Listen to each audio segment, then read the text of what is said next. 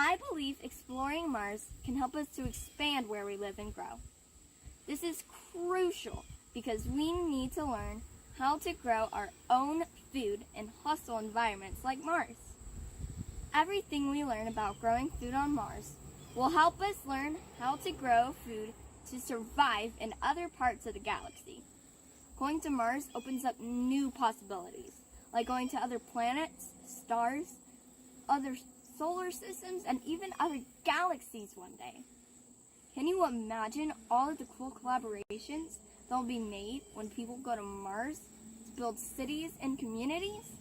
Or even imagine having your very own garden on Mars one day. Just imagine eating your very own Mars-grown potatoes. Well, I've thought about it, and it's going to be awesome. Hi, my name is Studi, and I'm in 4th grade. I think that we should go. 4, 3, 2, 1. Good morning. And Good welcome. morning, everybody. Oops. What was that, Janet? I got excited. I was like, oh, it's like they're here. We're back again, and we're so excited to have you. Absolutely. Good morning. Welcome to the second day of the 2021 Humans to Mars Summit. We're excited. We have a wonderful lineup of speakers today, including an interview that Janet's doing with the NASA Administrator Bill Nelson. So we're very excited about that. I also want to mention that we're looking forward to something that we're going to be adding to the agenda at the very end, assuming there's a launch. As we mentioned yesterday, we're very excited about the launch of Inspiration 4, which will carry our board member, Dr. Cyan Proctor. So we're planning on having a viewing party. Assuming it launches on Wednesday evening, we're planning on having a viewing party, to watch, talk about it and watch the historic launch. And so we hope you'll all come. We'll send details later as things firm up. So stay tuned for that.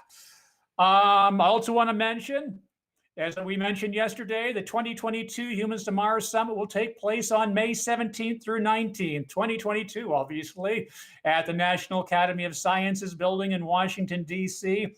You can actually get a special rate that's only available this week if you go to h2m2022.eventbrite.com. So be sure.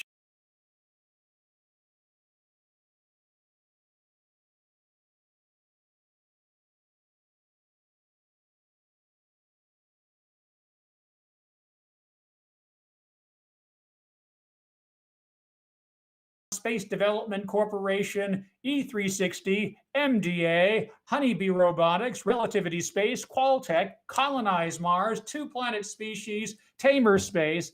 Thank you to all of our partner organizations. It includes SEDS, the American Astronautical Society, AIA, Janet's Planet, of course. Thank you, Janet, for all the support, and helping to publicize and support H2M.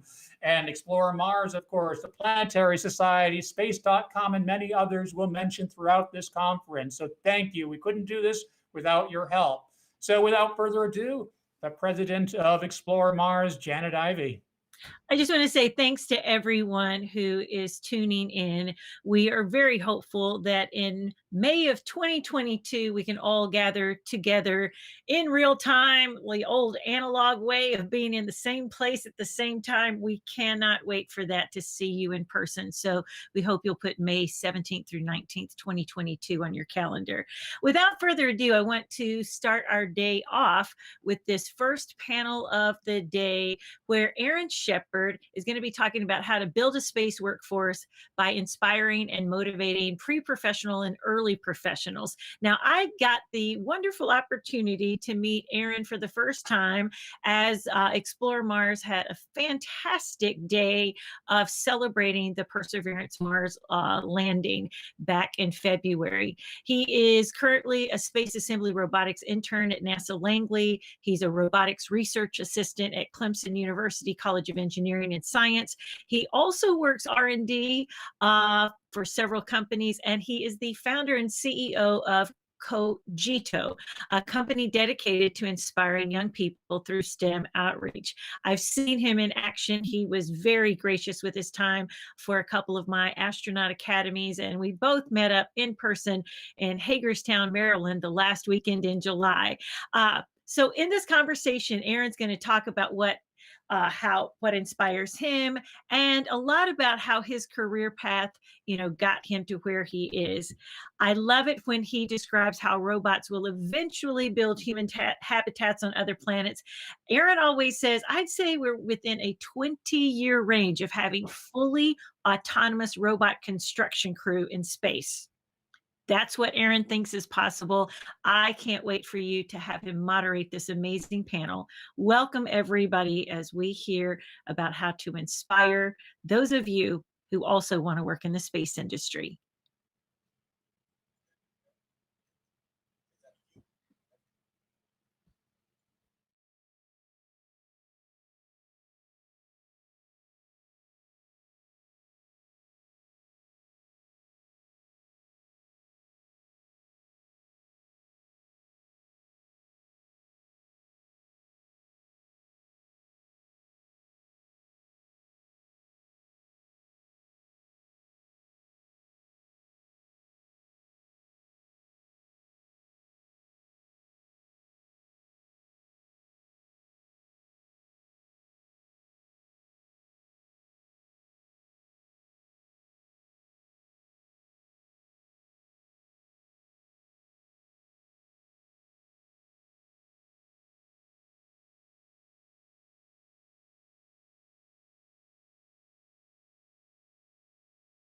Rapidly advancing technology to carry not only 24 people to the moon, but also the collective hope, inspiration, and dreams of our entire species. Now in 2021, it looks like space is heating up again. We have a new rover on Mars collecting rock samples that will soon be returned to our planet.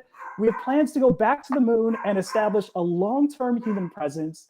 We have a new telescope that will be able to see further back in time to the earliest days of the universe itself.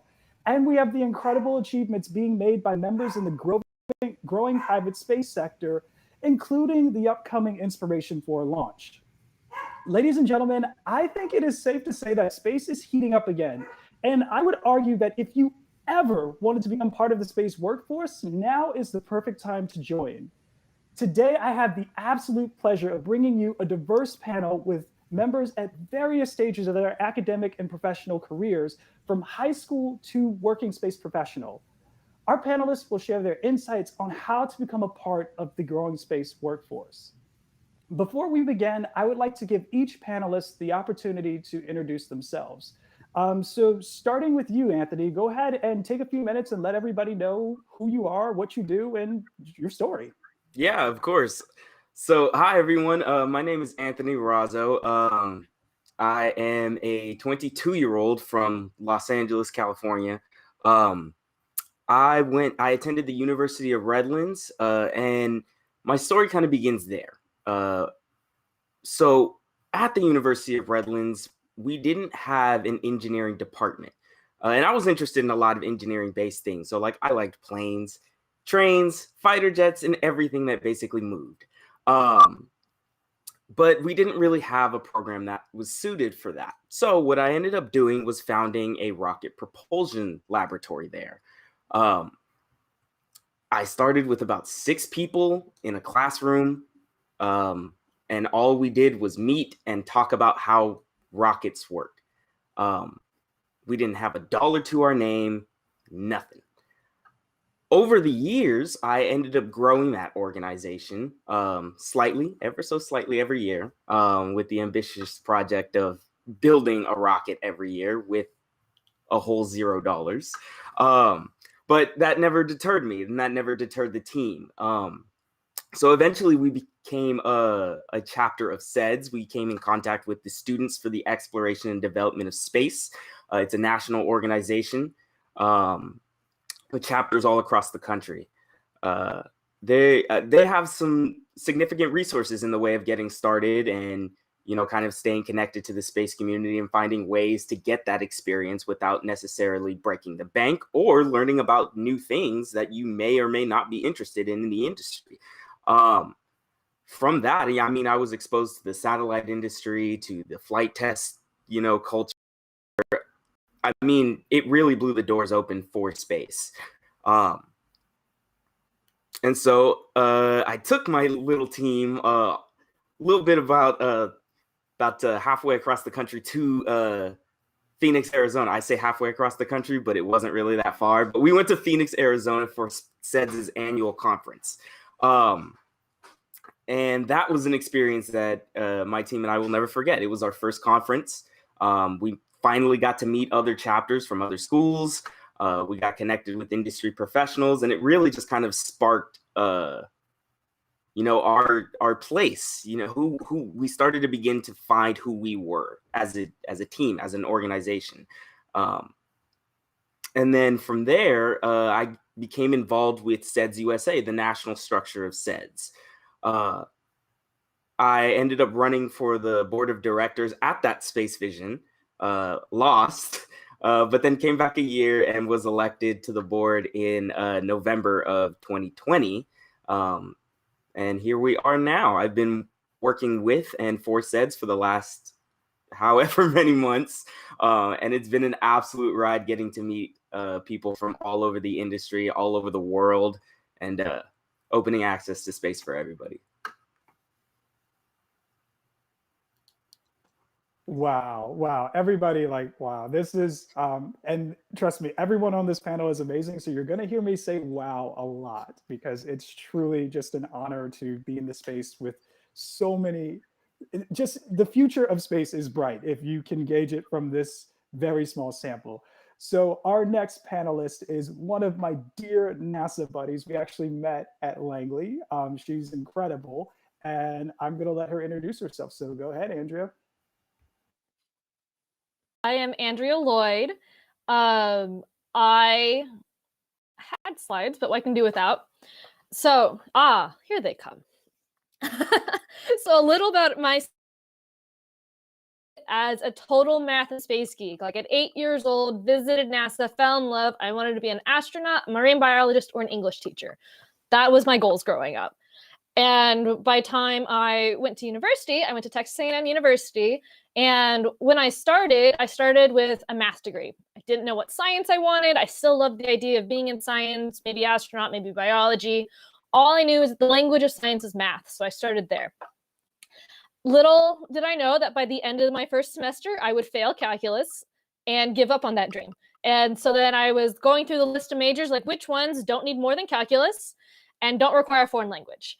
And that landed me with a telecommunication media studies major, bachelor's of science, where I learned some computer coding, I learned social media, public relations, everything in between.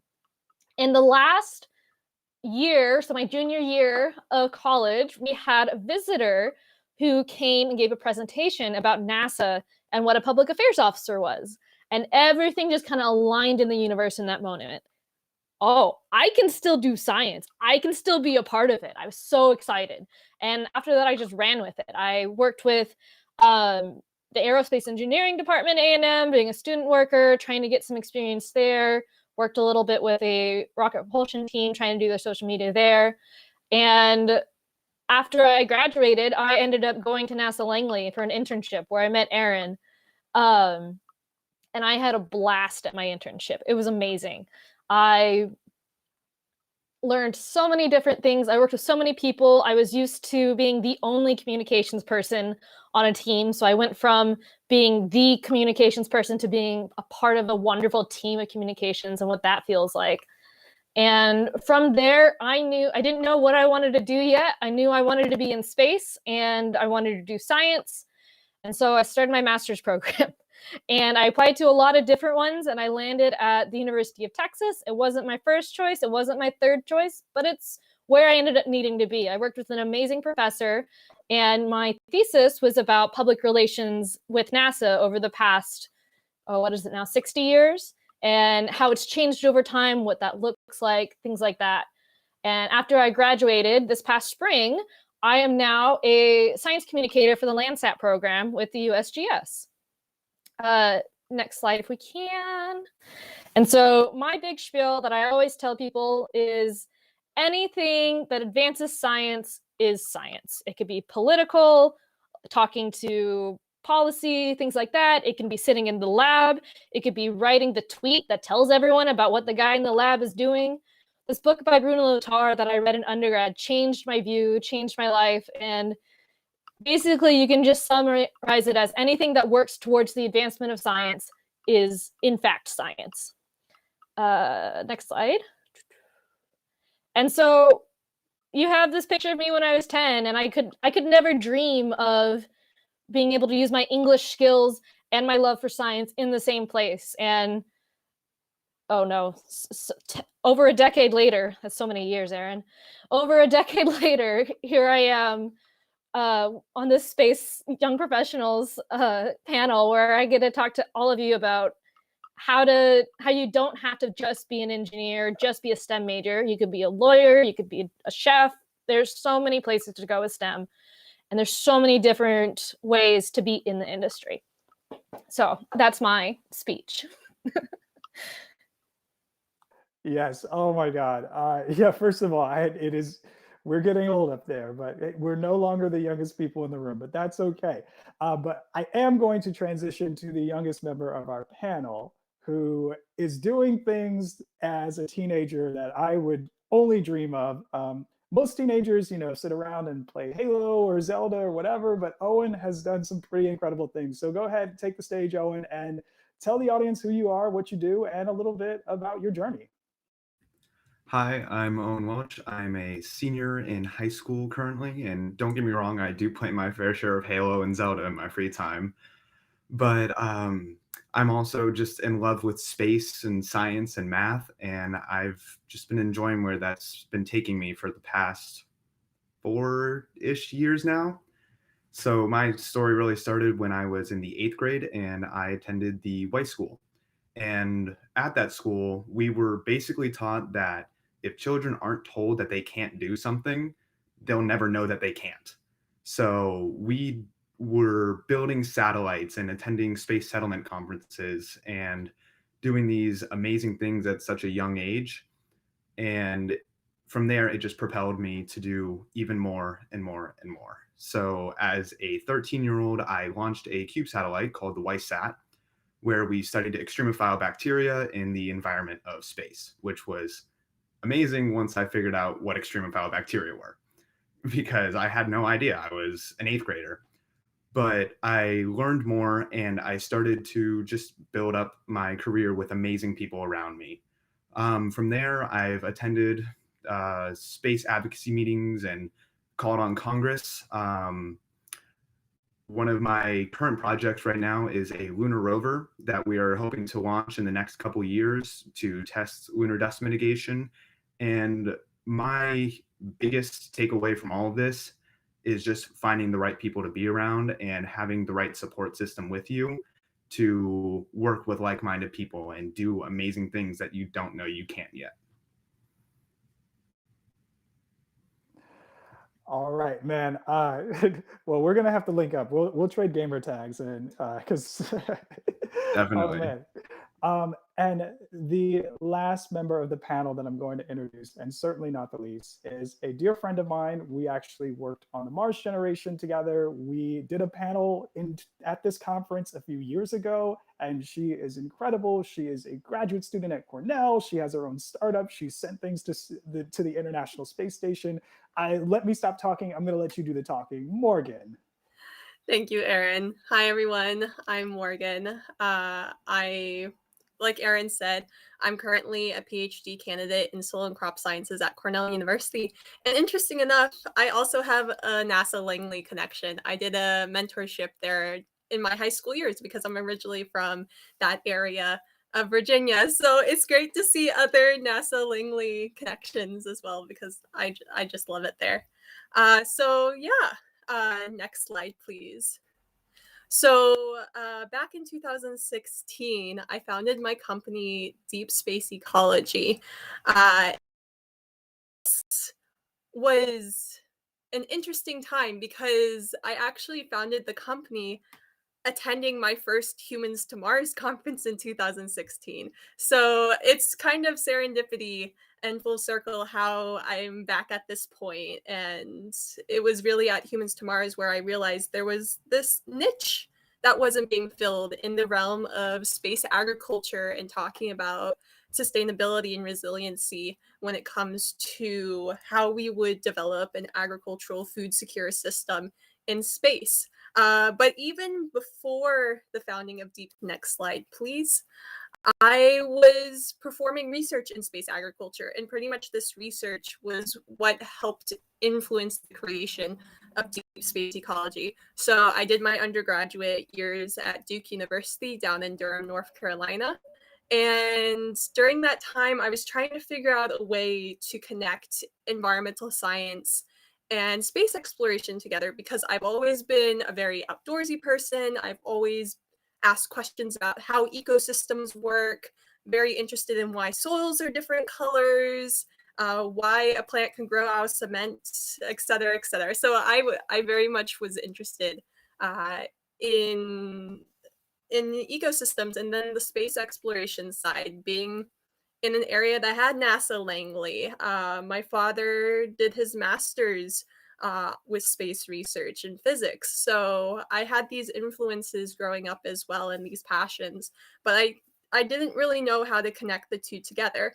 And that's where I learned about closed ecological systems for space habitation during my winter break in my sophomore year back in the winter of 2014, where it was definitely a soul searching moment. I was having a rough time at that time of my life, and I found this paper from the 1960s by some Soviet Union scientists who had done this research on closed ecological systems called the BIOS experiments. And so I decided to run with it. This was the connection that I was looking for to combine environmental science and space exploration, even medicine together. And so I started this research. I did a bunch of research independent studies with 3 graduate professors at Duke University, and did this large-scale Mars agriculture experiment. And next slide. And out of this experiment, with deep space ecology, founding deep space ecology, I also had a patent that came out of this where I developed something called a quasi-closed agroecological system. So pretty much I learned everything that could be learned about closed ecological system research and history.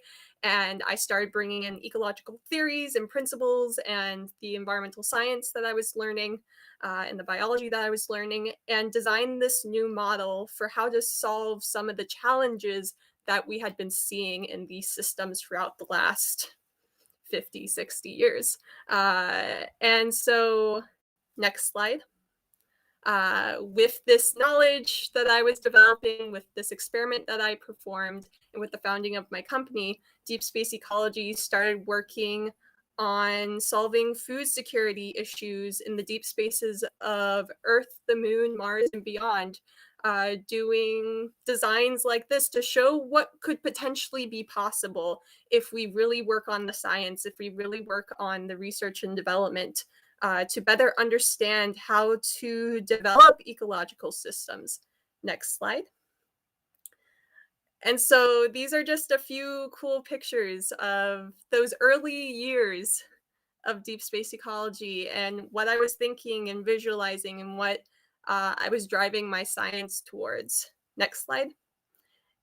And nowadays, I'm looking further at integrated field ponics agricultural systems, not only for space, but also here on Earth as well. I realized throughout my journey that the challenge of extreme environment, changing environment agriculture isn't only a space challenge, it's also a challenge here on Earth. So Deep Space Ecology became this new space company with both an Earth market and a space market that feed into each other and work to bring the space industry and the agricultural industry together. Next slide. And you can click once. Yeah, so out of all this research, out of everything that was happening, something that I started to realize was the importance of soil when it came to food security and space and earth agriculture. Here on Earth, 95% of our soil, 95% of our food comes from the soil. So I was curious about how we could go from something like this, you can click again, to something like this. And next slide. And interesting enough, this was actually, oh, back one slide. Interesting enough, this was actually from my Mars agriculture experiment, where I went from this Mars regolith simulant to what's on the right side of the slide. So this is the same geological substrate. It's just during this experiment, what I was really looking at is how do we start developing biogeochemical cycles from scratch, the carbon cycle, the nitrogen cycle, introducing organic matter, things like that. And so, next slide. I started working with my company to further develop the earth side of the market, which now is called Evercroft. Next slide. And really challenging the space industry to really look at food security as we see it here on Earth, looking at the different dimensions of food security, such as availability, having access, utilization, stability of the entire system. So it's been many great years that I've been working on this challenge.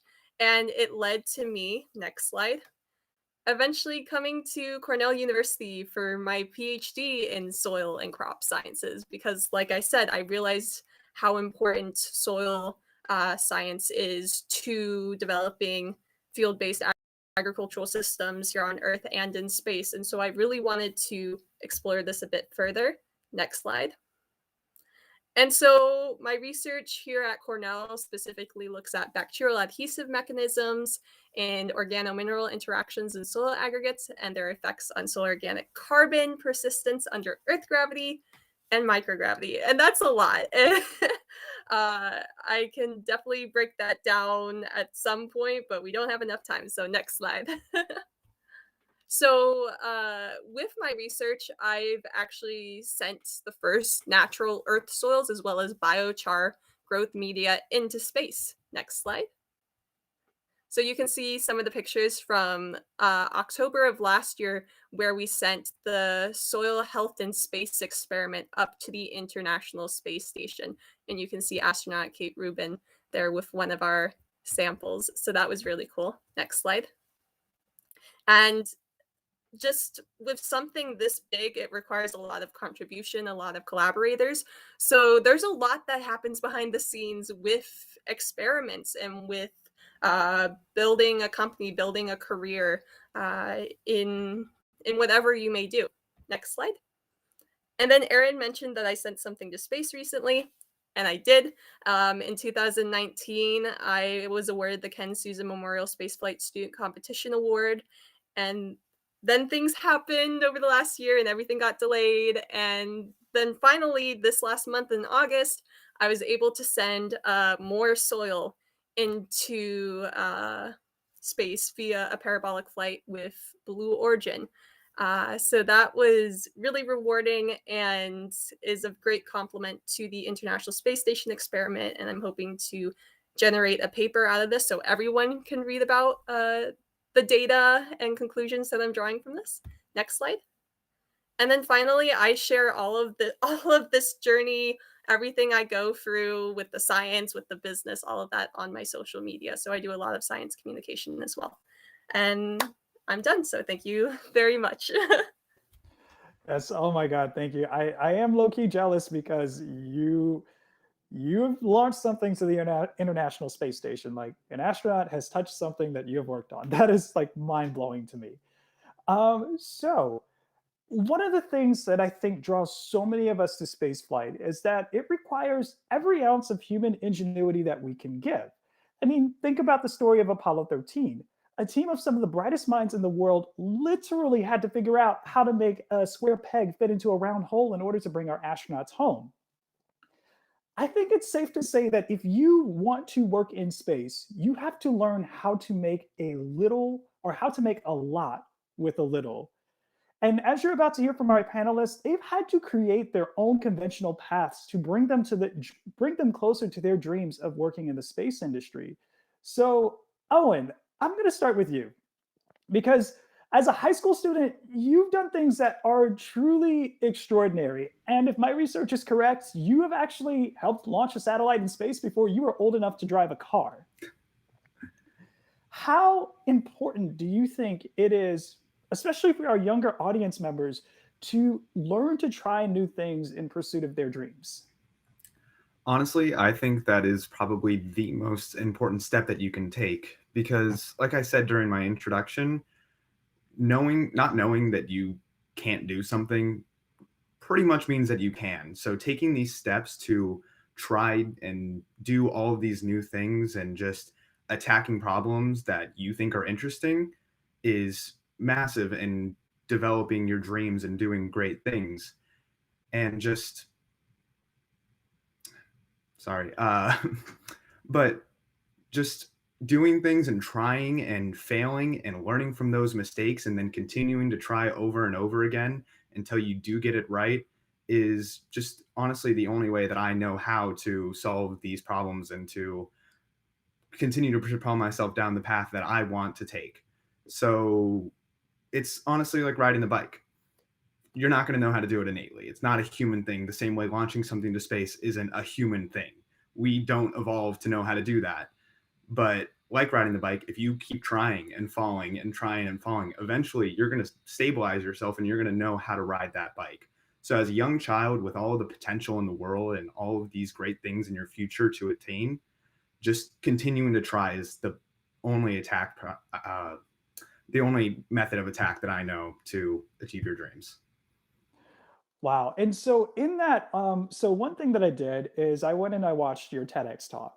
And something that stuck out to me was you discussed instant gratification and how instant gratification is not as important as working towards a big goal. And I think that that message is so important, especially in today's age of TikTok, where everything happens fast in under 30 seconds, and Twitter, where you only get 120 characters. So, what advice can you give to our younger audience members who are part of that instant gratification generation to learn how to accept the process of growing and innovation and the fact that it doesn't come easy? And like you said, we don't naturally know how to do these things. We have to learn over time. So even I still struggle with the instant gratification and with all of these problems. And one of the best things that I have done for myself in the past 6 months was delete TikTok, delete Instagram, delete Snapchat, get rid of all of this social media because, like we're talking about, it is just instant gratification. You swipe, you see something you enjoy, you swipe, and you keep getting this over and over again. And it's these dopamine and pleasure receptors in your brain that keep going off and off. And it's programming you to just want to continue to swipe because it's the easiest path to getting this enjoyment. And it's nothing that's going to help you going forward in life. So my first advice would be to delete it. Get rid of it. It's not helping you do anything that you actually want to do in life. My next advice would be to understand, like you said, that it's going to take time to do these things. When I launched my satellite, I did come in on the back end of the process, and I was with a team that had been working on it for 2 years now, but it still took another 1 to 2 years to actually get the satellite up. And it's tough to accept that these goals are long term and you're not going to be gratified in a month, 2 months. It's going to take years to do these things. But understanding that when you finally get to that 1-2 year mark where you do achieve your goal, it's so much more gratifying than any 6-second, 30-second, 1-minute video that you're going to watch on your phone. And you're going to be so glad that you took the time and understood and completed the process the right way. Yes. Wow. Thank you so much for your insights. Like you said, it is something that being a little bit older now, being a little bit more mature, I've learned to look past the instant gratification, but especially, yes, as a teenager, when you're really developing, when you're really trying to figure out what you want to do and how you're going to do it, it may be beneficial to step away from the social media and learn to appreciate the long-term process. Because again, that is, with innovation and everything else, you just have to accept that it does not come easy. So speaking of innovation and non-traditional roles, I want to transition to you, Andrea, because you have a very unique role, or you provide a unique role in the fact that a lot of us, when we think about space and think about careers in space, we're only seeing it from a technical side, not a communication side, not an artistic side. We're only seeing it in one lens. So can you talk about how one finds these non-technical roles, whether it's communication, arts, etc., in a field like space, based off of your experience? Because I think that there are some members in the audience who, like you, will get to a point and realize, hey, I don't want to do math all the time because this is hard. So can you elaborate on how to find these non-technical roles within the space industry? Yeah, so to start out, there's probably about 3 or 4 roles that you can name when you think of space industry. You can think of astronaut, probably Capcom, engineer, and scientist. And after that, we kind of forget, or we just assume like, okay, those are the 4 things you can do if you wanted to be in space. That's 100% not true. Space is an industry, and by definition, there's thousands of things you can do. You can be in communications, you can be a graphic designer, you can be a lawyer even, or business to business or business to consumer management. If you can think of it, should be in the space industry somewhere. And it's a matter of trying to find where those things are, where those niches are. And so how I found my job with the USGS is I looked up different contractors that the government was using, and I looked up when those contracts were awarded and where those jobs can be found. And so I went from a very much step by step. I knew that this company and this company and this company all work with NASA, and so they have to work with other science organizations. And it can be very nitty gritty when you start talking about it with that approach. And so if anyone has questions, you're welcome to message me anytime. I will do my best to help. But just thinking about, who do you see working in space? It doesn't have to be NASA. It doesn't have to be USGS. You could look at Boeing. You could look at SpaceX. You can look at, I forget every company, Blue Origin. And if you've ever seen a commercial by someone, if you've ever seen a tweet written by someone, if you've ever seen a technical legal document created, someone had to make those, and their forte was not in engineering and science, most likely. Or they were trained in that, and so now they can translate it to this other part of the industry that they use. And so whenever people try to find these jobs, it can be tricky because it's not the flashy rocket engineer that everyone thinks about. But with a little bit of digging and persistence, you can definitely find them, and they're out there, I promise.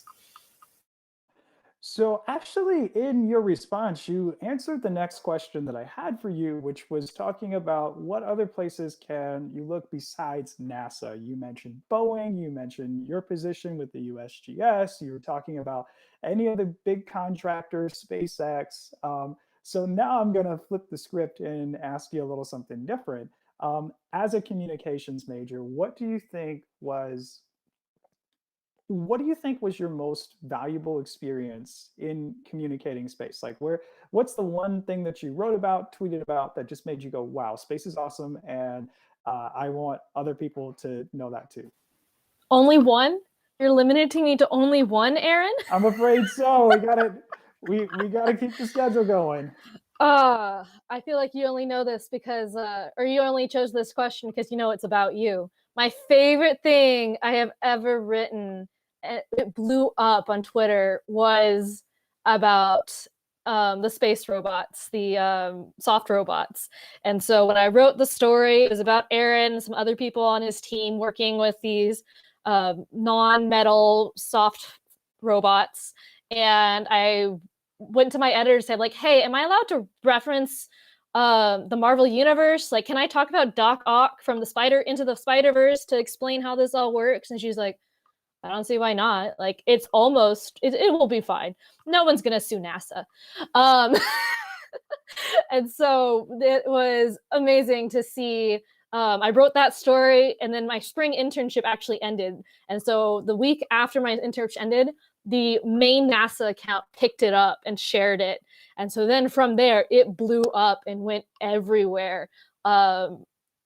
Space.com shared it. The Guardian over in the UK shared it. My favorite headline, am I allowed to share that, Aaron? Or are we keeping a better audience here? Let's message her for the favorite headline. But yeah, we laughed about this one. It is a little, it's fun, but it's just message her privately if you want to know that. And that'll encourage people to connect with you online. So yes, go to @SciCommAndrea.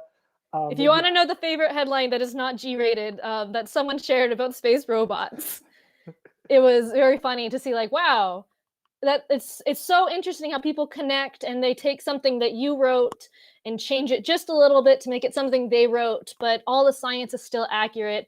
It was so cool to see so many different people pick it up and love it and want to talk about soft robots. Like, the only reference I had to soft robots was that Into the Spider-Verse movie. And I think that's one of the first movies that I remember besides Baymax, from Big Hero 6. So that was a really cool story that I've really loved to share.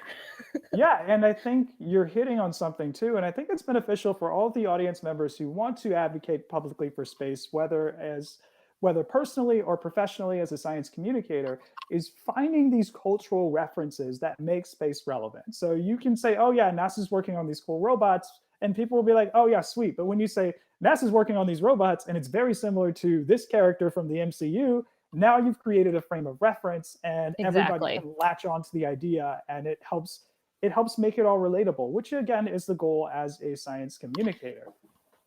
It makes it relatable without dumbing down the topic, which is one thing that I'm huge about. You don't want to dumb down the science.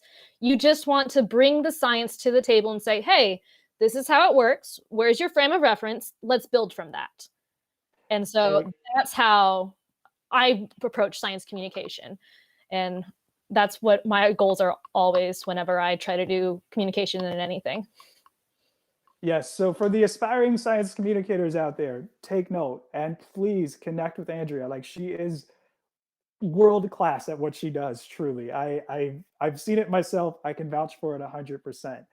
Switching over to you, Mr. Anthony. Mr. I built my rocket team from the ground up. You started a SEDGE chapter. It was not there before you, and after you, it is doing incredible things. Now, can you talk about the mindset and the mentality that you had to develop in order to elevate your school's program to the level that you did? Yeah, totally. This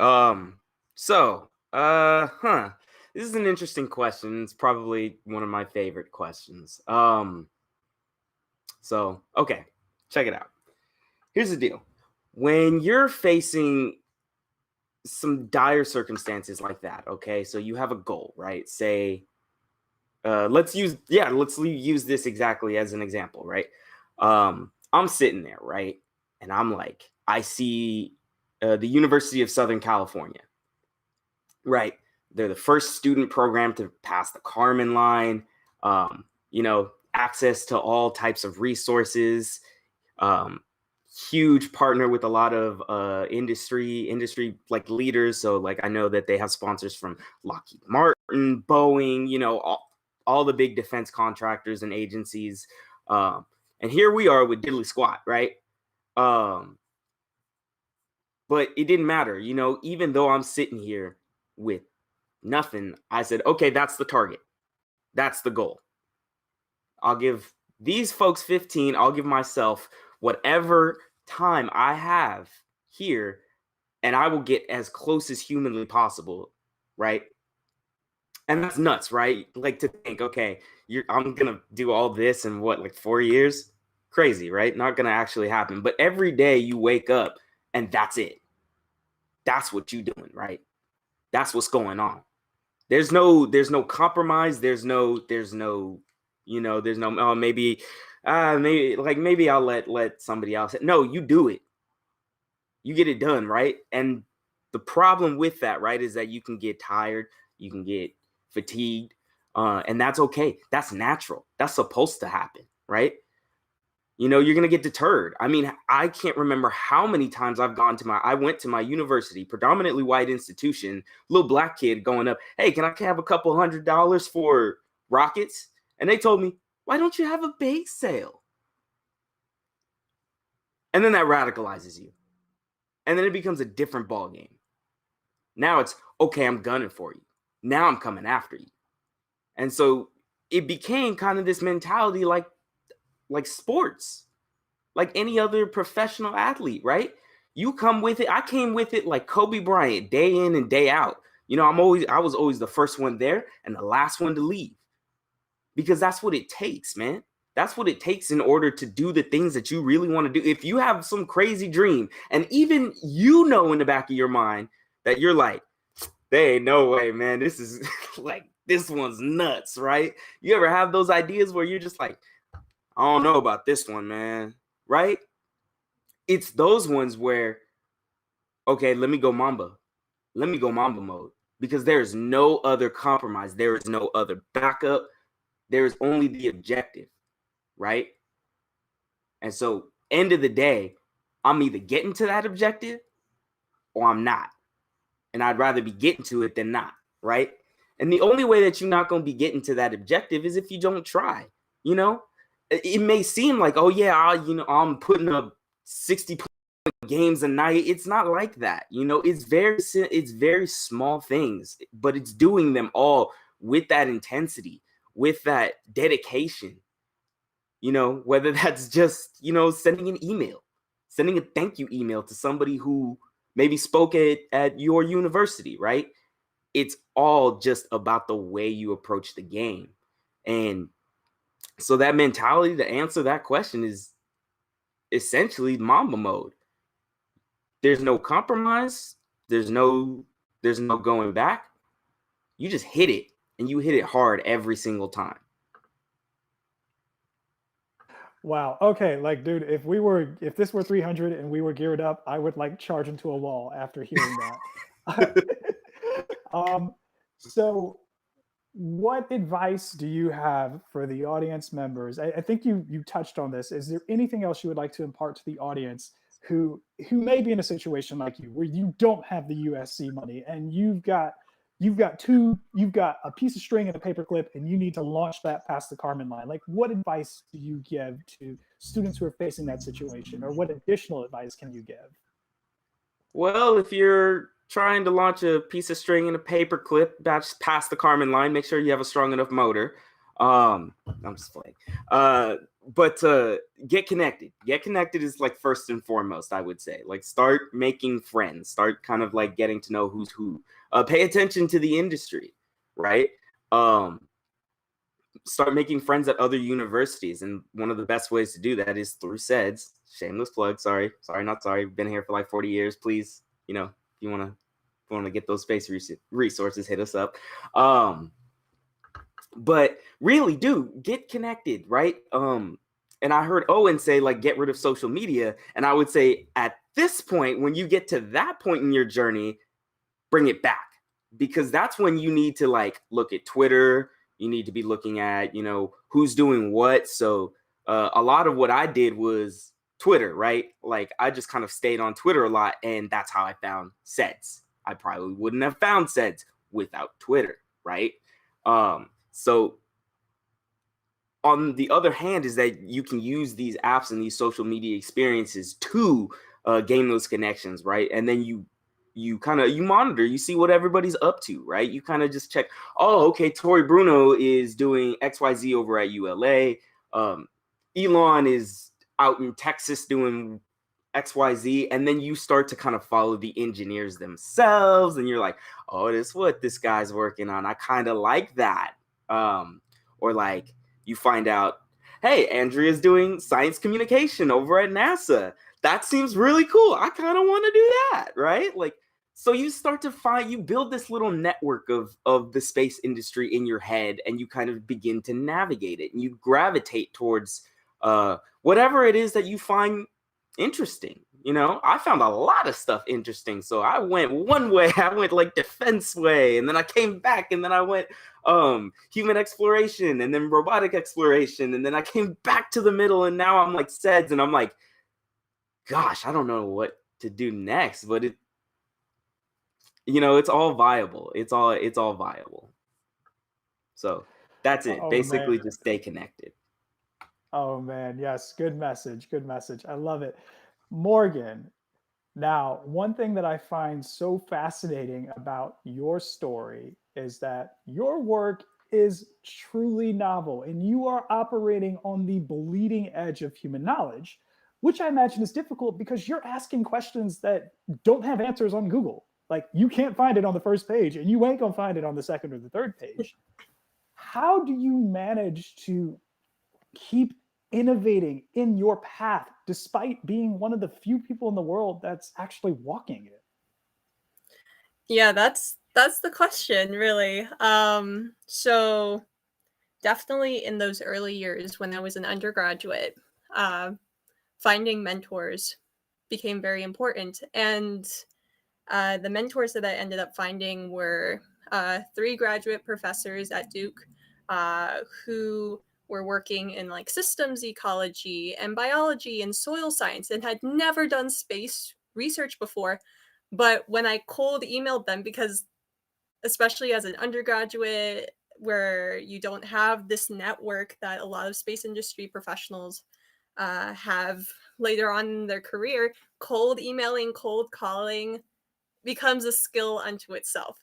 And so I did that with these professors and asked them, it's like, I'm interested in this. How would you like to put a space twist on the knowledge that you've been developing all these years? And that's where you start to have these interesting collaborations happen. And this is where you create multidisciplinary projects where you have people from different backgrounds, different industries, different academic fields come together to answer these challenging questions that don't have the literature backing that a lot of other research projects have. So with our International Space Station experiment, that was the first time that natural Earth soil and biochar had ever been sent to space. And so it's daunting in that usually with research experiments, you have research that has already been done. So you can be like, okay, here's the baseline for where the research is. Here are the gaps in knowledge. Here's data that I can compare with to see what my data looks like.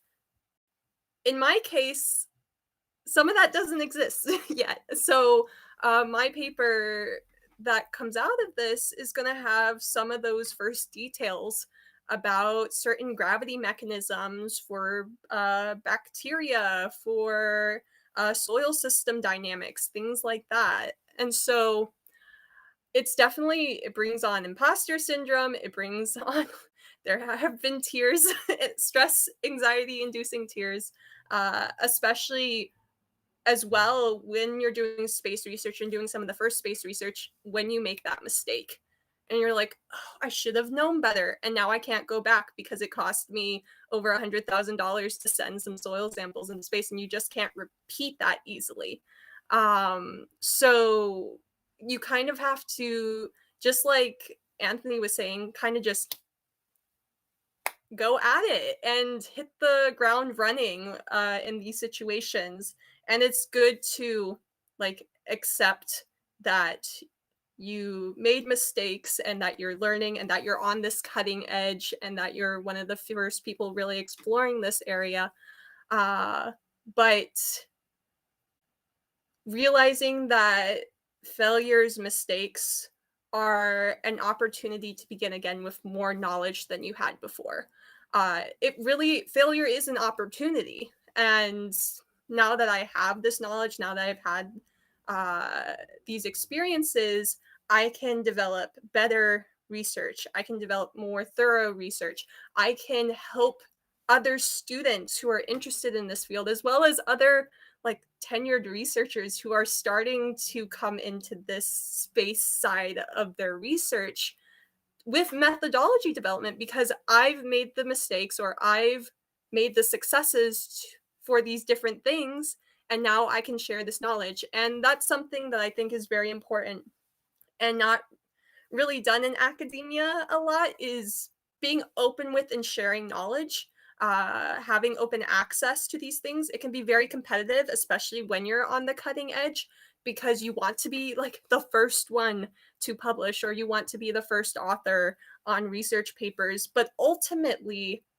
my goal, at least, is to develop this knowledge and to gain this knowledge so that no matter where humans may find themselves here on Earth in space, that they're going to live in systems that are safe, that are stable, that are resilient, so that they can thrive and have good well-being, both physically, mentally, emotionally. And so I've learned that, especially when you're on the cutting edge of research, finding mentors, even if they're not exactly doing what you're doing, but believe in you and are willing to tell you to you straight out of support for you, is very important. And then being open about it, because being open about the knowledge, what you're working on, can help invite other people with resources, with ideas, with knowledge that you didn't realize you needed, to come into the space and help you push that boundary. Because it can't just be one person pushing the boundary. We need as many people as we can, so that we can make sure that wherever we may be, our food systems are secure. All right, so we're going to transition to some audience questions. I know, moderators, if you're watching, let us know how much time we have. I know we're running low on it. The first question, and I think this one is for you, Morgan, is, are there any insights on what closed loop systems may be used for future Mars missions in terms of food provision, and how it can be integrated with the main habitat module? Yeah, so there's a lot of ideas out there when it comes to what these systems may look like. And I'm actually one of the subject matter expert judges for NASA's Deep Space Food Challenge. So we've been doing all the judging of those proposals. So I've been exposed to additional ideas that are interesting and even a little bit new for me as well, and ways that I'm like, I could actually help them with this because they need to consider this. So that's a very diverse, interesting, complicated question. But it could be everything from a field-based system to integrated with hydroponics, aeroponics, aquaponics systems. It could be having some prepackaged food provisions for emergency situations. But ultimately, what you want to do is have Earth independence, have sustainability and resiliency against potentially multidimensional disturbances that come into your system, so that your crew can survive and can thrive in this kind of environment. Pretty much, you want to make a system that is very similar to what we have here on Earth, where our ecological system helps buffer us and gives us the ability to adapt to when disturbances happen. So it's a complicated question, that one.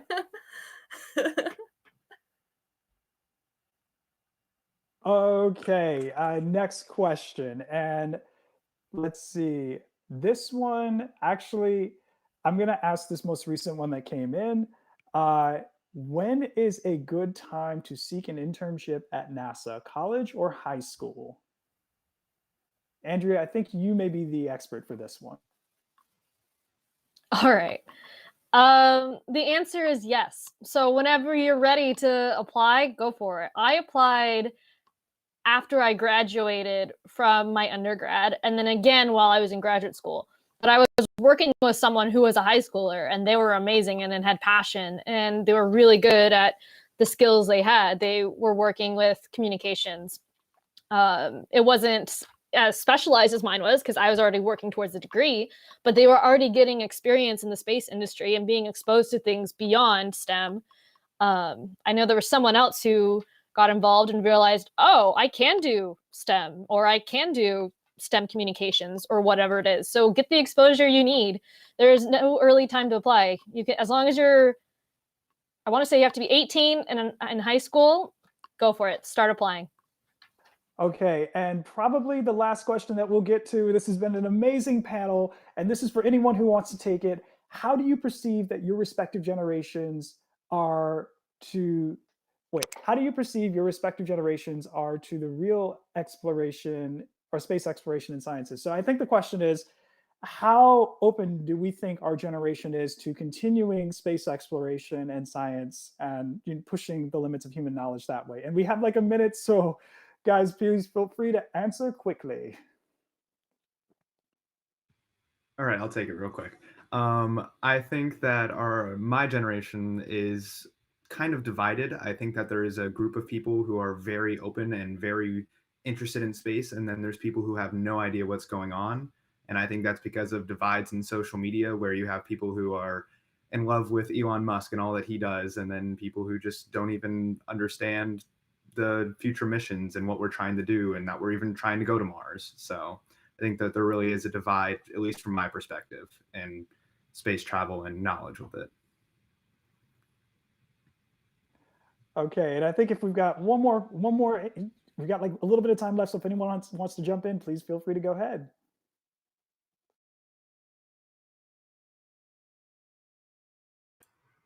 Yeah, I think especially kind of like my generation, where we're kind of somewhere in between, like kind of made it into the 90s babies, kind of didn't. Yeah, I feel like we're perceptive towards it. We definitely see a lot of the good that space can do, where when you have satellites that map the planet, satellites that can analyze how global warming is affecting the planet, but at the same time, we are seeing that kind of uptick in what people are believing is like the new space environment, where it's just like only rich people get to go into space.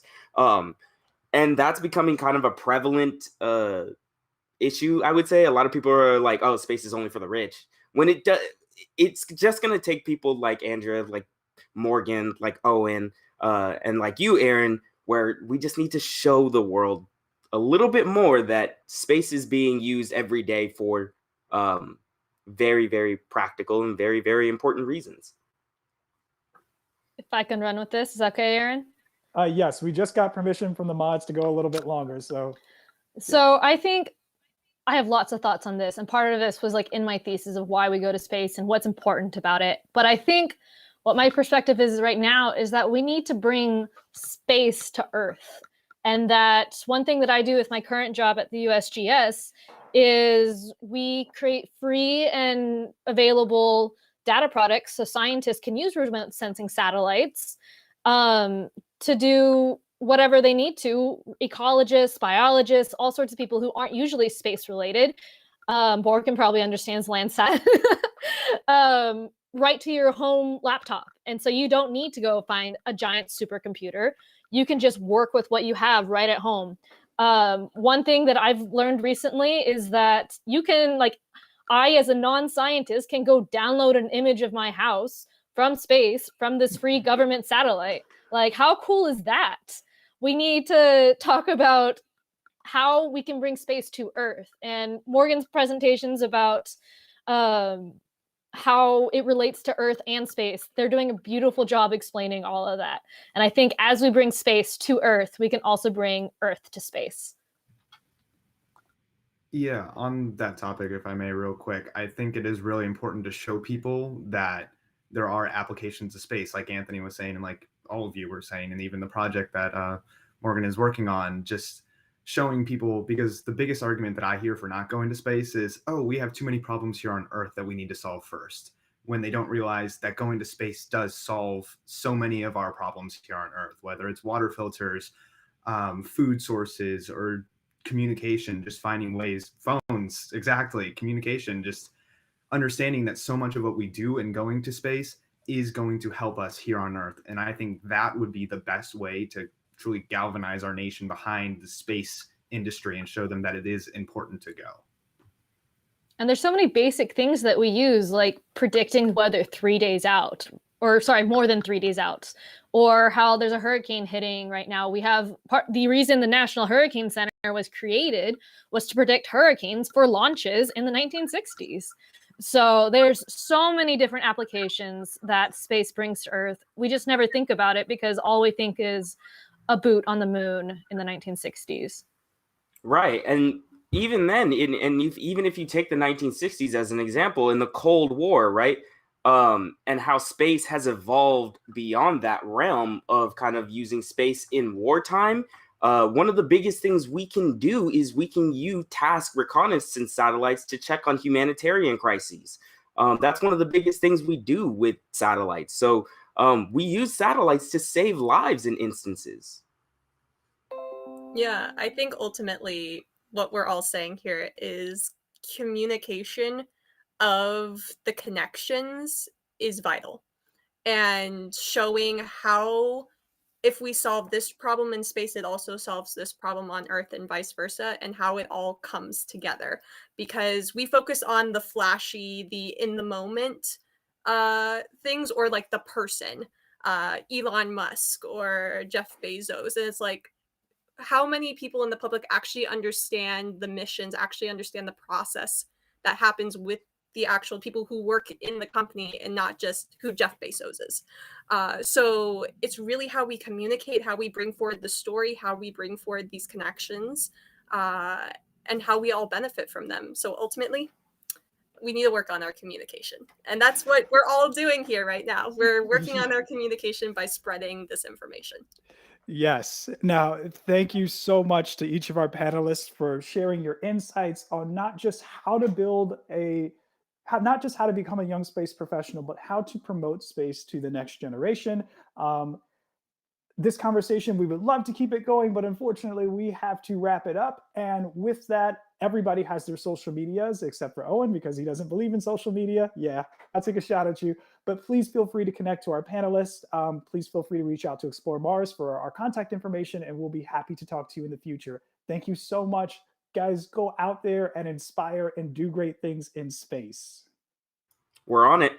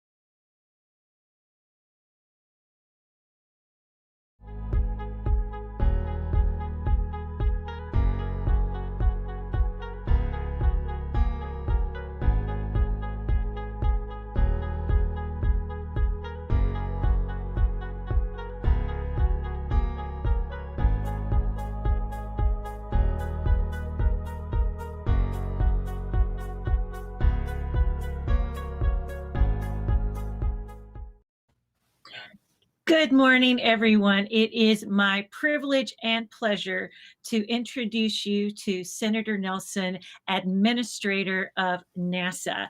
He was sworn in as the 14th NASA Administrator on May 3rd, 2021, and tasked with carrying out the administration's vision for NASA. He has chaired the Space Subcommittee in the U.S. House of Representatives for 6 years and later served as the ranking member on the Senate Commerce, Science, and Transportation Committee, where he was recognized as the leading space program advocate in Congress.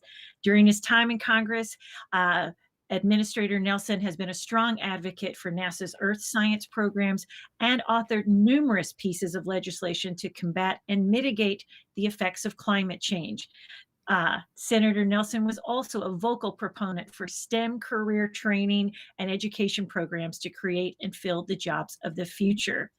And from 4-H president to international president of the Key Club in high school, Nelson has always known the importance of investing in neighbors and communities to create a better future. Administrator Nelson continued to serve his community and country while in college at the University of Florida, Yale, and the University of Virginia Law School. Senator Nelson has served in public office for over 4 decades, and he also was part of the STS-61 crew, along with amazing crew members like astronaut Hoot Gibson, who served as chief astronaut, former Administrator Charlie Bolden, Major General Charlie Bolden, I should say.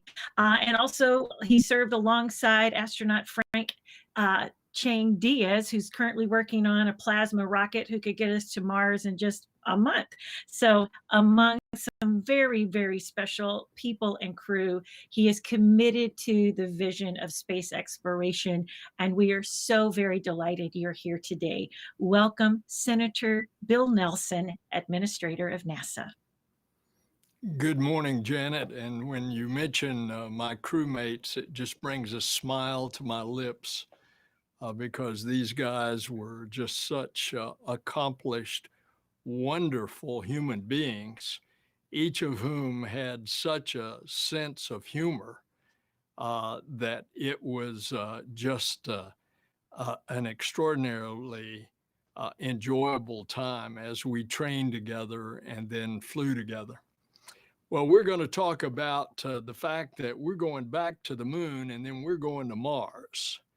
And this is about bringing explorers and adventurers together here on Earth so that we can venture out into the cosmos. And it's also about strengthening partnerships across borders, across economic sectors, across racial lines.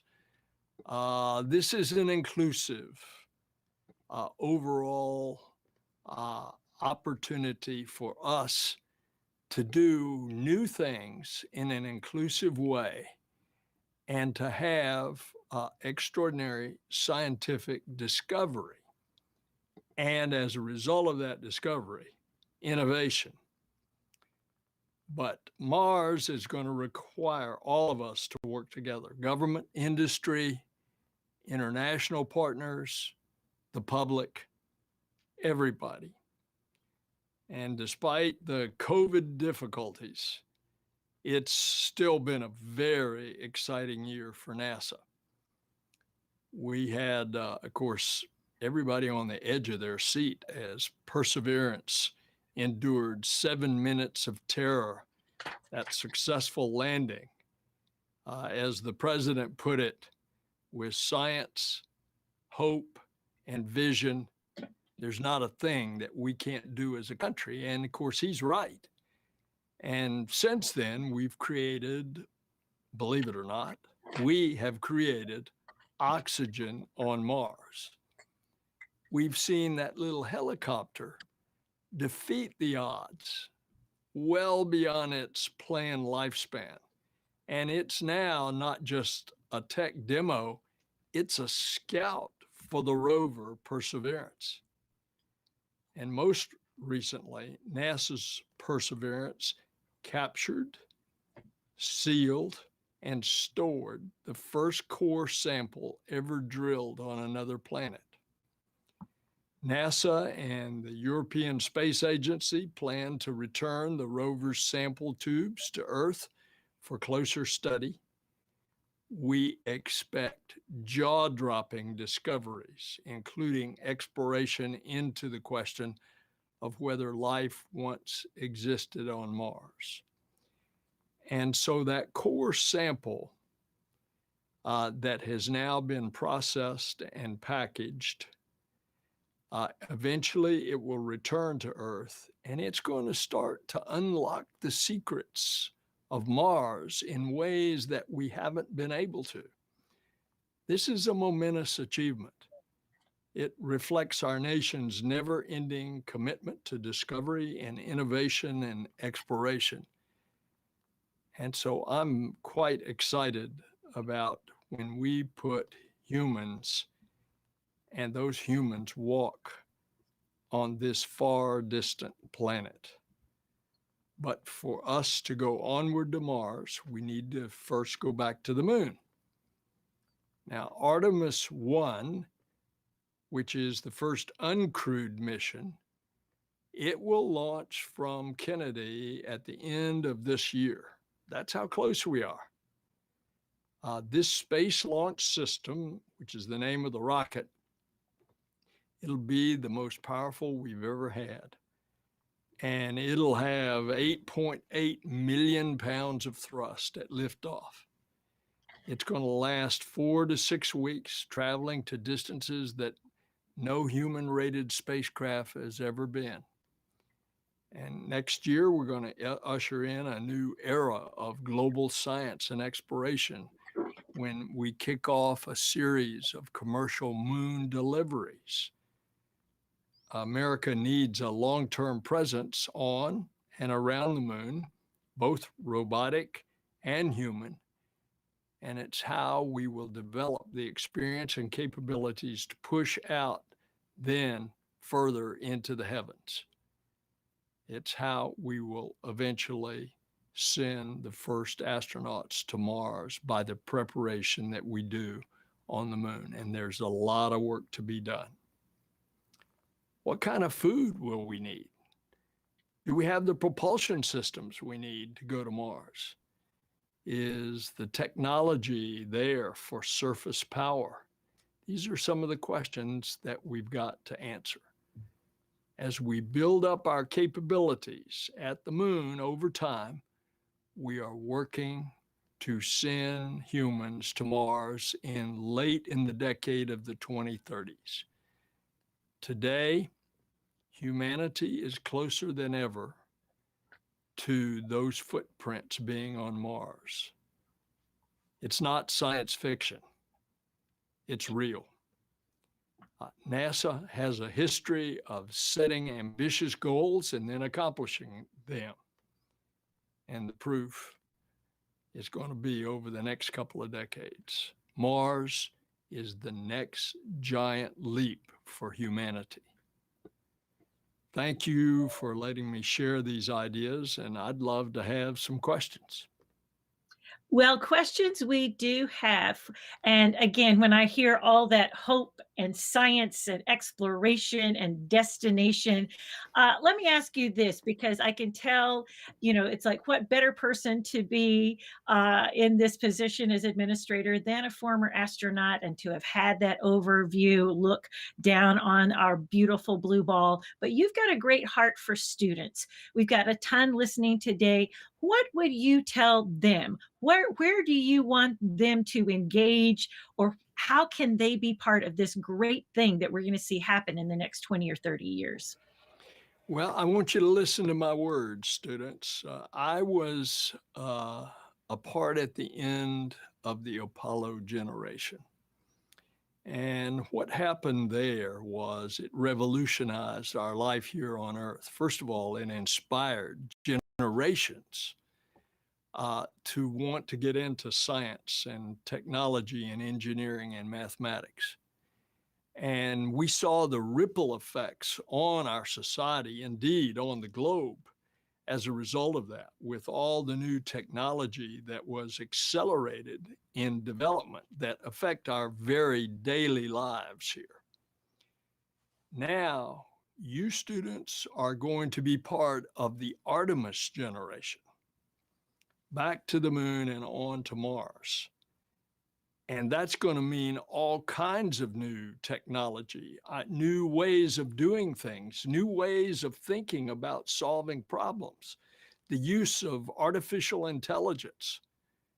What we learn on the moon will help us be able to sustain human life, to go all the way to Mars, and who knows how long to be on the surface before we can return. So you are going to be a part of the Artemis generation. And this is an exciting time. And speaking of, kind of like it is one of the most exciting times for the students of today will have, their Apollo moment, only it will be their Artemis moment. When we launch Artemis 1 in just months from now, do you have an estimated date when we're going to have that crewed mission going back to the moon, or that crewed mission orbiting the moon? What's the timeline kind of as you see it happening? It should come maybe a year and a half afterwards, because what we're doing is we're testing the systems in the spacecraft uncrewed, just like we've always done in the past. The only one that we couldn't do it with was the space shuttle, because the space shuttle had to be flown on return. But just like all the other spacecraft, we send them up uncrewed first. And then it's going to take time to develop all the life support systems, further refining for the first crew that will orbit the moon. That should be in late 23, early 24. And then the preparation to take a crew back in Artemis 3 to lunar orbit. It's an elliptical orbit that they will be in. And the lander that is being created in this competition in the commercial world will rendezvous with the Orion spacecraft, and the crew will transfer into the lander and will go down to the surface of Mars and then return. And that is Artemis 3. Artemis 4 is taking what is known as the Gateway, which is like a lunar outpost in orbit in that elliptical orbit that I described. And it will become a way station for us coming and going to and from the surface of the moon. A lot of that activity, by the way, is going to be on the south pole of the moon, where we know there's a lot of water that's frozen. And of course, where you have water, you have a source of oxygen and hydrogen, which is obviously needed for fuel. So it's an exciting time. Oh, it's like, I will tell you that not only students, but many, many grown-ups and humans all over the planet are excited about seeing the return to the moon and onto Mars. We've got a question from Robert Howard. What is your vision for human activity on the moon after the initial Artemis missions, and then on Mars, and after those first human landings? What do you envision, or what would you like to see as NASA's role in both places at that particular point in time? All the things that we need to do and to learn in order to prepare to go millions of miles away, not 250,000 miles to the moon, but millions of miles away, and be there for long periods of time on a less than 1 gravity atmosphere. Mars is roughly 1/3 of the gravity of the Earth. And so that means exceptional building of habitats, using the regolith or the moon dust as a compound in which to build things, building habitats, doing new scientific experiments. I said earlier, we're sending all of these commercial missions. Most of them are scientific, but some of them are going to be looking for that water and how to process it on the South Pole of the moon. The answer to the question is an inclusive answer. All of the above is what we're going to do in order to go further out into the solar system. I know I'm looking forward to being a multiplanetary species, and I know many of the students listening are. With this kind of evolution of all these commercial entities, it's like, how important are they as partners? How important are the international partners in achieving both the moon and Mars? Both of them are very important and are critical components. We're building the gateway or the outpost that will be in lunar orbit with our international partners. That's already underway. Our commercial partners are essential, not just in the old way of doing things where the government was the contractor and they contracted with. Now, this is to unleash the ingenuity and creativity of commercial companies and let them compete. And so we've already seen the very successful delivery of crew to the International Space Station in low Earth orbit. Likewise, the delivery of cargo. That has been very successful for NASA because we get it on fixed price contracts. So too, we're going to try to do the same thing for a lander, and not just one, which is the first demonstration landing, but for a series of landers over the course of a decade as we prepare to go to Mars. And so it's going to be a robust amount of activity with our commercial as well as our international partners. Steve Sherman asked, with the accelerated growth of commercial space entities, is NASA going to continue to work in-house on the transportation of astronauts, or will that eventually become outsourced? When it comes to the safety of crew, NASA will be all over it, like the morning dew. NASA has to be involved with that when it involves human life. And that's just the way that we've been on the commercial crew to the International Space Station. So how excited are you for this all civilian mission that's about to happen in a couple of days, as you yourself as an astronaut? What do you think about this commercial kind of like democratization of space that's happening with these commercial entities? Well, it's another opening up of space. In this particular one, other than the fact that the spacecraft, in this case, the Dragon spacecraft, was built under the auspices of NASA because of the safety of astronauts. But other than that, this is their deal. This is SpaceX's deal.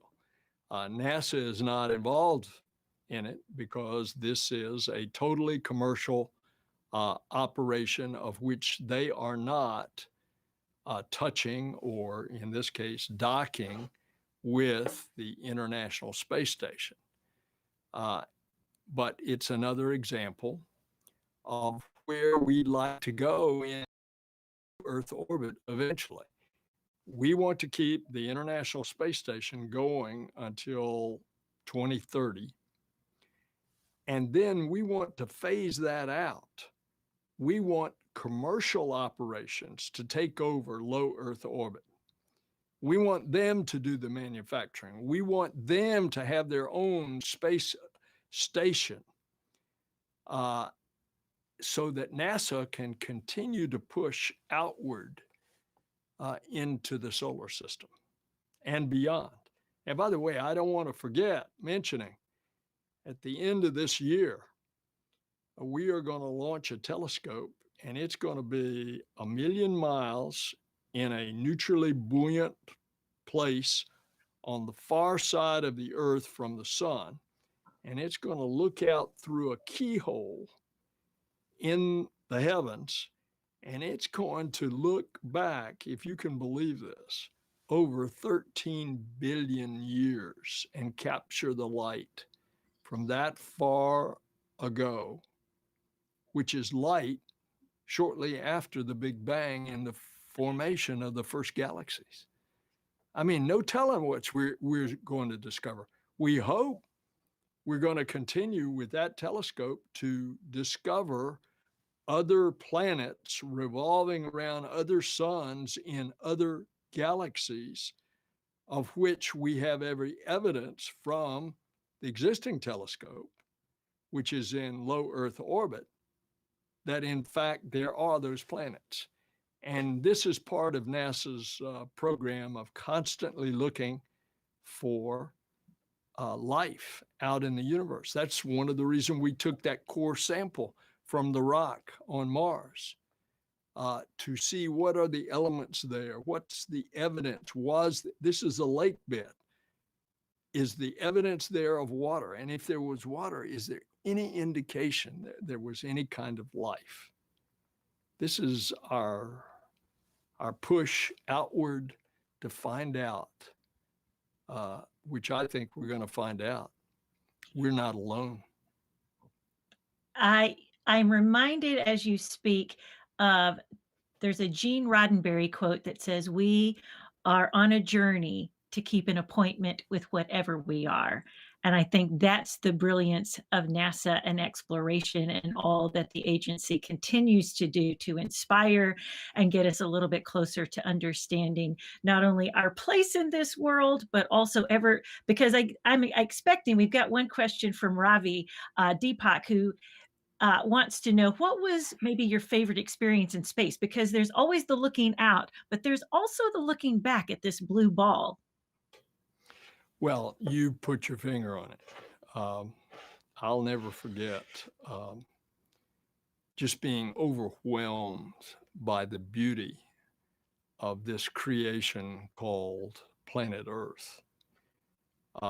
And yet it looked so fragile. I became more of an environmentalist when I went into space, because what I saw, how fragile it looks, and with the naked eye, I could see how we were messing it up in a couple of cases. I decided I wanted to be a better steward of our Earth when I returned to Earth. But I had another experience, because as a public servant, I looked as we orbited the Earth every 90 minutes on the daylight side. I'll tell you, I didn't see racial divisions, and I didn't see religious divisions. As I looked at the Earth, I didn't see political divisions. I saw that we're all in this together. And boy, would I love for the political armies that have suddenly so divided our country right now. I wish they could see that perspective of our home that I had the privilege of seeing. I'm reminded whenever I talk with astronaut Nicole Stott, one of the things that she said several times to my students: we can't expect to be good crewmates out there if we're not good crewmates here first. So a couple of other questions. I know that the creation of the Mars Program Office for robotic missions proved to be, super successful. But can you imagine a time when you might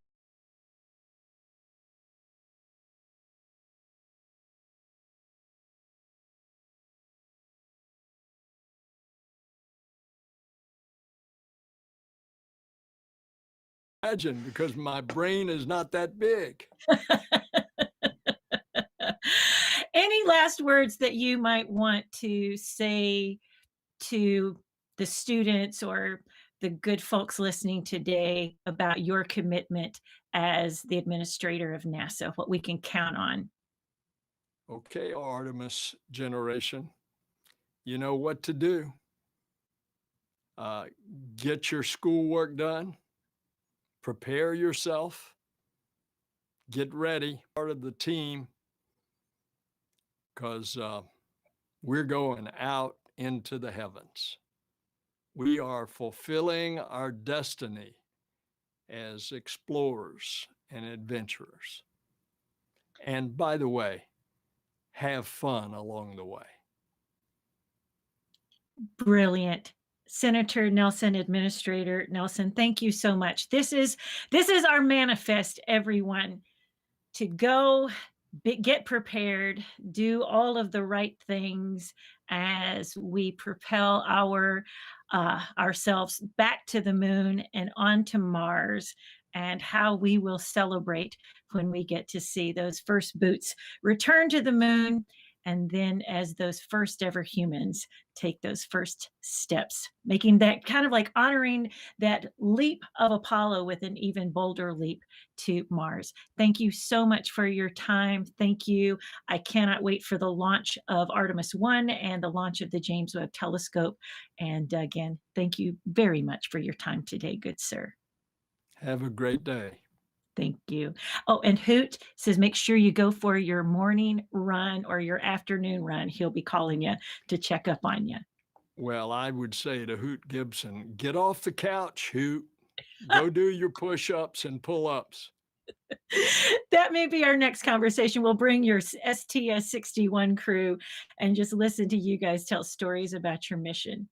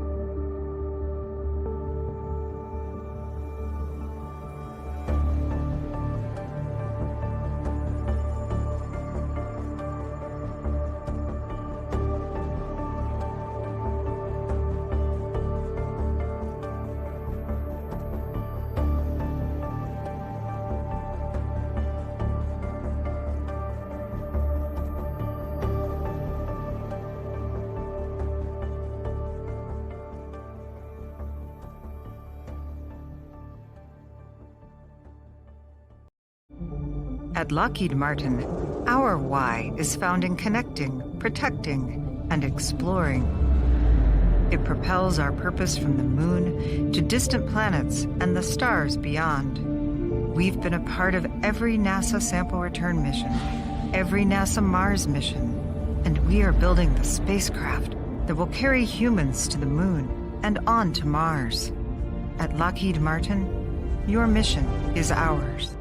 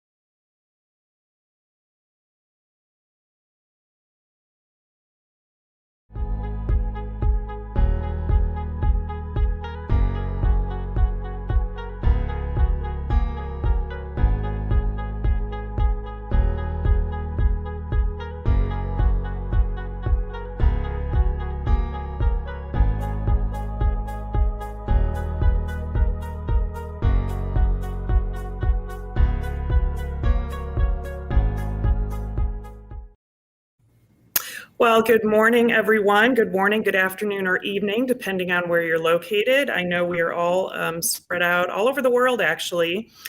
So welcome to our panel discussion. I understand we're following the NASA administrator. It's always a tough time slot to be in. I hope some of you stuck around to hear this discussion. It is going to be a good one. The topic today we're dealing with is Making It on Mars. It's an interesting title. I had a joke about that, but I thought better of it. But it does remind me of that song, New York, New York. You know, if I can make it there, I can make it anywhere. Once we've proven out some of these technologies, we might need some clever individual to parody that song for us. So, but today our topic is all about 3D printing, advanced manufacturing, and assembly capabilities for the future. My name is Trudy Cordes. I am the Director of Technology Demonstrations in NASA's Space Technology Mission Directorate. NASA is working to send the first humans to Mars as early as the 2030s. And just as we'll do at the moon, we'll need to build up capabilities and experience at Mars over time. As part of the Artemis program, in fact, NASA will increase infrastructure and capabilities to explore farther away from Earth for longer periods of time. Recently, we have seen some initial success of these similar types of efforts with the successful Perseverance mission. The rover that's on Mars now is conducting multiple investigations that will support future crewed missions, including a key project by the Technology Demonstrations program that I run and I'm very proud of, which is producing oxygen from the Martian atmosphere. The Mars Oxygen In Situ Resource Utilization Experiment, or MOXIE, has demonstrated the capability to produce oxygen from the carbon dioxide environment of Mars. Scaled up, that technology could support long duration human missions there without the need to transport significant quantities of oxygen for breathing air or for propellant. So it's a really great first step for us in what we call ISRU, or in situ resource utilization technologies. You know, another needed aspect of the same theme is advanced manufacturing technology, advancements that will provide many needed elements in the sustainability of human presence on the red planet. So another large portion of my portfolio, about half, I'd say, of a significant amount of the program that I run, is dedicated to on-orbit servicing, assembly, and manufacturing techniques, technologies, and processes that will have significant impact once that full suite of capability is proven out, and which directly translates to our topic today. So speaking of that topic, with us to share some of the latest and greatest in technology advancements in this area are Richard Bowling. Rich is the Vice President of TechShot. Josh Brost. Josh is with Relativity Space, and he is the Vice President of Business Development for Relativity. Pascal Rosenfeld for Aleph Farms, and he is their Director of New Ventures and Space. And then Justin Kugler. Justin is with Redwire, and he's their General Manager of Mission Solutions. So an impressive panel for you today to discuss this topic. So I'm going to ask now each panelist to give some opening remarks, some introductory comments about their company and the related technologies we're talking about today. So Rich, if we could start with you, please. Sure, thanks, Trudy. And if we can go to my slides, please. You know, this is the first time I've spoken at this event, and so if I could be allowed a couple of minutes to tell you a little bit about TechShot. I think most of our other distinguished panelists are maybe even better known than we are, so a little primer might be in order at first. The next slide, please. These are the main focus areas for the company. We're an in-space research and manufacturing solutions company, and we focus on enabling biological and physical science research in space wherever there is, whatever platforms are available, whether it's ISS, Dragon, Cygnus, hopefully soon the Gateway, and even the lunar surface. And then in-space manufacturing is a key focus for us, again, at some of those same locations. And then just providing equipment and services that enable deep space exploration. Right now, focusing on the highlight of that is some work we're doing on the exploration pressure garment. Next slide, please. Our headquarters is in Metro Louisville, Kentucky, just on the north side there in Indiana, where most of our folks are. And then we have an office in the lab at the Kennedy Space Center at the Space Life Sciences Lab. About 50 folks in total. Almost everyone is an engineer, scientist, or technician, and space is 100% of the business. Next slide. And we've been doing this for 30 years, a little more than 30 years now. And you're just seeing a few great past images where we've flown aboard the shuttle. We've done suborbital rockets and flown aboard the Cygnus. We even conducted some research on board the Cargo Dragon before it docked on this last mission. And we've been aboard the ISS since 2014. Next slide. We are a one-stop shop. You hear that a lot, but we're very vertically integrated. We do everything for our customers. We provide the equipment, help design the experiment itself. With our agreements with NASA, we provide even the launch and the recovery. We do the design our own circuit boards, build them, software, firmware, prototyping, manufacturing, and the integration of the final product after it's over, after it's built, and on-orbit operation as well. Next slide, please. Which we do at our Payload Operations Control Center, our little mini mission control, where we talk directly to the spaceflight crew who are conducting the research or the manufacturing for us. And we also operate our equipment remotely from our POC as well. Next slide, please. And one more, please. Our customers come from industry, academia, NASA itself. Essentially, you could consider that we're providing the picks and shovels that these researchers are using to make new discoveries in the life and physical sciences. And you can just see a few examples of different research areas that we provide these tools for. And many of them are being used now by our customers to help enable deep space exploration, help enable us to get to Mars in a healthy fashion and thrive once we get there. Next slide, please. Just a few of our payloads. We'll talk about more of these in just a sec. Again, our first payload launched to station after having been on shuttle for years on SpaceX CRS-4. And Justin, I think that was the first flight of the first made in space payload as well. So it's been great getting to know the made in space and now Redwire folks from way back in the day, and we've certainly followed their work with admiration and respect since then. Next slide, please. Couple of quick examples. So right now aboard the station, we have this X-ray machine for mice. It's a DEXA scanner. You can see some of the companies and universities that have had us do research in space for them. And again, these are conducting bone research studies, muscle wasting studies to help us thrive in a fractional gravity or a zero gravity environment. Next slide. Advanced Space Experiment Processor. It's sort of a generic box. Next slide, please. We have 5 of them. Here it is being installed aboard the station recently. Next slide. You can see just how the cassettes work. The payload, the locker is kind of generic, and then we launch these laboratories in a cassette, if you will, and the crew pops them in and out at different times, and we control them from the ground. Next slide, please.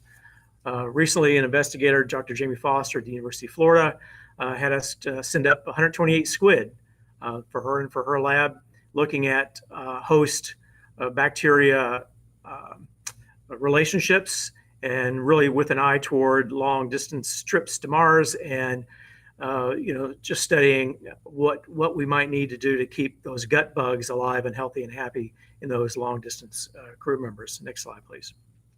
The multi-use variable gravity platform. This is a way to do fractional studies aboard the ISS. So we know zero G can be harmful, but is the gravity of the moon or Mars for a long-term occupation going to be healthy for us? And so we send up a lot of different sample types for our customers and do research by spinning these carousels at fractional gravity at 0.38 Gs. Next slide. And just a few examples of the different modules we've developed. We've even solidified cement at Mars gravity aboard the station. Next slide, please. We get the most attention, I guess, for this. This is our bioprinter. It's flown aboard the station. It's back here in our lab now, getting some improvements to improve throughput and print quality, and that's heading back up aboard a Cygnus vehicle next summer. It's really built to make 3D thick tissue in space. Next slide, please. Also, I've developed some vascular grafts which go along with thick tissue. Next slide, please. We're working on plant growth chambers, which you'll need on the way to Mars and at Mars, and we partnered with Tupperware in the development of these. Next slide, please. We didn't build it, but we managed the science going on in the Advanced Plant Habitat aboard the station through the REMUS contract. Next slide. Same thing with research furnaces aboard the station that we didn't build, but we managed the science in them aboard the station through REMUS. Next slide. One more, please. So the bioprinter, absolutely, we intend to use to make organs and tissues eventually, not tomorrow. We've got a way to go, but we're at work on it now. And we've entered the deep space food challenge because we think we can bioprint your favorite In-N-Out burger or whatever your favorite chain is, or Wagyu beef or whatever on the way to Mars or on the surface of the Mars. Next slide, please. Working on something called the cell factory to make billions of cells in space to feed into that bioprinter. Next slide. Also, something called the Pharmaceutical In-Space Laboratory to make drugs that have longer shelf lives in space, something that you're going to need on a long trip to Mars. Next slide. Fab Lab is a 3D metal printer, biggest thing we've ever built. It makes aerospace grade metals, metal parts, and electronics. Next slide. One more. Keep going. So we've also built a planetary environment simulator here at TechShot that reproduces essentially every condition on Mars with the exception of the fractional gravity and the exact radiation environment. But the solar spectrum, the temperature, the atmospheric pressure, and the gas composition, and it's available for use. Next slide. I mentioned the exploration pressure garment, and that's also something that will absolutely be used aboard the surface of the Moon and Mars. Next slide. How we do all this? Again, we've got a Space Act agreement with NASA. We have an IDIQ contract with NASA, which speeds up contracting. The Research, Engineering, and Mission Integration Services contract with NASA helps us manage NASA equipment that we didn't build. And then, like others on this call, we have this Master Implementation Partner contract with the ISS U.S. National Lab, which gives us this guaranteed allotment of up and down mass and crew time. Next slide. So sorry, that's kind of a whirlwind tour of TechShot, but I think it's important to kind of show our depth and breadth. And really the takeaway here is that there are companies working on these enabling technologies that it's going to take to get us on the way to Mars and then to operate successfully on the surface of Mars. Not everything is ready today, but hopefully there'll be a convergence when it needs to happen here in a few years. So thanks. I'm grateful to be asked to speak today. Okay, very good. Thank you, Rich. Really interesting. Yes, biological and physical science is very important to what we're doing in the future. And just a note to our audience that we will be taking your questions towards the end. And I do hope someone asks about squid research. So reminds me of my favorite Disney character from Despicable Me, Vector, who has a squid launcher. So Rich, if you all are working on a squid launcher, I'd like to be the first to know about it. Okay, next we have Josh Brose. Josh, over to you. All right. Thank you, Trudy. It's very good to be back at Humans to Mars. I'm always excited to come speak here, and it's great to be on a panel with others that are like-minded and trying to solve problems that really will enable Mars to be possible. About relativity specifically, we were specifically founded to really solve a subset of those problems to make a permanent presence on Mars possible. And beyond that, to make life interplanetary. At the outset, we realized that for Mars really to happen, it can't be just 1, 2, even 10 companies working on it. We need dozens, if not hundreds of different companies out there solving different parts of the problem set to build an ecosystem that really makes it sustainable. And so again, it's great to see the other panelists speaking here today. If you look at what we're doing at Relativity that's unique, we're really focused on developing the industrial base for Mars with a real specific focus on making it possible to manufacture very large scale, high performance systems. So if you think about it, there's multiple different phases that in the process of taking us to Mars. Right now, we're kind of in the research and explore phase where we're sending autonomous systems to Mars to get kind of ground truth and some initial scientific information. That'll be followed by human exploration, where you send people for missions where they're going and doing initial research. And in those missions, they can take everything that they need to do their missions with them. But to make the flip from exploration to settlement and a permanent presence, you need to develop an industrial base that makes it possible to make everything you need once you're there. You can't rely on supply ships coming every 26 months to give you resupplies when something breaks. You can't afford to have dozens of spares for every possible system. And so it really becomes critical that you develop a capability to autonomously manufacture what you need when you're there. We also realized as a company that all of the technical problems you need to solve to make a Mars manufacturing system possible can also be used to make better products on Earth. So if you think about it, what do you need? What are the traits for a system needed to make manufacturing on Mars possible? First, it has to be autonomous. It can't rely on human intervention. It needs to be incredibly reliable. You can't be reliant on sending people there to fix it. It needs to be part of your critical infrastructure. And so it needs to really operate flawlessly and be able to self-correct. On top of that, you need it to be very power and materials efficient. On Mars, we're not going to have a huge excess of power anytime early on, and any feedstock that we send or that we manufacture on the surface will be very precious resources that need to be used efficiently. And then finally, it needs to be incredibly flexible. The whole goal is to be able to manufacture things on site or in situ that you didn't know you needed before you departed for your mission. If you look at each one of these things being rolled into a manufacturing platform on Earth, it also leads to building the ability to manufacture products that are less expensive, that are more reliable, and that can evolve very, very quickly, leading to a great commercial opportunity here on Earth as well. As we start moving forward with our technology, we're initially deploying it on Earth to manufacture launch vehicles. We're starting with a small launch vehicle that's intended to enter service at the beginning of next year. We're following it with a larger, fully reusable launch system that's due to enter service in 2024. And in this development process, we're already demonstrating the flexibility of our platform by manufacturing early hardware for our next generation launch vehicle that's 5 meters in diameter, using the same factory that we're using to build our initial smaller launch vehicle that's just over 2 meters in diameter.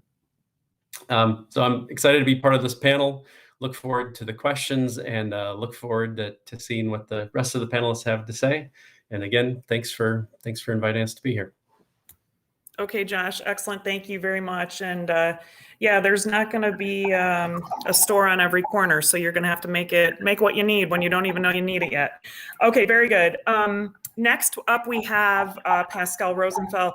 And like I said earlier, he is with Aleph Farms. It is not often that you have the word farms in the title of a company that's associated with the aerospace industry. So without giving too much of that away, Pascal, over to you, please. Thank you very much. Thank you for the invitation to this panel with amazing companies. And again, it's very inspirational.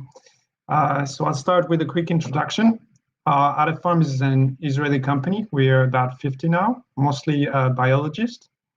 And what we do for a living, we cultivate high quality meat cuts directly from the cells we isolate from healthy animals, without killing any animal nor polluting the environment. So our purpose and our mission is to build resilient and sustainable food systems for tomorrow.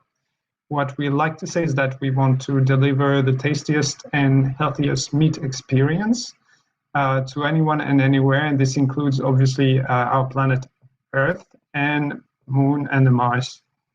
So next slide, please. So to put this into perspective, I'd like to illustrate our key milestones to date. So the first one is that Aleph was the first company to cultivate real beefsteak from stem cells, meaning not just fiber muscles, but the full structured steak. Then Aleph was the first company to cultivate meat in space. We'll talk about this later. And lately, 6 months ago, we're the first to 3D bioprint a whole muscle ribeye steak that you can see on the right, looking delicious. So we think of space as our laboratory, or more likely like a Formula One racing team, where we're testing new technologies in extreme environments to test a new frontier. And we definitely think that space will allow us to build better systems for Earth, and that will benefit to all of us here on Earth. So to build near zero resources systems and improve nutrition for all. And next slide, please. So to tell you a little bit more about the origin of 3D bioprinting and origin of the company, it's very important to underline that our technology is stemming from medical research initially, and the expertise of Aleph co-founder Professor Shulamit Levenberg, whom you can see on the left side of the picture. She's running the Levenberg lab at the Technion Institute of Technology, which is our MIT in Israel. And she received numerous international prizes, and her work is at the convergence of stem cells, tissue engineering, and 3D bioprinting, which is of interest to us today. So the Levenberg lab is a leading test bed for human tissues and reconstruction. And what they do is that they develop tissue to regenerate or repair injured heart muscles, for instance, or spinal cords, or other types of muscles like abdominal muscles. And they also develop vessel networks, in fact, to perfuse inside the tissue. So we're really talking about 3D structured tissues. So all this exceptional IP from the medical world and 3D tissues was transferred to Aleph Farms a bit more than 4 years ago to focus on meat production. And the ensuing technology allowed us to produce many different types of cells. So this translates into what you've seen on the picture, which means it's a fresh beef 3D whole cut steak that incorporates all the natural elements that you would see in a normal steak, because it's pretty much mimicking nature, and it delivers pretty much the same. So in February 2021, we announced this World 3D bioprinting of a ribeye steak, and this new collaboration allows us to make thicker, fattier steaks, and maybe in the future to build it more specifically on demand. So how does it work? This bioprinting, the process begins with the 3D bioprinting of living cow cells, and then the cells are incubated so that they can grow, differentiate, and then they interact, which is very key.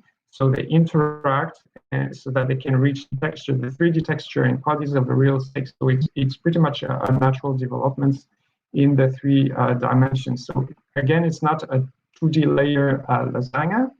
It's really a full 3D printed steak. So the result is that you get the same muscle, fat, and let's say organoleptic and flavors as you would get at your favorite butchers.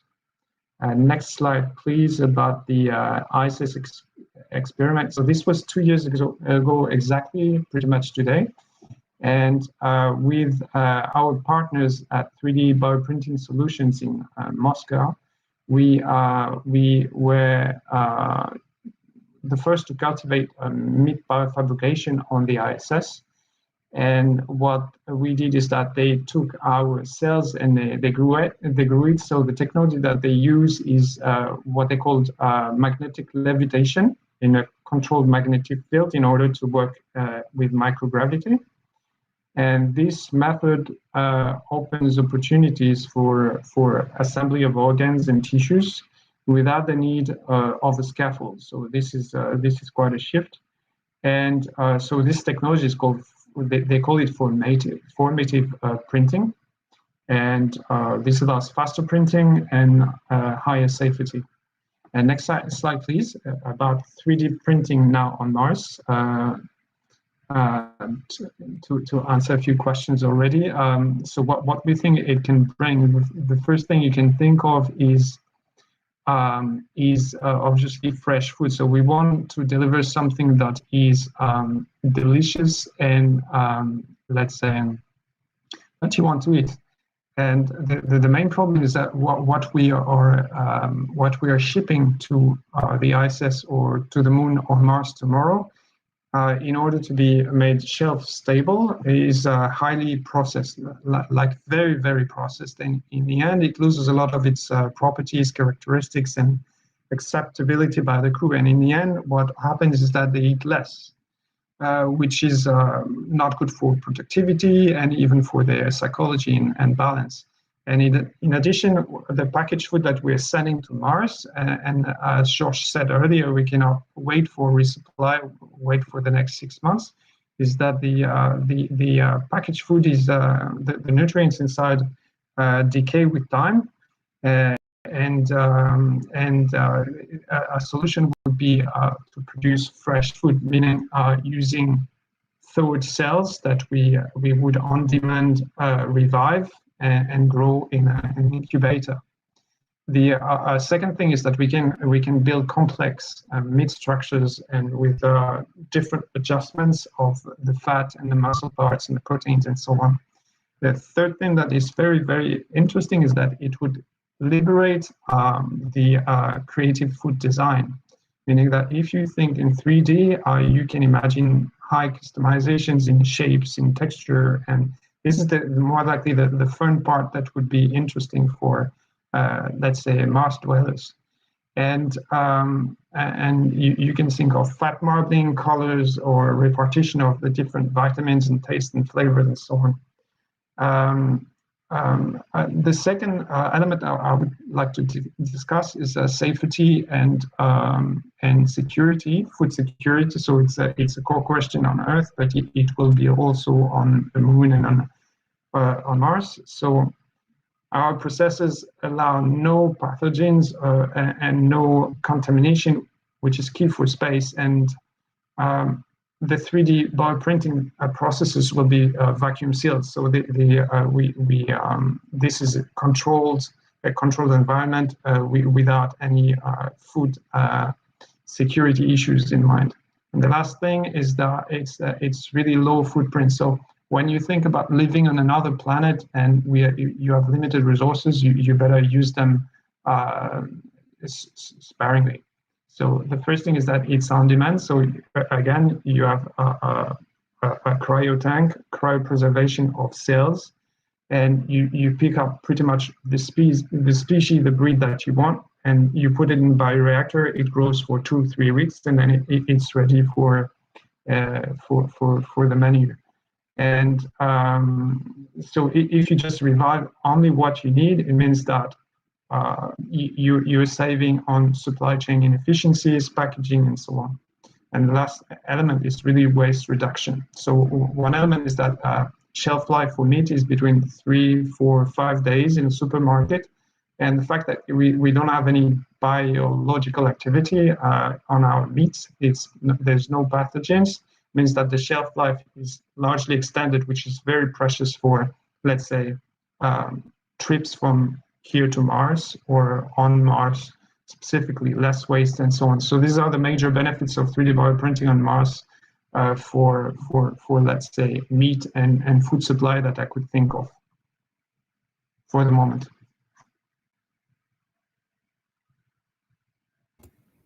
Okay, very good. Very, very good, Pascal. Thank you.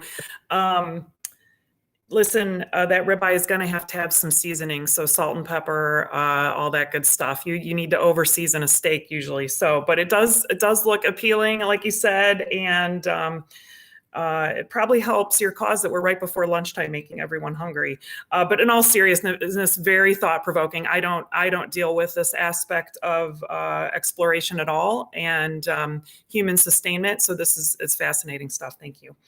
All right, and then finally, Justin Kugler. Justin, Redwire has been in the news a lot lately and recently on Wall Street. So there's a lot of exciting things going on at your company.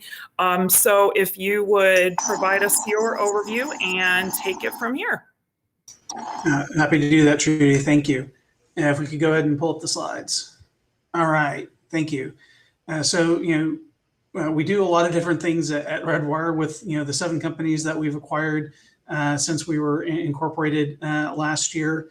And what I'm going to talk about today is the work that we've been doing at Mission Solutions, inherited from Made in Space, to take advantage of technology developments today that will lead to Earth independence tomorrow. Next slide. So really at Redwire, our focus is on accelerating humanity's expansion into space by delivering reliable, economical, and sustainable infrastructure for future generations. In our view, that takes the form of 3 different sectors. One is the general robotic OSAM technologies that Trudy mentioned before. Our flagship effort there is called Archinaut 1, or if you're talking NASA budget line items, we call that OSAM 2. And that is the first satellite that will manufacture and assemble parts of itself after it's launched. And we think that's critical for taking advantage of the more affordable, more sustainable launch opportunities that companies like Josh's are developing, to actually turn space itself into an industrial park where we can build large-scale solar power systems, where we can build large-scale radio frequency antennas, and even space telescopes that go far beyond what's physically possible. We say that we're breaking the tyranny of the launch shroud. The second area is what we call microgravity industrialization. So it's actually putting the microgravity environment to work for terrestrial benefit.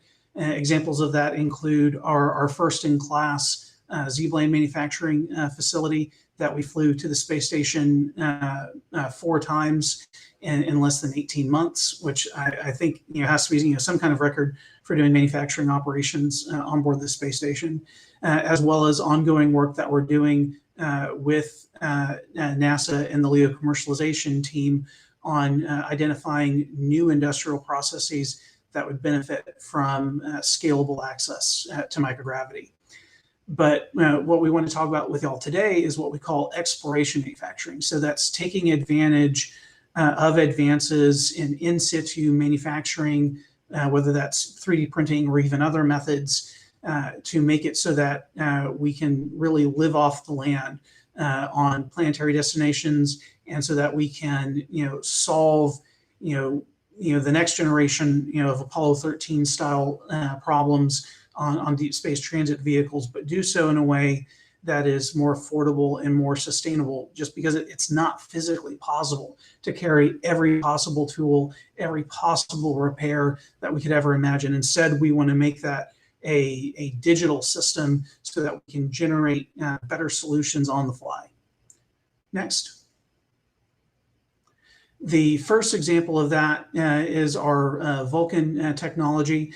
We've been developing that in partnership with the in-space manufacturing team at NASA Marshall, as well as the Lunar Surface Innovations team and NASA STMD for a couple of years now. And we're working towards a first flight demonstration. This combines both additive and subtractive manufacturing of metals and polymers, so that we can generate actual flight critical quality parts in situ with relatively simple and well characterized feedstocks. And as you can see from the pictures, this is not your standard either vapor deposition or power bed fusion methods, because those kinds of materials are extremely challenging, if not dangerous, to manage in a microgravity environment.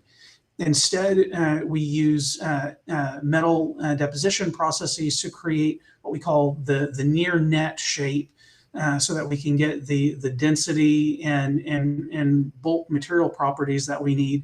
And then we've developed subtractive miniaturized methods with built-in catchments so that we can generate those high quality, high surface precision surface features that you need for things like high RPM turbo machinery parts, as well as high temperature items for things like human life support systems and other high performance systems in human rated vehicles. And in this example, we used the lab prototype to actually machine out the NASA meatball. This is important because as we develop the in situ resource capabilities that Trudy mentioned earlier, we can use those feedstock streams for local materials and local manufacturing, thus reducing the total amount of material that has to be transported out of the Earth gravity well and to those future destinations. Next. The next step in our development is what we call the mobile end effector laser device.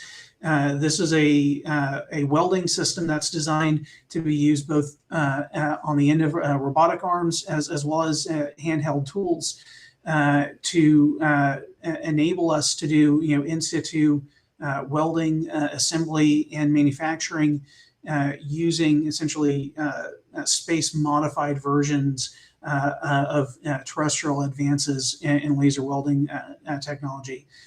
This particular approach we think is promising because not only can you do kind of spot welding of existing structures, you can also incorporate wire-based feedstock so that you can do a combination welding and metal additive process.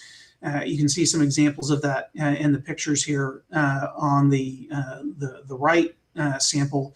You can see where we've used the additive welding process to patch a hole in a stainless steel plate. Next. One of our ongoing projects that we actually have on board the space station right now, as I'm very excited about, is using a combination of regolith as a bulk aggregate material with different kinds of binders so that you can use it for bulk additive construction. We're doing it at small scale with a specialized print head in our ISS additive manufacturing facility right now as proof of concept. But we've also done lab scale demonstrations where we've been able to make things like adapter cones for external hoses and equipment, shells to cover inflatable pressurized modules to provide debris and radiation protection, as well as structural test articles. Moving ahead, we think that this is could be a very critical capability for building permanent infrastructure on the moon and on Mars, because literally all that's required once we validate this technology is the delivery of the manufacturing unit on site.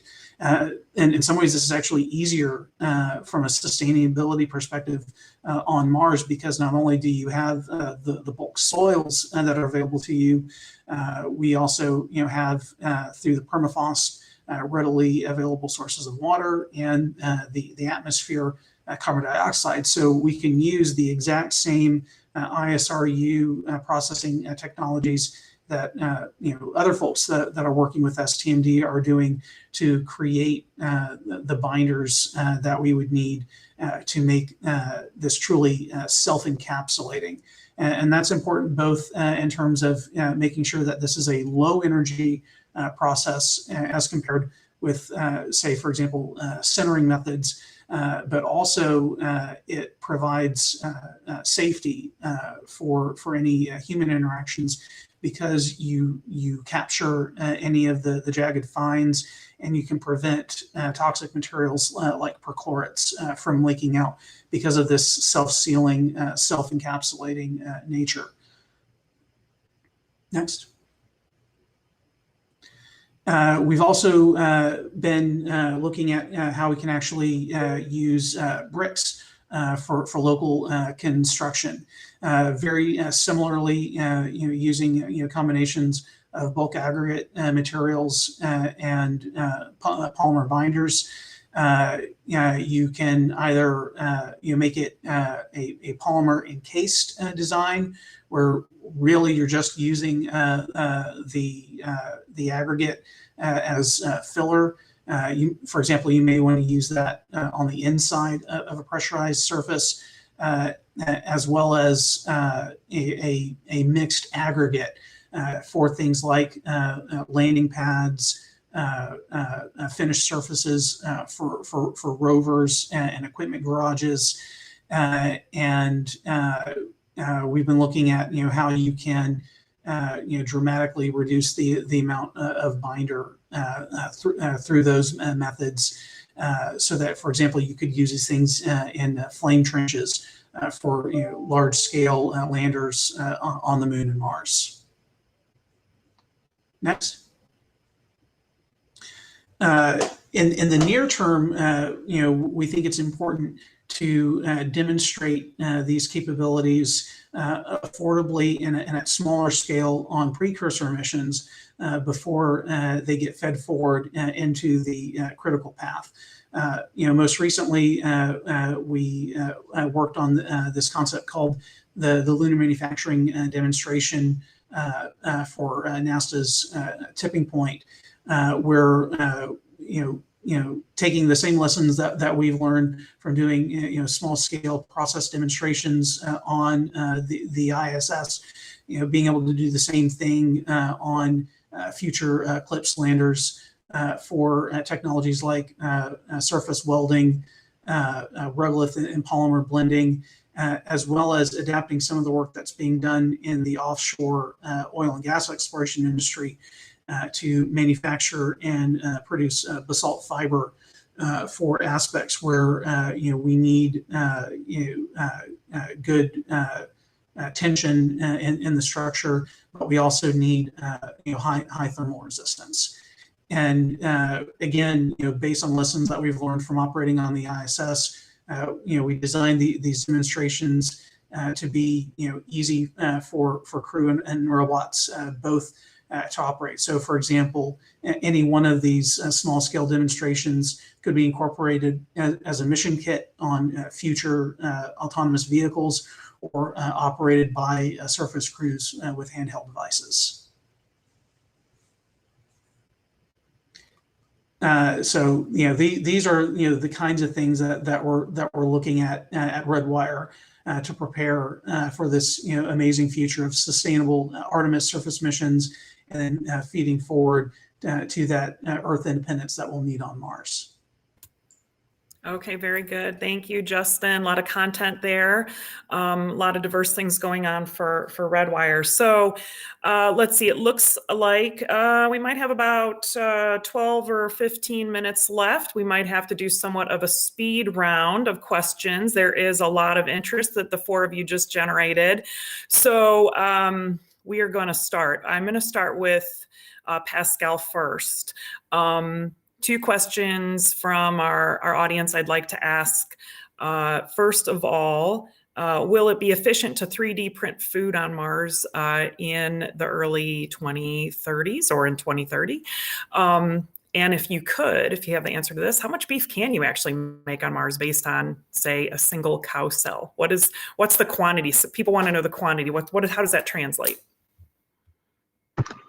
Okay, so the first answer is I don't know whether it will be on Mars at this day, but it sure is accelerating. The pace is accelerating, so maybe it will be the case. And will it be viable? This is what we're working on, so I definitely hope so. And the process, how it works, so we take a cell. All the cells developed at other farms are non-GMO, so this is very important for us. And the second thing is that they are non-immortalized. So we take the cell and then we just build a cell line. And then from that cell line, it's, I won't say it's unlimited, the quantity of beef or whatever mammal or other species that you can develop. But given the right environment and the right nutrients, this is unlimited. We just revive the cell that is frozen, and then we grow it on demand. Okay, very good. And just quickly, if you could talk about terrestrial applications, how about bioprinting being used on Earth, especially you talked about food insecurity. So what about that? So as I said earlier, we think of space as a Formula One testing, or more likely a lab in, let's say, intense weathering, intense environment. And the application are very obvious for us. We are focusing for Earth's application on automation, miniaturization, and everything linked to recyclability. So the purpose is really linked to 3D printing in general. It's to use the least possible amount of any inputs to produce the maximum possible rations of food. So it's the feed to food ratio, actually. Okay. All right. And as expected, people are usually concerned about food and housing. So Josh, could you talk about that a little bit? There have been a couple questions from the audience about habitats, 3D printed habitats, and plans for Mars housing. So can you address that a little bit? Sure. So if I think about all of the different problems that need to be solved to make Mars really possible, large-scale infrastructure is definitely a core part of that. And so, if you think about needing to make habitats that can survive really long durations, be really resilient to any kind of damage, something that starts with a metallic liner probably makes some sense there. I think there's likely a combination of regolith and metallic solutions there that will ultimately make that possible. But that's only one part of the problem set. To make life possible there, you need some large facilities to store oxygen, to store water, to store propellants. You need to have like true infrastructure, piping, connecting different things, like all that kind of basic infrastructure we take for granted on Earth. You sit at your home and you've got a connection to the water at the street and the sewer line at the street. That's all stuff you need to figure out a way to manufacture there. On top of that, you start looking at surface mobility. You may be able to take parts of that surface mobility system with you for initial missions, but to build large surface mobility platforms over time in situ, you also will need the ability to produce large, strong, and simple structures. And I think the metallic printing is a key part of that solution space. So just a quick follow-up to that. Why aren't there more products that are 3D printed on Earth today? I think there are a bunch of reasons, kind of all coalescing at the same time. I think first, 3D printing is still really a nascent technology, and you see a lot of companies are doing kind of R&D demos with them, but there are very few companies who fully embraced it in a way in which it drives their whole development team to learn to take advantage of the benefits of 3D printing. With that said, I would say there also was an investment problem, but if you look at over just the last few years, the amount of investment capital flowing into 3D printing companies, it's massive. You're talking billions of dollars over just the last few years. The one segment that we would say is still underserved is the really large scale 3D printing. There's huge amounts of money going into kind of the powder bed printers or other technologies that produce things that would sit on your desktop, but there are very few other companies working on the really large scale capabilities that allow you to print an entire airframe or an entire propellant tank or an entire major pieces of infrastructure. But I think you are seeing more adoption, and if you look at the growth over the last few years, that it's kind of an exponential curve. And we're one of the companies that's trying to really accelerate that development even faster. Okay, very good. So Rich, I'd like to pull you into this part of the conversation. So could you talk a little bit about how 3D printing technologies can be used, both on the way to Mars and then on the surface? Right. So our two main technologies that we're working on, I can speak maybe a little more specifically about that. So the bioprinter, again, which we call our BFF, our biofabrication facility. Space, we've got to have good, cool mission patches and acronyms, right? So I think we've got a winner with BFF. So the bioprinter, and then the Fab Lab, so the 3D metal printer. We're going to be, just like a lot of these technologies are tested, right? We go to low Earth orbit microgravity, where we can do some testing, we can work things out. We've printed some human knee menisci on board the station, and that's helped us learn what improvements we might want to make for that. And the Fab Lab 3D metal printer will launch, I'm sure after Justin's, probably I think 2024 timeline. And we're going to learn how to what we can do with it and how to operate it better in low Earth orbit, and then maybe on the Gateway. I think the Fab Lab is intended to be tested aboard the Gateway, surface of the moon, deep space transport on the way. We found that 3D printing right now aboard the station, because of all the transfers of the signal when you make a command to operate it. I don't know how it's been for you, Justin. For us, it's 6-7 second delay sometimes, depending upon which satellite it connects. And working those things out now while we can, sort of in this cradle, this incubator of technology aboard the ISS, has been super helpful. And so I think once we learn how to optimize these technologies for use, for remote use, and optimize them to be super useful by crew members out of low Earth orbit, I think we'll see it deployed on that deep space transport of some sort, where you can, with metal printing and electronics printing, sustain. I think somebody mentioned the Apollo 13 moment, and probably Justin as well. So we want to help provide tools that provide solutions for the what ifs once they get there. And again, the bioprinter could be a way for helping with restoration of immune systems for deep space crews. Food source, again, right now we're making our bioprinter available to anybody that wants to use it. I mean, we're certainly using it for our own programs, but any company or any researcher that wants to use BFF right now in space, they can. And then once we get to the surface, again, I think some of these technologies that have been super useful in 1/6 gravity and in 0 gravity will be useful on the surface of Mars as well. Printing electronic assemblies, making metal parts that will that powder bed capability be as effective in a 0.38 Gs? I'm not sure. I think our solution will work in any part of that spectrum, any part of that continuum of gravity. And again, bioprinting on the surface of Mars, I think, could be helpful for sustaining human health, injuries, living bandages, things like that, as well as a food source. So that's what gets us excited about the possibilities of being a part of moving into deep space. Very good. So by offering that up, you risk your BFF becoming someone else's BFF. I'm just going to point that out. I know there is that risk, but we're happy that it could be useful to whom. Yeah. No, that's good. That's very generous. Okay.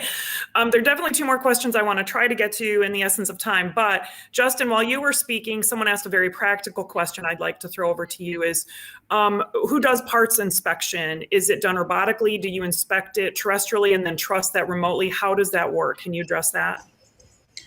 Yeah, that's a great question, and that builds on work that we've been doing with ISS operations, as well as the development of the OCM2 mission.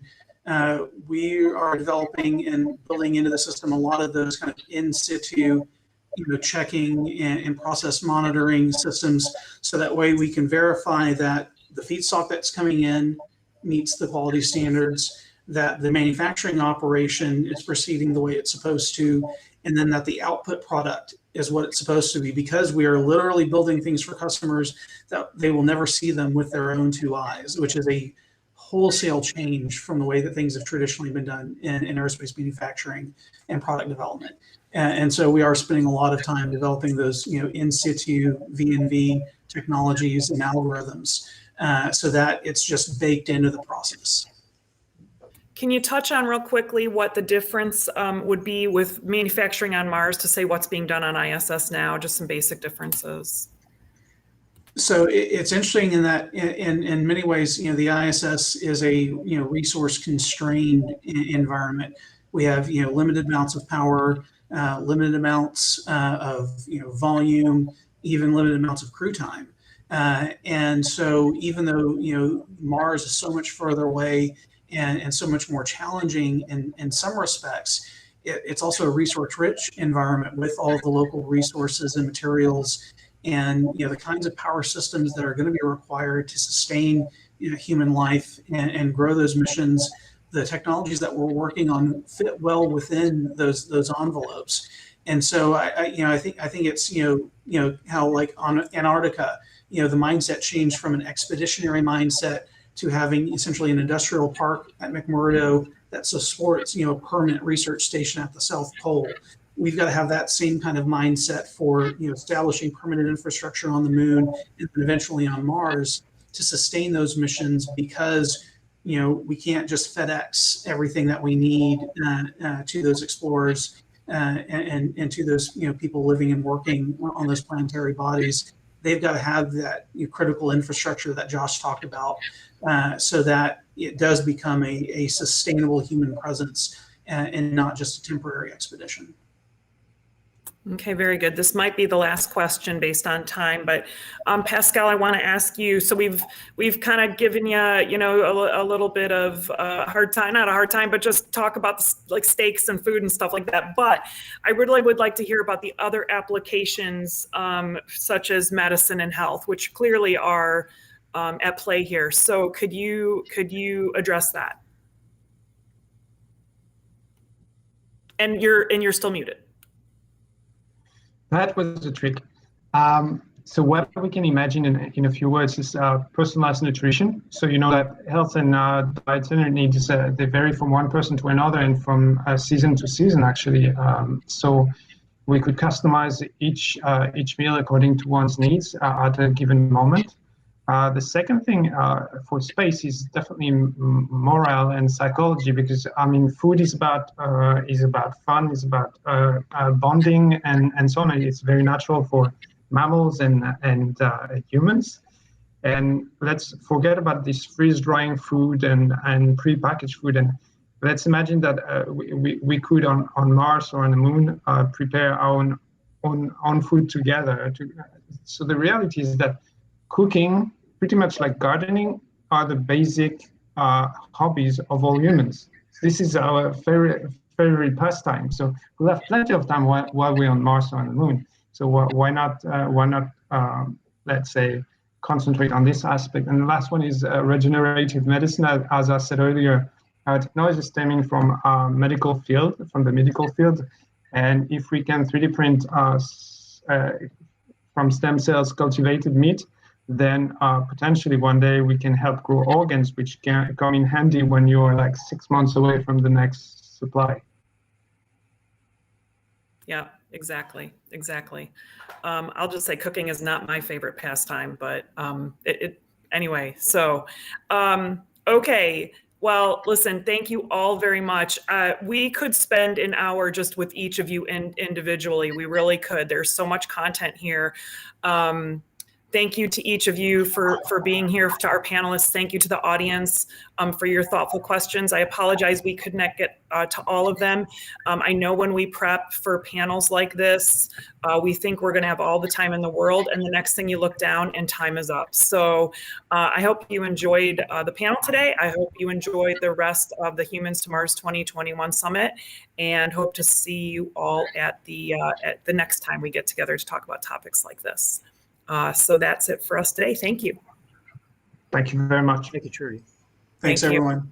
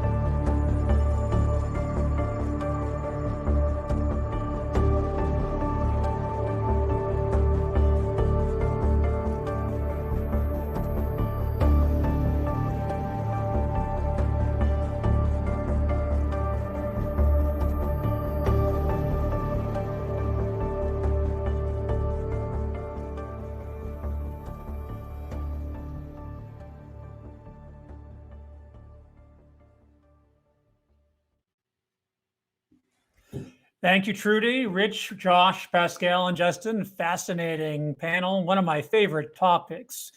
So we're now going to take a 45-minute break. We'll be back at what time will we be back at? At 1:15 Eastern Daylight Time with a session called Designing Living Space on Mars. It'll be moderated by Artemis Westenberg with Explore Mars Europe. So I hope you have a good break, and we hope to see you back at 1:15 Eastern Daylight Time. See you soon.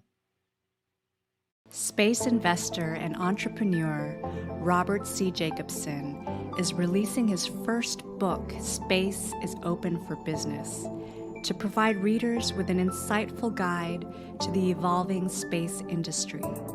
Over 100 experts, including industry leaders and investors, share their insights into the economics and strategies for leading the trillion-dollar race to commercialize space. Jacobson has spent over a decade working and investing in private space flight and provides a comprehensive overview of this transformative industry. This book allows everyone to understand the integral role space plays in our lives and how it will continue to transform our world.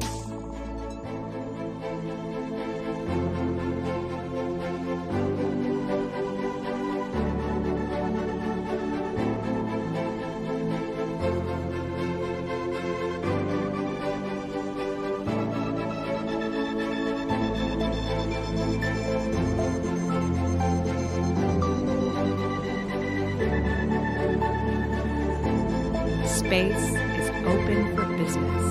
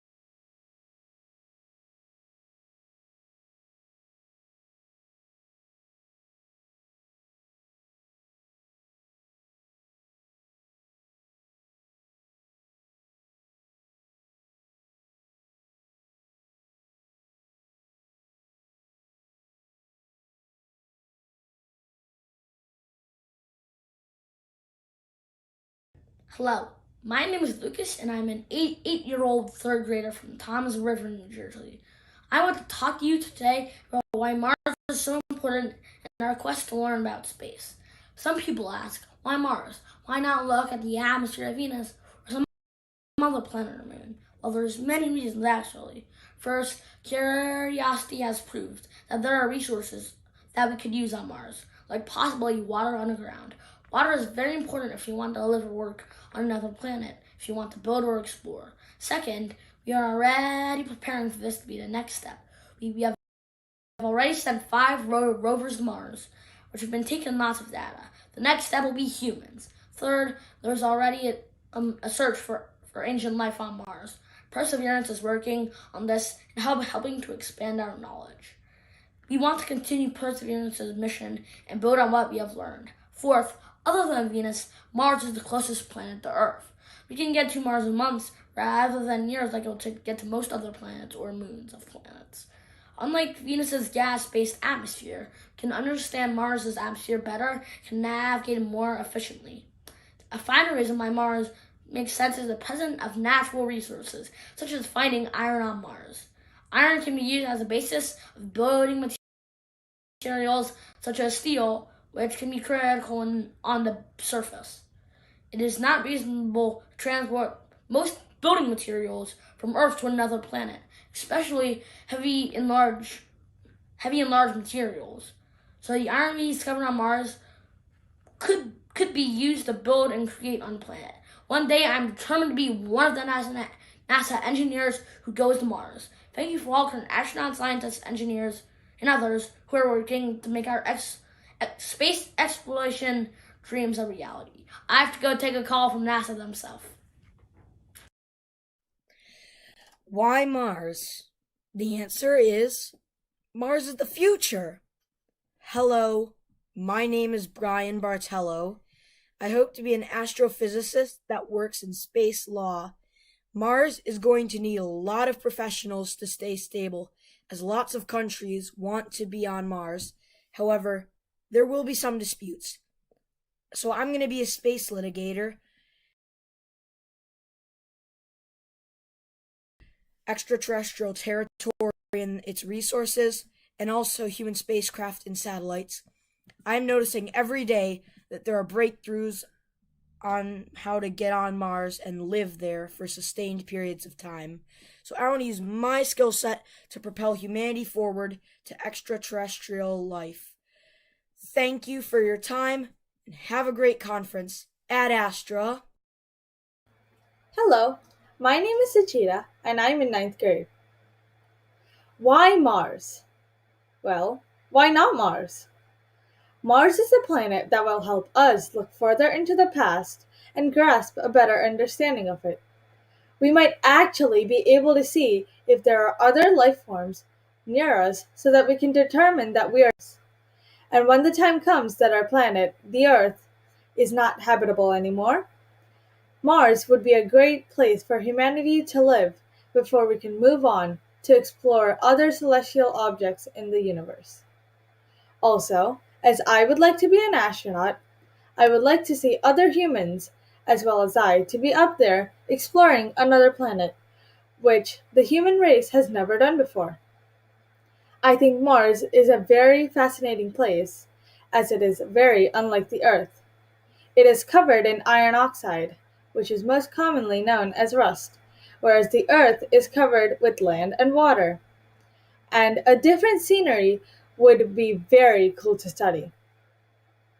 Although we might face problems getting and staying there, such as the radiation, the toxic soil, the low gravity, the lack of water and supplies, the duration of the trips for the astronauts, and etc., I believe that humanity can overcome this and persevere so that we can rise up to this challenge and finally explore Mars.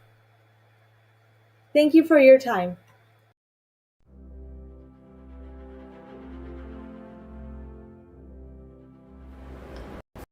Hi, Christopher here, future astronaut. Carl Sagan once said, "The sky calls to us." Today, I would like to update his quote by stating this: Mars calls to us.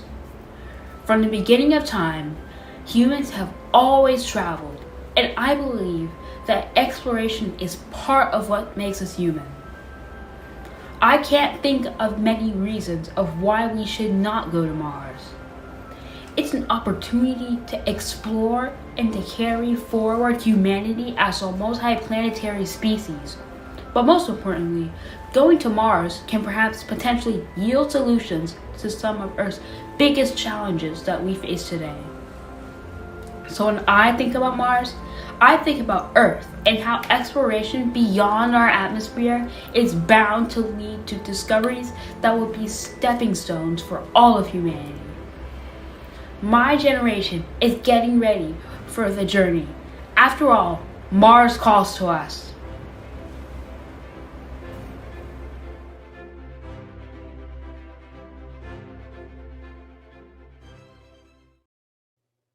I believe that colonizing Mars is a worthy goal for humanity. The truth is, we are consuming more and more resources in space here on Earth, and it won't always be able to sustain us. We are polluting the atmosphere with carbon dioxide, cutting down trees, and destroying our planet. I think that Mars is our best chance for survival. But also, for thousands of years, humans have dreamed of going to space. We've accomplished that, but as always, wonder and curiosity pushes us to reach for more and see how far we can go. The big question that humans have always been asking is there life on other planets? Are we not alone on this little blue dot? I think that Mars can help us answer that question. I think that there may be life on Mars, and if they can survive on Mars, I think that we can too. And I think that to find out, we must explore. Thank you.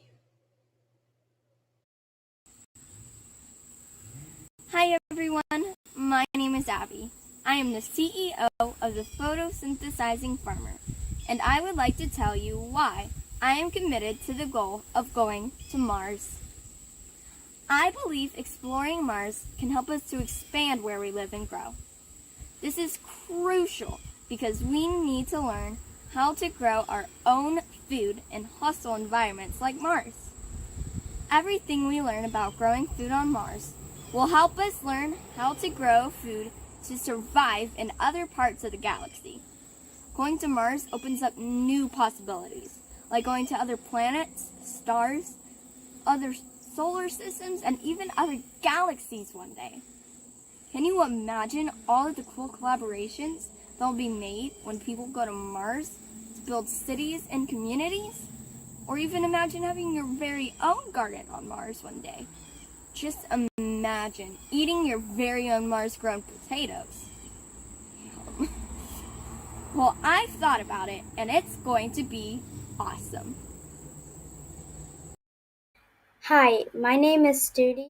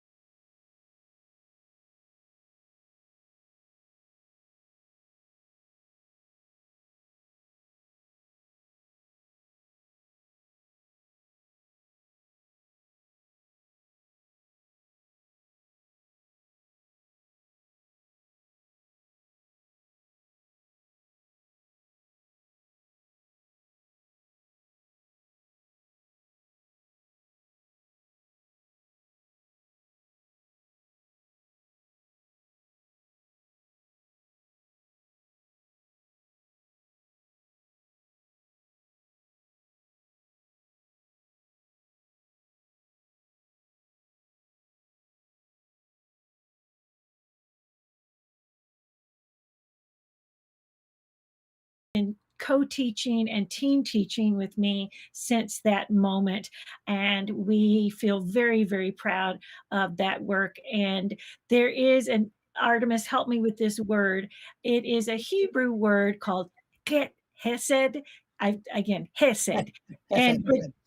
And it basically embodies this feeling of loving kindness. And that is what Artemis has done for many children and adults all along her kind of luminous career, but especially to me in this last 18 months. I consider her not only one of the smartest women I know, but I count her among my dearest friends. Artemis, we can't wait for this great panel. Thank you for being here today. I'm happy to be here too.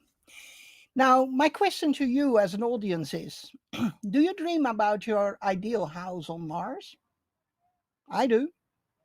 When thinking of living on Mars, I envision the northern rim of a crater, a cliff house, mostly buried into that crater rim, a bit overhanging crater rim on the roof of my house for protection against cosmic radiation, meteorite impacts, but with unimpeded views of the golden desert that is Mars.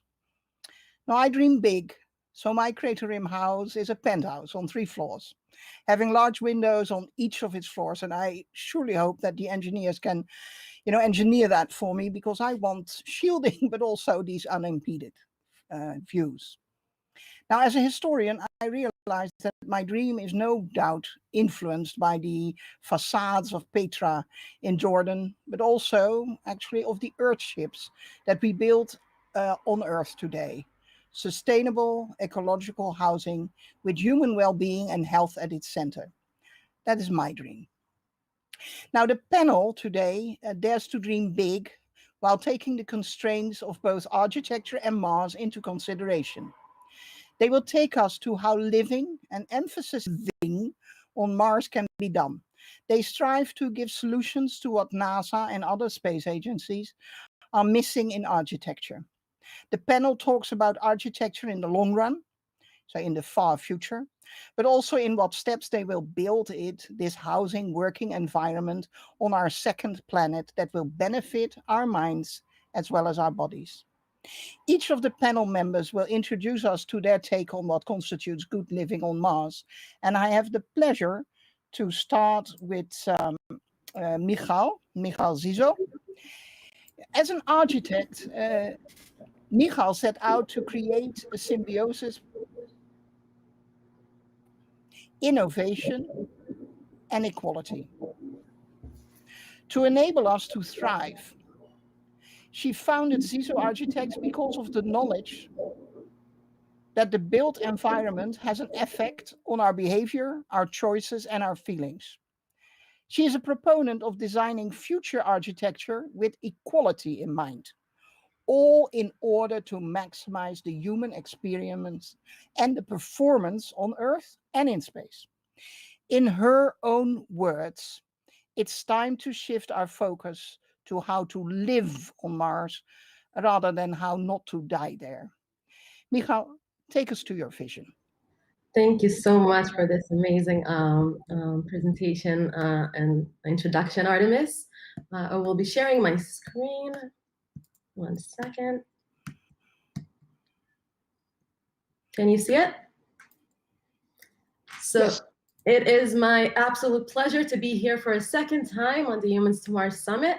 I am representing Zizo. We are an architecture and innovation lab where we imagine, design, and create the future of the built environment.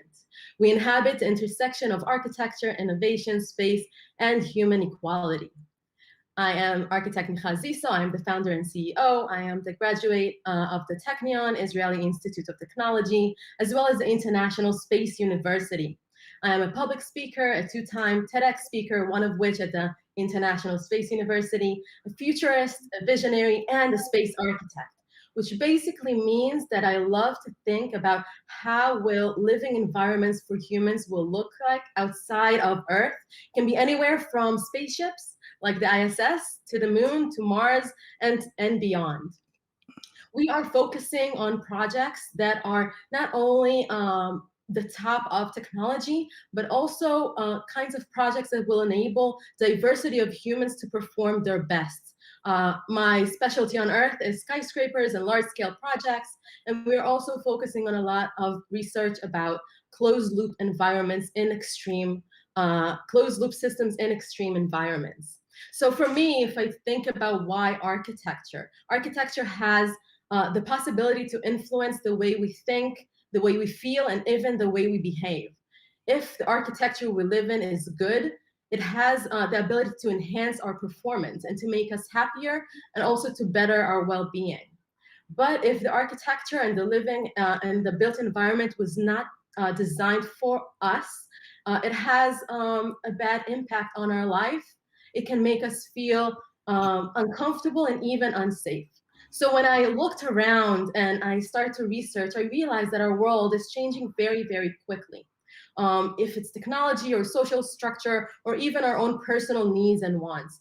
And as opposed to that, architecture on Earth moves very, very slowly. Things take time to change and to adjust to the changes of the world. And this gap is a real issue. And for me, I found that space architecture is a way to go through a process of unlearning.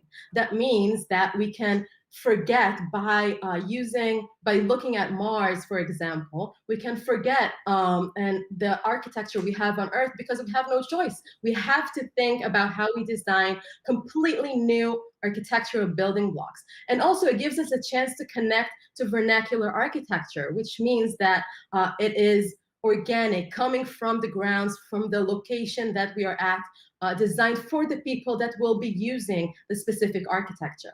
I'm also honored that my studio has been chosen in 2019 to be one of 10 initiatives by the SDGs, the UN Social Development Goals, as part of Action Partners campaign. And Mars specifically is so extreme and so far away and so complicated, but its challenges, its problems are actually are looked as opportunities to really think about how we can create an environment for a very diverse group of people. And also it gives us an opportunity to think about how we can expect multiple possible futures. A lot of things can happen on our way to Mars and when we get there, and we have to be prepared for multiple options. So a few of our, I'll show just really briefly 2 projects. One is the settlement that I designed on Mars. It's called Mars is More. And it gave me the opportunity to really think about how we can design with equality in mind. Now, closed loop systems means that we are completely self-reliant. We can produce our own energy, our food, and also have a controlled environment. But there we have to do it in a sustainable and efficient way. We can use anything from inflatable structures to 3D printing to reusable. It has to be light and quick and controlled using local materials, and it has to be safe. Not only safe to make the people, like Artemis said, not die, but also to make them be more efficient and make their well-being be much more evident. Another project that I just want to show quickly is another closed loop system that I designed on Earth in extreme conditions, in an extreme environment in the US desert in Nevada for Burning Man. And here we chose to use many types of rings that can help us to create and to produce all the things that we need, including to produce our own food. So today we are researching a few things in the studio. We're researching space habitability via analog habitats on Earth. We're researching Earth disabilities transforming into space superpowers. We're also looking into personal space, pun intended. We're thinking that in space on Mars, people will have to live in very small quarters and with diverse people that are different than them. And it's a very different kind of perspective, how we think is a comfortable personal space for each individual. And the fourth thing is I'm continuing a research with ISU, the International Space University, about intercontinental suborbital commercial liner. Our mission, like I said at the beginning, is to enhance human health and performance in space using the design and architecture of the built environment. And collaboration is key, so I'm so happy to be here and hear my colleagues right here. So thank you so much. And I will give the floor to my next space architect. Yes, well, now it is, thank you, Michal. It's now my pleasure to introduce to you Alfredo Munoz. He is founder of the Abibo studios in the USA, Spain, and India. Abibo is providing cities on Earth with what I would call architectural fluid buildings and urban planning. I would recommend that you visit the Abibo website to enjoy the amazing visions of cities all over. Now, Alfredo is also a board member of the Sustainable Off-World Network, which believes that having humans live on Mars will enhance international cooperation, it will boost research and innovation, and help us find creative solutions to Earth's problems. Alfredo has two passions, architecture and astrophysics. And designing a sustainable city seems kind of logic for someone with those passions. For 1 million people, no less, big city on the red planet. And it brings his two passions together. Alfredo, take us to our city on Mars. Thank you, Artemis. Thank you so much. So Artemis already gave a little bit of the background that I had. Originally from Spain, I educated myself as an architect, but I had the fortune to work and live in 5 different continents. And that added a lot of value when we started to consider what will be the challenges that we will need to design on Mars. Because not only Mars requires a multicultural approach, but also a multidisciplinary approach. And that's where SONET comes into play. SONET is a group of multidisciplinary experts, mainly from Europe, but also from the US, that we came together with the objective to create self-sufficient and sustainable settlements of world.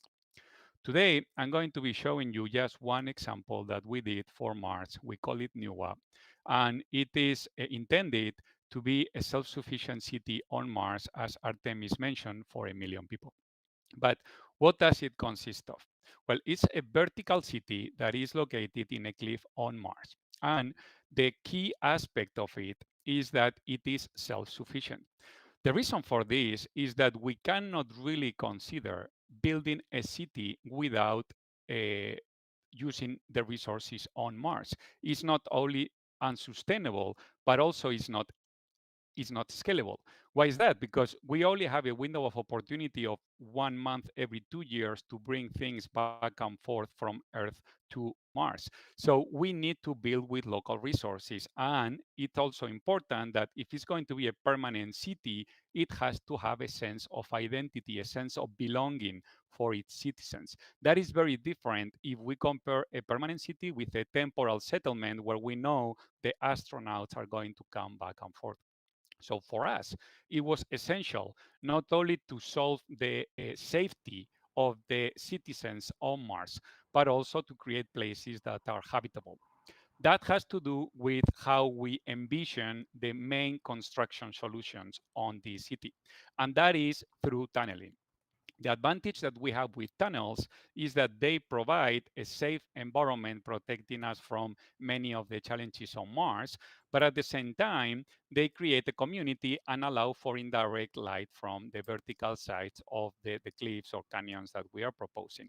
The scalability comes with a macro building. We are calling this a structure that is a mixed-use solution. It includes all the day-to-day activities that the future Martians will need to live on Mars. And once the complete macro building is finished, we can go ahead and continue with the next macro building. So it's highly scalable, which again, it's important in order to bring a feasible solution that is associated with living on Mars. And here you can see some brief visuals of some of the spaces that are associated with the city. On a typical cliff, we have the vertical wall, then we have the mesa, which is at the top part of the cliff, and then we have the valley, which is at the lower part. In NUWA, we are taking over all the 3 aspects of the vertical city. Inside the cliff, in the vertical wall, we have the views that you see on the lower corner. But then on the valley, we propose the farming, which is critical for ensuring that humans will have the proper food. We also have the energy generation. That is an advantage because at the top part of the cliff, we don't really have the challenges of the need for protecting the spaces from the radiation because people are not going to be able to walk in those spaces. And then at the lower part of the cliff in the valley, we have communal areas, which are spaces that might be larger where we can actually interact in the community and in the city. But building on Mars is very expensive. Not only it's expensive to build, but it's expensive to maintain. So we need to find a very efficient solution that not only provides a community, but at the same time is containing a space. So here you can see some comparisons of areas. So we have around 170 square meters per person. If we compare with Manhattan, if we look at all the built spaces, including the streets and the parks, we estimated that is around 130 square meters per person. That means that the city will be a little bit less dense than Manhattan itself. But then we have other areas that are not suitable for humans, mainly for farming, which is 110 square meters per person. This is fascinating because if we compare with Earth, on Earth, we use 6,000 square meters per person. That indicates that if we bring the technology that we have nowadays, we can bring a huge amount of innovation and change for good in order to help with climate change. Here, you can see some strategies that we are doing for the resiliency of the cities. As Artemis mentioned, we are proposing an entire colony of 1 million people, but we are dividing it in 5 different cities. That is in order to ensure resiliency in case there is any problem in one city, we can always go to another city. And also, as I said from the beginning, in order to be able to find the local resources that will be critical to ensure self-sufficiency. And Mars does not have all the resources that we need for entire colony in one location. So by splitting it in different locations, we are able to actually be able to leverage those resources locally. And here you can see Nuwa, which is located in Tempe Mensa, Avalos Cities, which is located in the north, to be able to mine ice. And then on the lower part, you can see some other proposals. And I'm going to show you now a video of the team behind this proposal. We cannot hear the voice.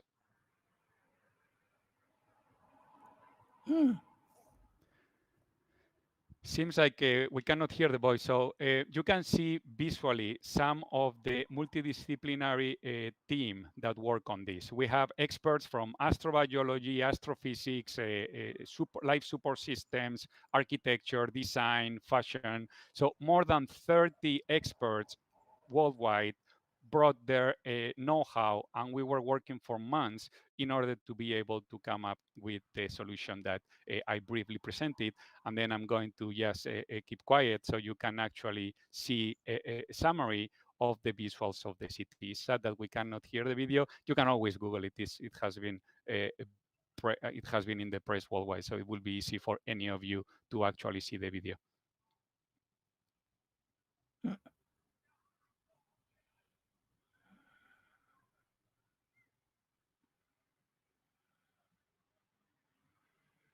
And while we finish, I would like just to summarize the sense of identity. That's where we think design and architecture brings a huge amount of value, and that we hope that it's incorporated in the next decades to come. Okay. Well, thank you, Alfredo. So then to the last, but certainly not the least of this panel. Vera Miliani is a movie maker, a writer of children's books, next to being a French-trained architect who, finding fault with Manhattan's urban design, wrote the book F the Rules. If this were the Netherlands, I could actually say the word, but you can't do that in America. Vera proposes the concept of recycling cities, which is to say, transforming damaged areas caused by industrialization into sustainable green zones to better integrate the natural environment into human living spaces. Vera is, next to all that, also the founder and CEO of Mars City Design, exploring livability and sustainability on Mars. Vera, show us what livability looks like on Mars, please. Yes, thank you. Before I start the video, I just want to thank you again for Explore Mars for hosting me and my two fellows, very incredible, talented, courageous architects, like real architects, because we do earn this. You know, it's not like we just suddenly show up from nowhere and we become an architect. It's a hard work. We don't sleep, we don't eat. Sometimes we just drink coffee and whiskey when we celebrate the success. But so I think each of us have a story, and the childhood story that is very marking to your identity, just like what Alfredo mentioned about his architecture.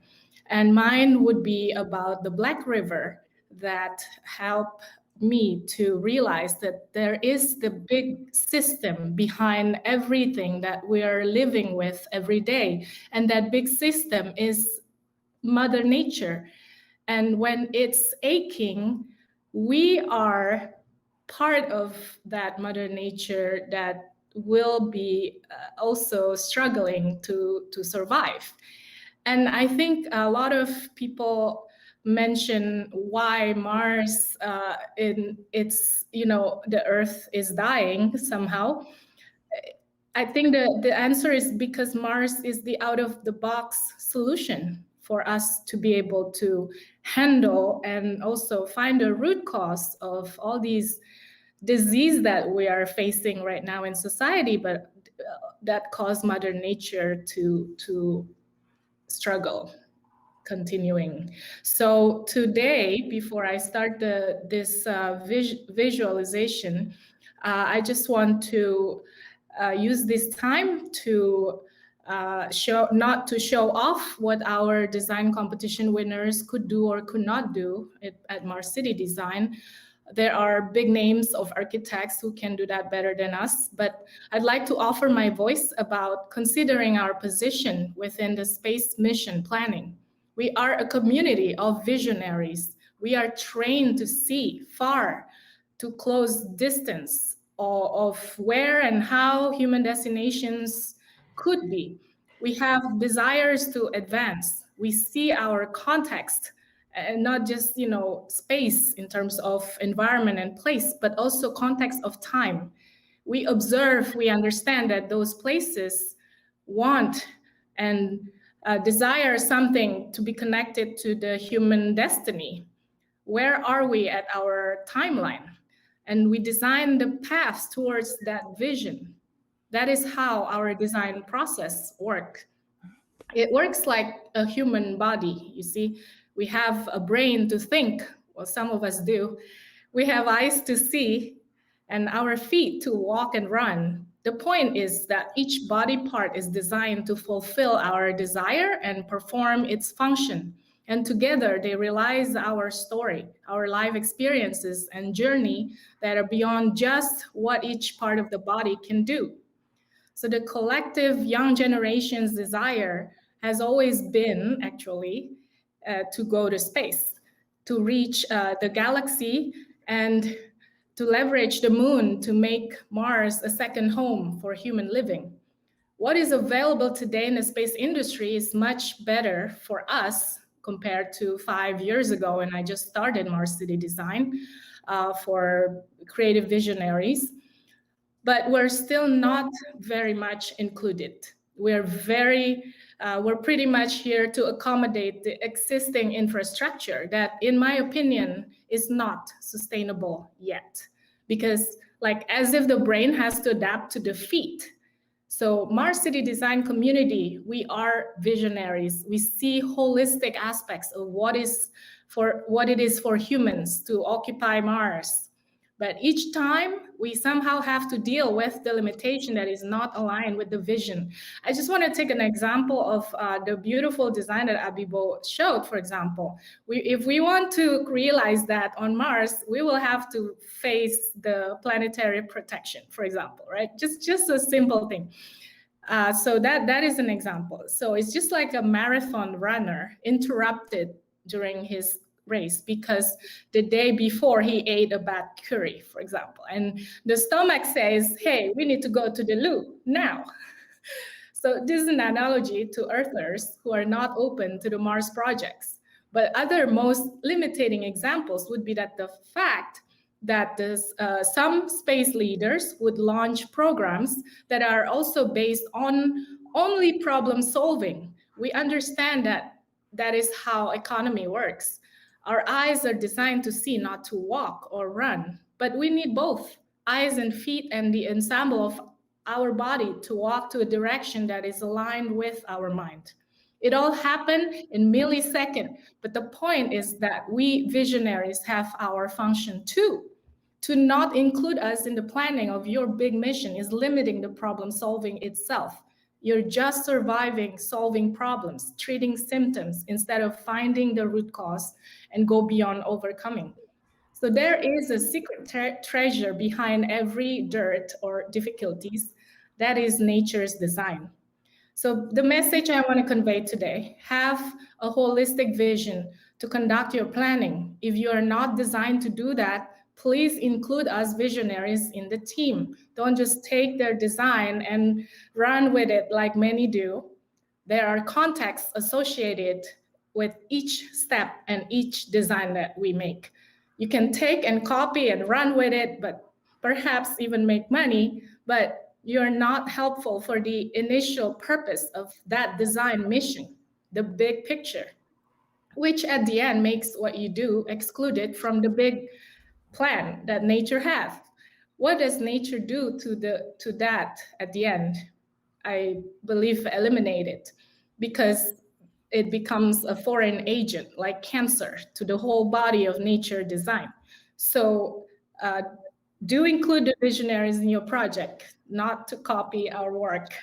And here are the examples of how, from fantasy, inspiration, concept and vision, story, perhaps still far from reality for today, but we can evolve these projects to be more pragmatic, practical, to solving urgent problems on Earth. I believe visionary projects can solve immediate problems, but immediate problem-solving methods usually don't only creates new other problems that are not conducive with the holistic vision. And forgive my whole voice. So this is the example of a design by Karen Gandhi, Neurosynthesis, in 2016, that have grown into the next design in 2019. We envision the domes that each junction has a room, and we're using this for astronaut training. And of course, many of you may have seen this by Mohammed Ahmed, Mars Spine. It was the winner of 2020, as well as Giuseppe Calabrese's introducing how we can use the robotic system to build the greenhouse before humans arrive. And this is a 2019 version of Living in the Cliff that was designed by Sylvain Trouillman from Paris. And he directly referred to the Petra in Jordan, also show how the city could be built with the intention of sport activities. And it was in the context of Mars Olympic design.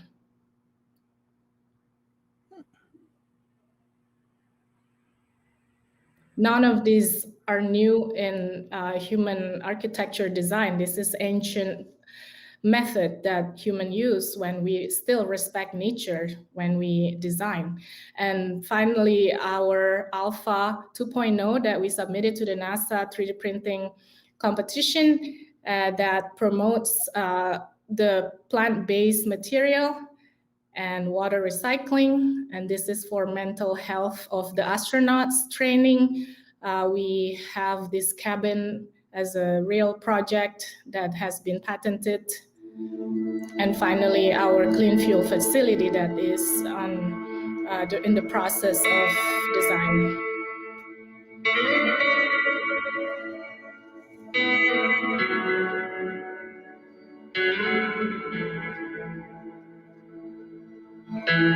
We are including actual technology that NASA has, the killer power, and just train ourselves to design the methods, the first path to really build our city.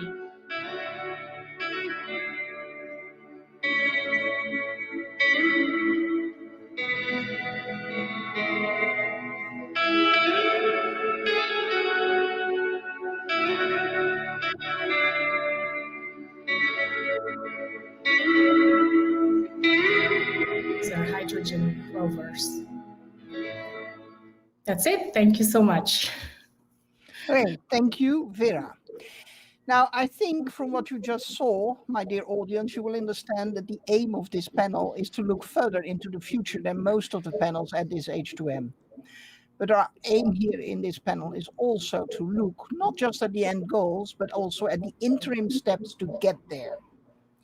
And so I have a couple of questions for the panel, and I also see, and I'm very delighted that you, the audience, are sending in questions, which I can see in the chat.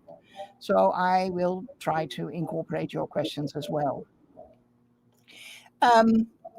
Now, one of the first things that I would like you to answer me, on the surface buildings or underground structures, what's your choice and why?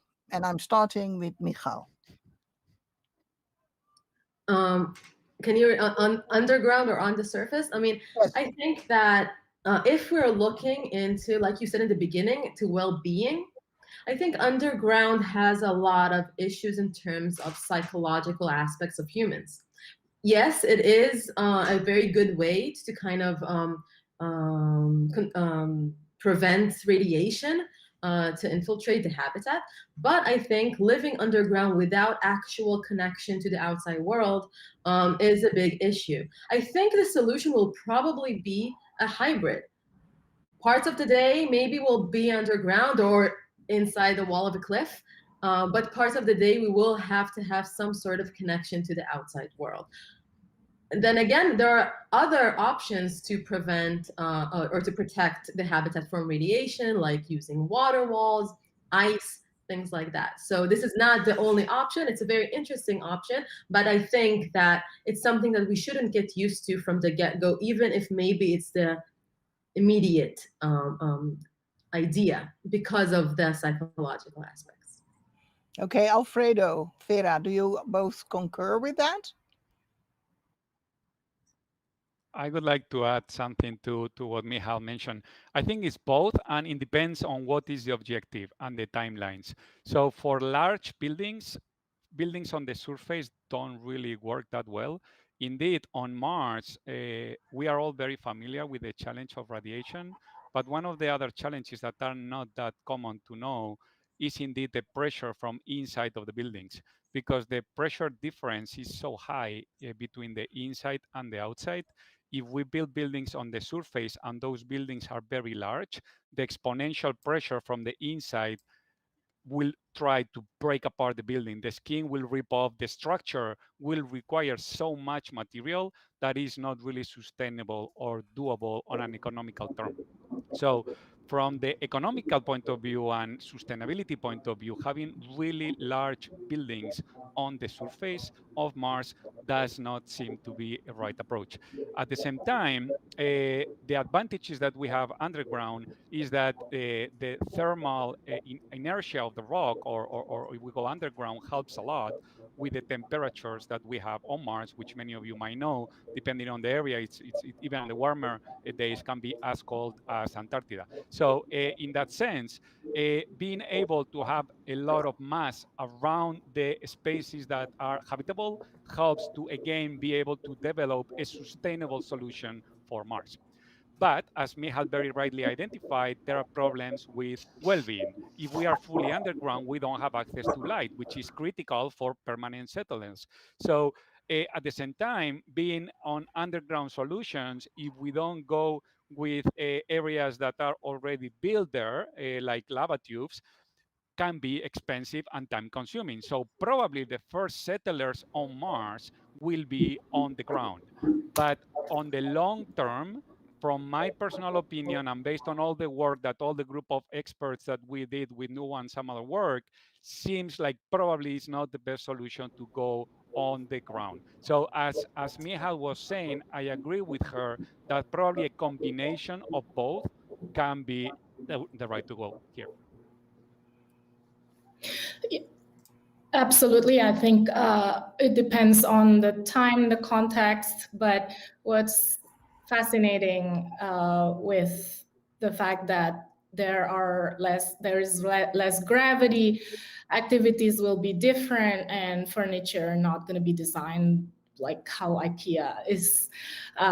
Will be really interesting to think about connections in the three-dimensional, even four-dimensional interior, or the design that we will live in, because at the end of the day, it may not be any kind of form that is permanent.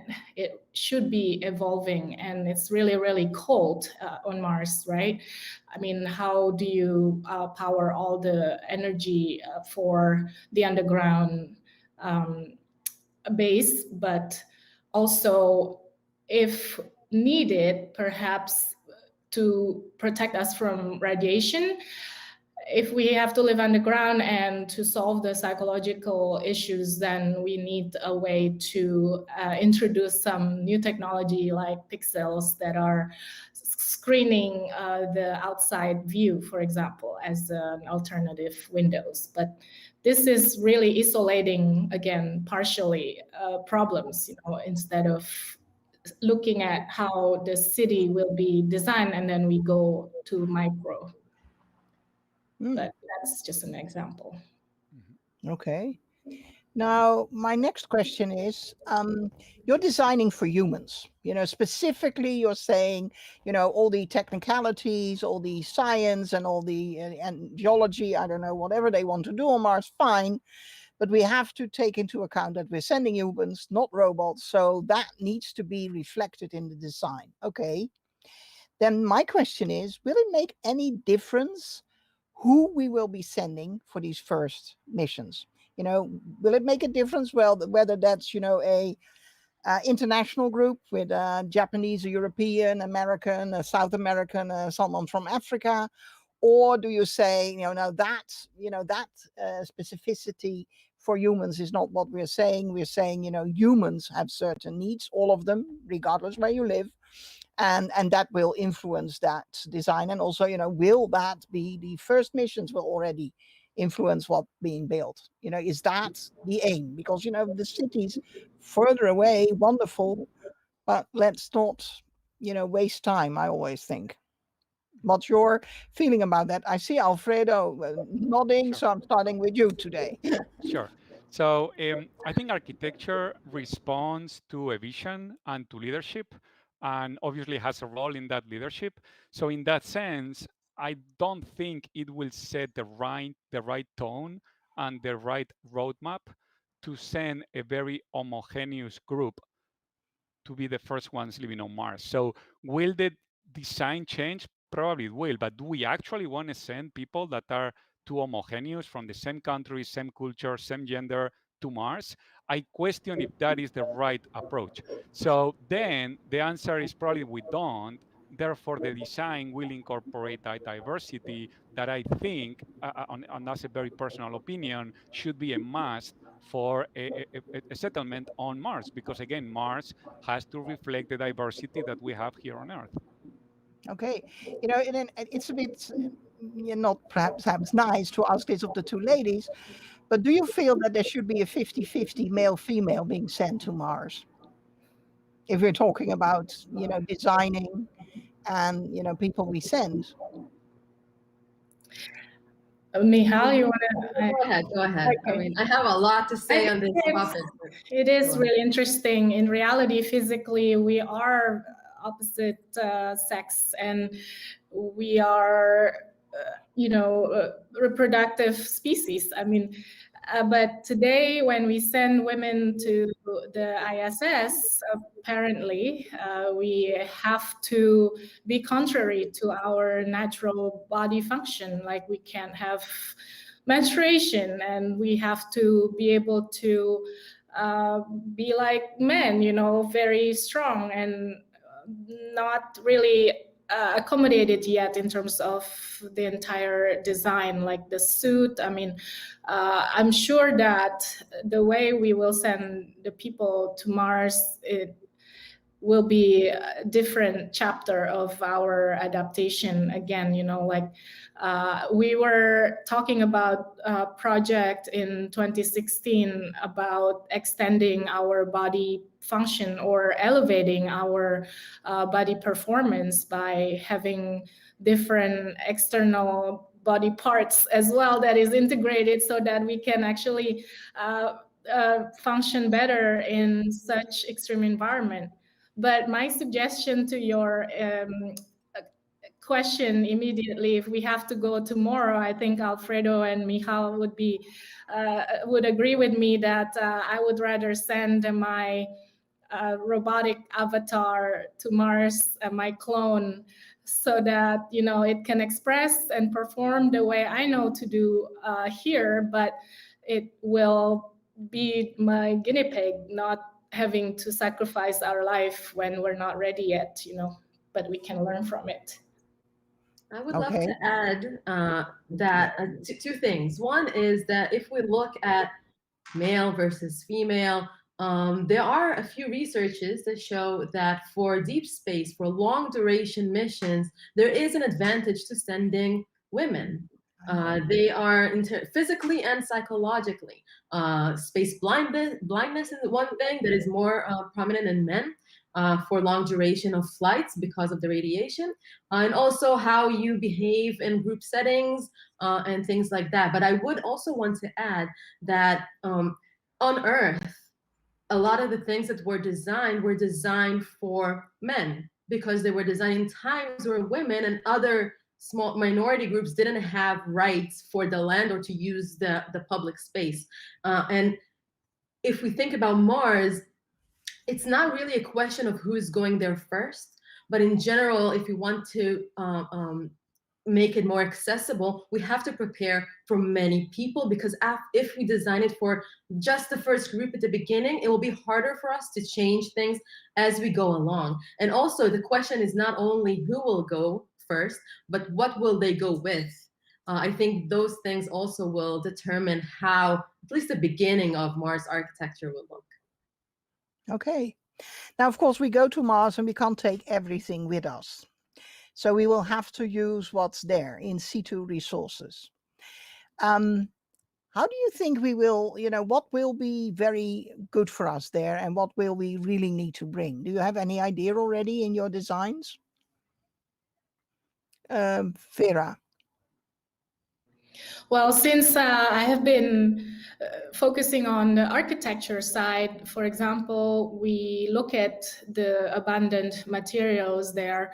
We have basalt that we have been looking at, and we're also looking at what is available as tools today to process that rocks to become filament of textile that we could use to make our clothings.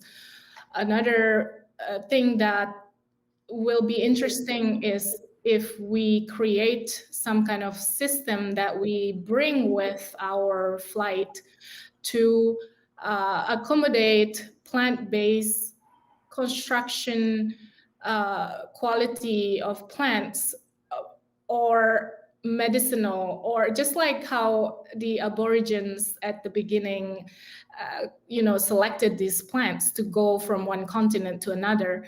I think there is a lot we can learn from ancient how humans deal with nature.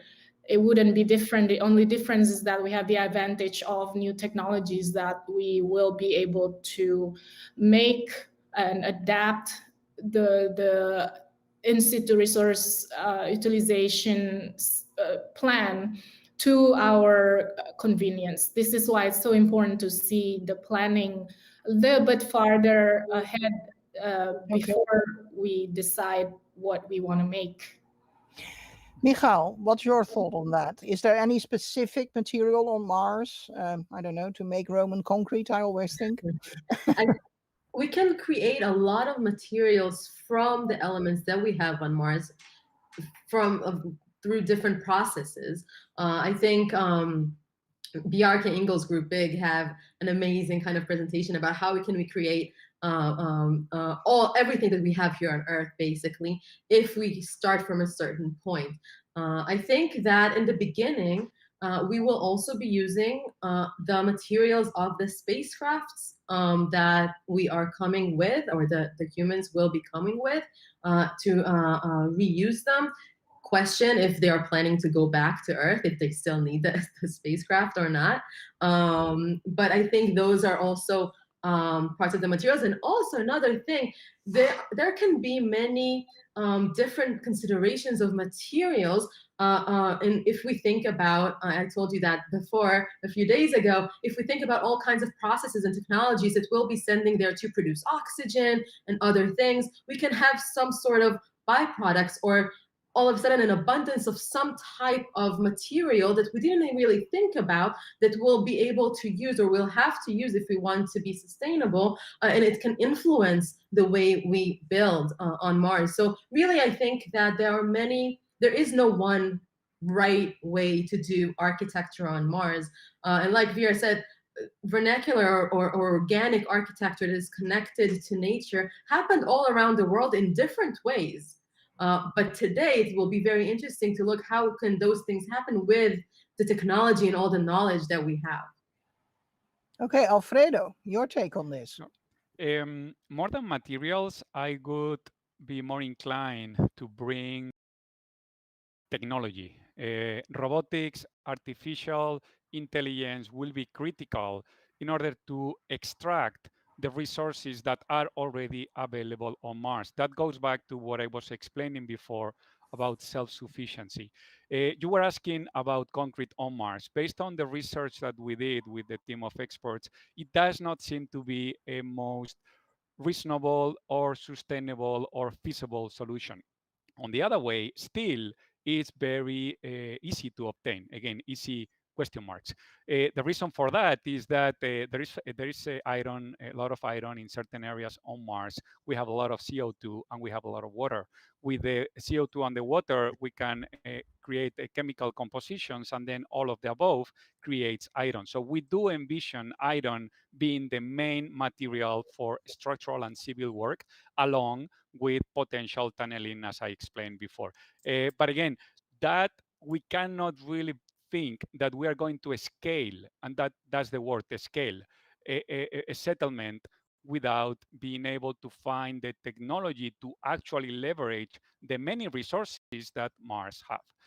And obviously, we will need to bring seeds and farming because it's critical for the community to survive, and that will need to be brought from Earth. I can spend a lot of time talking about the specific materials, but I think that could give a fair summary of the solutions that we have. Now, I would like to take some questions from the audience, and they keep coming in. And I think I hope that my panel will be, nice about it and be able to answer in chat or whatever follow-up questions after this session, which is nearly done. 2 questions about artificial lighting came in. Of course, this has to do with someone who worried about the vitamin D deficiency that we might get on Mars, but also someone who will it be, very harsh light? Will it be very, soft light? Because Mars has a different, it's a bit further from the sun.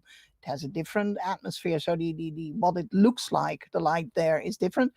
What will we do with that? Will we make it more Earth, more Mars? Artificial lighting. I'm starting with you again, Alfredo. Sorry about that. That's perfect. So artificial lighting will be necessary on Mars. That is connected to the fact that anyone exposed to the sky on Mars will develop cancer. the radiation from the sun or from even the cosmic radiation is lethal.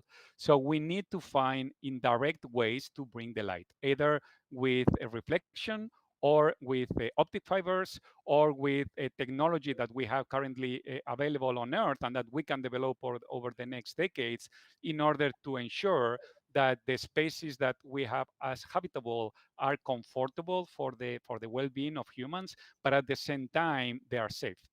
That connects, as the question was asking, about complements. We are architects. We don't have expertise in medicine. In the team that we got on Sonnet, there were people that have a biotechnology background, and they were also indicating that the medicines or the core of the medicines could be developed also on Mars, thanks to the possibility to obtain carbon. Again, that goes back to the local resources. With carbon, we can start to generate the proper amount of materials that are not only for civil work, but also organics that we will be needing to survive and have a successful life on Mars. Okay. Any of the ladies have anything to add? And Yeah, I would love to add just really quickly that if we think about how we felt during COVID now in quarantine at home, humans need not only specific kind of light that maybe can imitate the sun, we need humidity and differences of temperatures in order to feel good. So definitely the beginning, as I said in my presentation, everything will be also artificial. We have to create controlled environments. So not only the specific type of light or types of light, but also the humidity in the air, the oxygen, and all the other things. So I think in the beginning, at least, we will want to imitate conditions that we have on Earth, because we are just used to that, and that makes us feel good, physically, psychologically, emotionally. And I agree also with Alfredo, and it's something that we will definitely need as we go further into the future on Mars. If we'll do terraforming, if we'll do all kinds of processes, hopefully one day we'll be able to enjoy other types of lighting. Now, I am very sorry, but we're at the end of the panel and I see a slew of questions, and I myself have a slew of questions, because this is an interesting topic. It is talking about how will we live on our next planet. And so perhaps next year we will come back and we'll do another panel on this, because there's certainly enough material. I would like to thank my very learned panel on this subject for all their answers. And, I hope you, the public, will be able to reach out and ask your questions that weren't answered to them individually. Thank you so much. Thank you so much. It was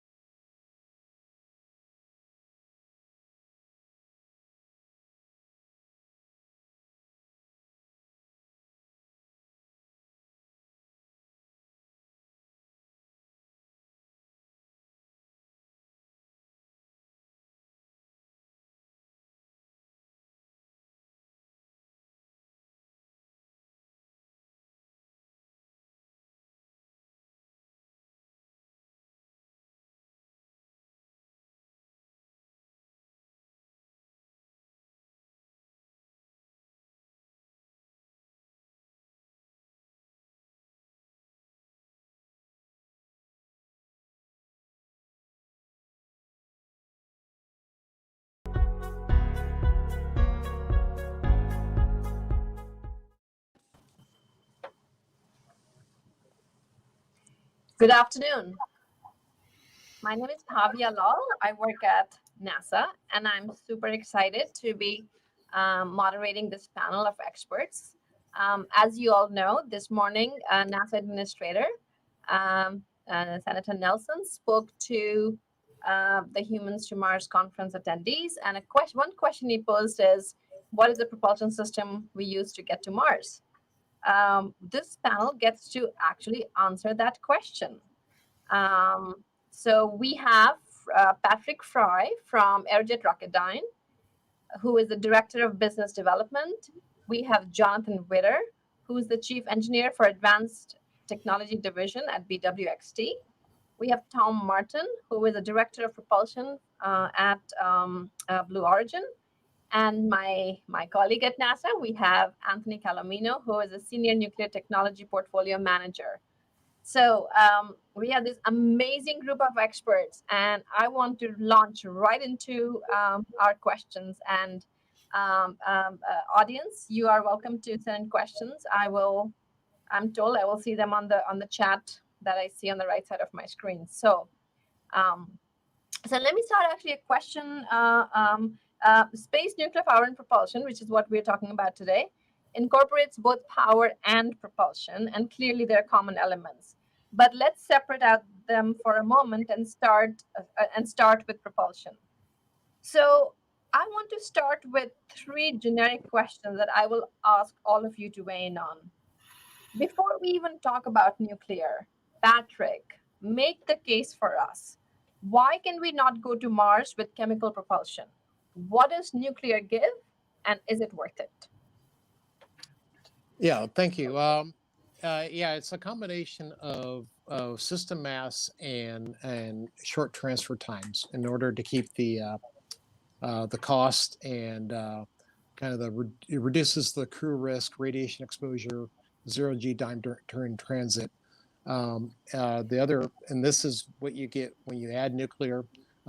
It can be done with chemical, but it comes at again higher system mass cost. If you're looking at conjunction class missions, about 75% more mass needed to do chemical options. If you get to opposition class, which allow you the shorter stay times, it's about a 2x hit on mass. So, the nuclear options allow you a longer launch window. And the other thing it adds, which is critical for reducing crew risk, is extensive abort capabilities with nuclear options, and allows you abort capabilities up into arrival at Mars in some scenarios. And that's kind of key in order to keep this initial missions very safe. Jonathan, do you want to add something to what Patrick said, or disagree or agree with him? Sure. No, I tend to agree. And as he's talking about the system mass is growing, what that means is that then the spacecraft actually grows as well. And so the assembly time to actually assemble the spacecraft to be able to perform the mission would also have a lot of time and a lot of launches from Earth to provide all that equipment up into space. So the spacecrafts themselves for a chemical propulsion system would tend to be much larger and require more multiple launches to assemble the vehicle and longer time assembling it. So that's another important contributor of what mass means and the specific impulse means to it for achieving those sort of shorter travel times. And now that there is more interest in achieving more of the opposition class shorter mission times, and then that just drives up the focus more on nuclear propulsion to get you there. Got it. Anthony, do you have anything else to add or anything you want to reinforce? No, I would agree with what has been said. I would add a couple points, and it follows off of what Jonathan said. It's multiple launches, and we have to recognize every launch has its risk, right? And so there's always the risk that a launch won't be successful. And what does that mean in terms of the requirements of assembling the system in space? And the fewer the launches that it takes to put the assets in space and that need to be assembled to go to Mars, the less risk that we're facing in terms of overall mission success. And then I would also want to add, and I guess Kurt's right. I mean, we could still travel in other technologies, but one of the missions I think that NASA should pay attention to, which is a good benefit, is expanding our capabilities. Right? It's not just meeting what we can do today and using the tools that we have in our toolbox to get that done, but it's also advancing those capabilities for future missions and looking forward to the fact that a nuclear propulsion capability, whether it's NEP or NTP, expands that exploration space that the agency, as well as the nation, can have available as we go into the future. Yeah, I 100% agree with you. It isn't just about, getting to Mars. It's also about, being able to do more. So Patrick, both you and Jonathan, you use terms like opposition and conjunction class missions. Not everybody in the audience may know that.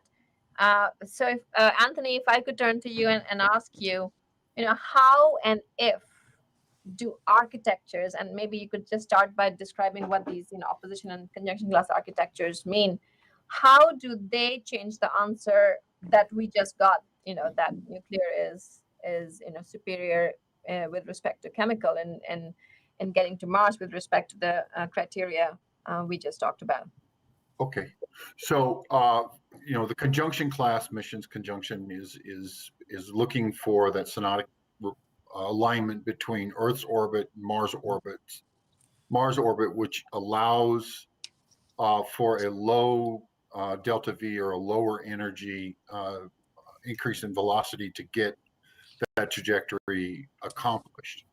And typically that trajectory would result in orbiting Mars and then being in orbit around Mars for another on order about 2 for. If it's a conjunction class, yes, it can be accomplished with lower energy requirements, lower mass launched from Earth, but that also means that the astronauts are going to be away from Earth for a longer period of time, and they'll be exposed to higher levels of radiation for that mission.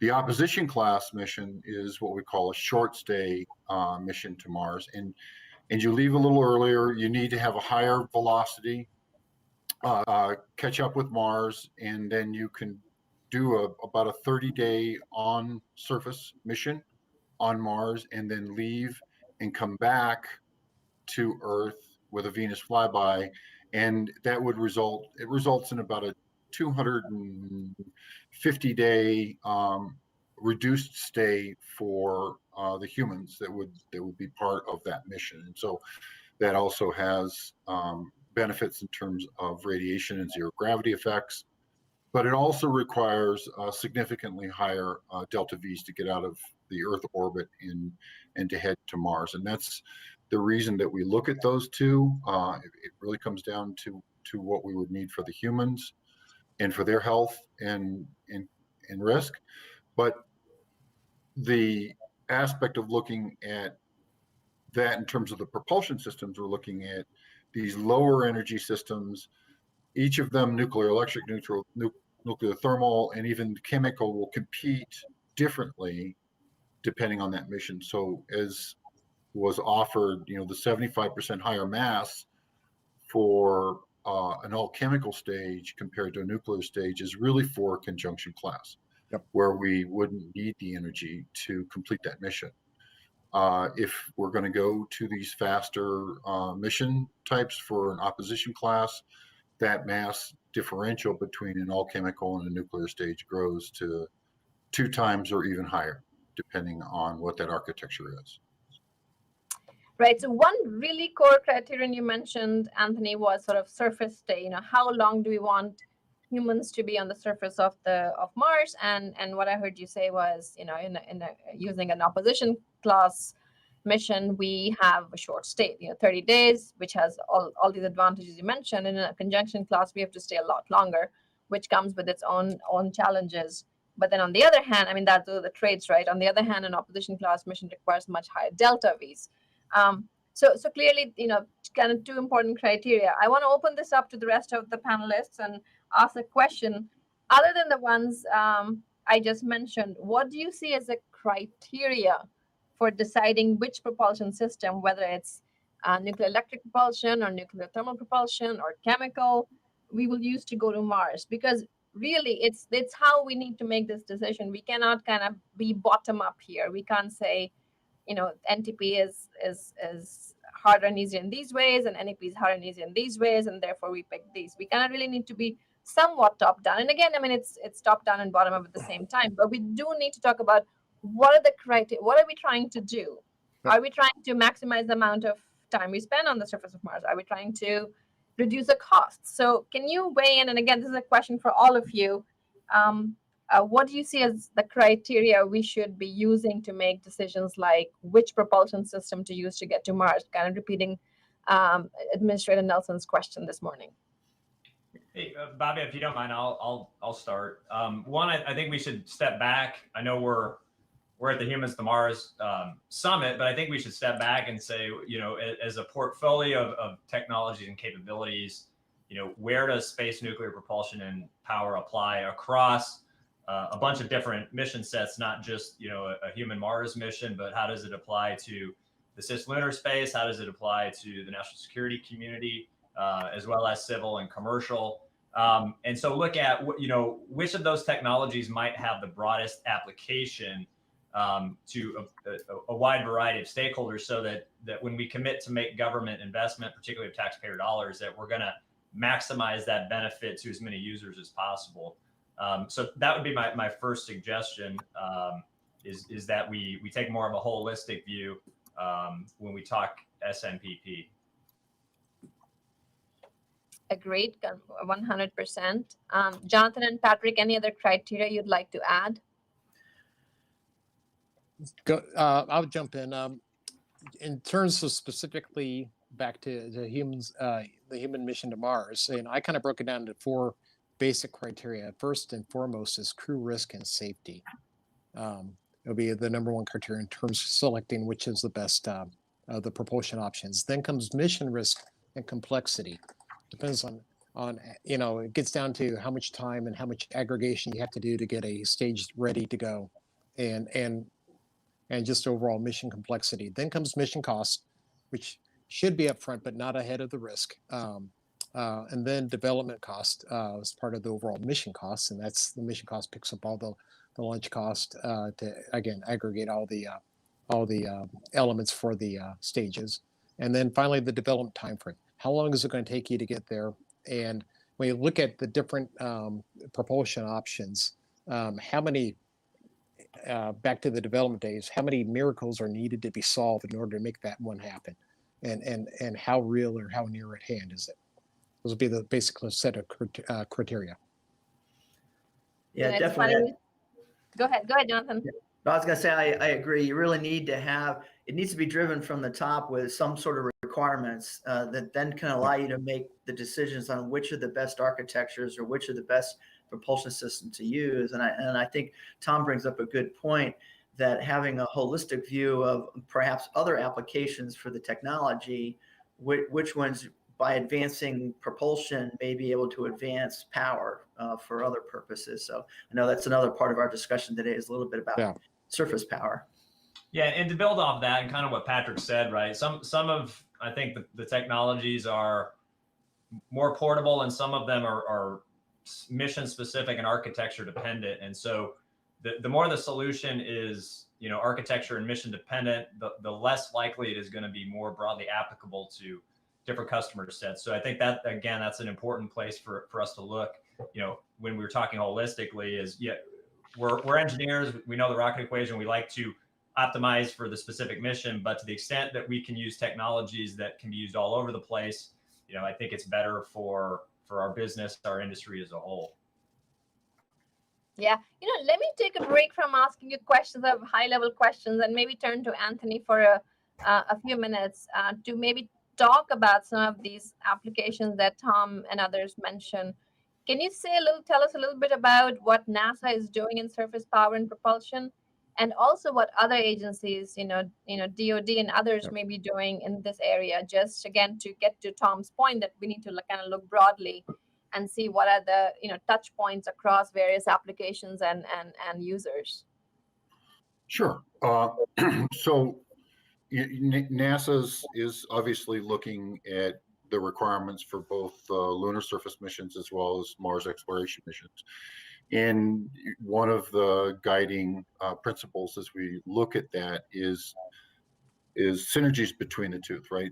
Not necessarily focusing on developing a capability that is going to work out well on the lunar surface, but then needs to be reinvented or redesigned for a mission for Mars. The two particular areas that we are looking at are obviously power and propulsion. Let me talk a little bit about the power side first, and then I can talk more about the propulsion side.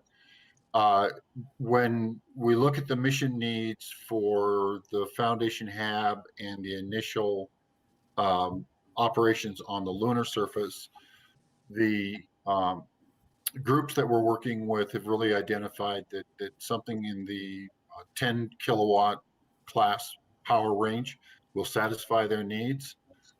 They actually have a little bit less than that for their power requirements for their initial missions there. Right. And that 10 kilowatt actually is also a good fit for the short stay mission for Mars. So 10 kilowatts also provides the power that is needed on Mars.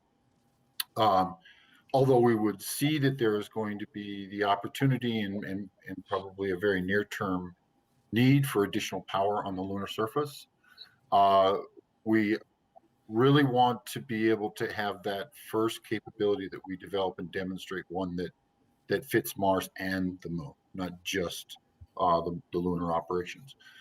Part of what we've built into that is extensibility, or what we're calling is extensibility in power. And that is to come up with a basic design that you can envision can be grown without major changes to that design, sort of grown in an engineering way to a higher power limit of 40 or 50 kilowatts for the lunar surface initiative. And still be able to retain that 10 kilowatt capability for the Mars operation. And that's a big part of our strategy right now and moving forward. Consistent with some of the more recent policy changes that have come out of the White House, we have principally focused on low enriched uranium solutions for this. Yes, higher enriched uranium can provide us with a lower mass solution, and mass is an important thing to be concerned about. Well, we found that through some studies that high assay, low enriched uranium solutions will work. There's not much of a mass penalty. We do take a little bit of a hit in terms of the technology maturity, so we'll have to get over that gap to get that mass savings back. But we think we can do that on the power side. And just other two aspects that I think are worth noting is we would like to make certain that where we have that opportunity, that whatever technology we are developing for these lower power surface operation systems, that we wire into it, or that we at least pay attention to what we're going to have for NEP, which is going to be on the megawatt level, right? Now that won't necessarily be the design. We don't expect it to be the design, but we are using moderators in some of the fuels, and we would like to be able to have some of those fuels, moderator materials, still be used in a higher power system. For nuclear thermal propulsion, NASA's had a few years now in terms of direct investment with nuclear thermal propulsion. Very challenging. We need to have a reactor that's going to operate at, let's just say, north of 2,900 degrees. There aren't many materials that are still solid north of 2,800 degrees Kelvin. And of those materials that are, they have to be compatible with a nuclear environment. And so the selection of materials has really become a challenge. The fabrication, the manufacturing of it is a real challenge. And that also extends to the fuel forms. There's just not a lot of data out there in those temperature regions that we can draw from to really get a good feel. But we've got some solid investments that we feel in the next 3 years will buy down that risk and give us that information that we need on NTP. I think it's worth noting that nuclear thermal propulsion also has the interest for some of the DoD or strategic interests for security as well. And so wherever we have that opportunity, we engage DoD groups and we collaborate with them to make certain that we both are working on areas that complement our needs, and that we're both addressing where we can the investment needs of each other to get that done. Right. We do want to invest in NEP. NEP shows some really strong benefits for a Mars opposition class mission in terms of launch mass, and so it has a strong draw for us to look at that. But there are things that we know we need to address in terms of the power, as much advantage as we can of commercial engagement. Really see that is extremely important to keep industry engaged and to send out like design innovations to engage them in terms of their ideas, their thoughts. They've got a lot of experience with terrestrial systems to try and use or leverage that in our systems. And actually the focus on LEU fuel types has really actually enhanced that ability to engage industry in the things that we're doing. So that's an amazing amount of work. So basically, both NASA and DARPA are investing in nuclear propulsion. And actually, one thing you didn't mention, Anthony, that I just recently read about in the media is that Defense Innovation Unit is also looking for a commercial in-space power and propulsion option, which is pretty cool to hear about. And they're as you said, kind of moving forward on a commercial note. Okay, so I want to take this break just to kind of address Tom's question about we do need to understand the lay of the land.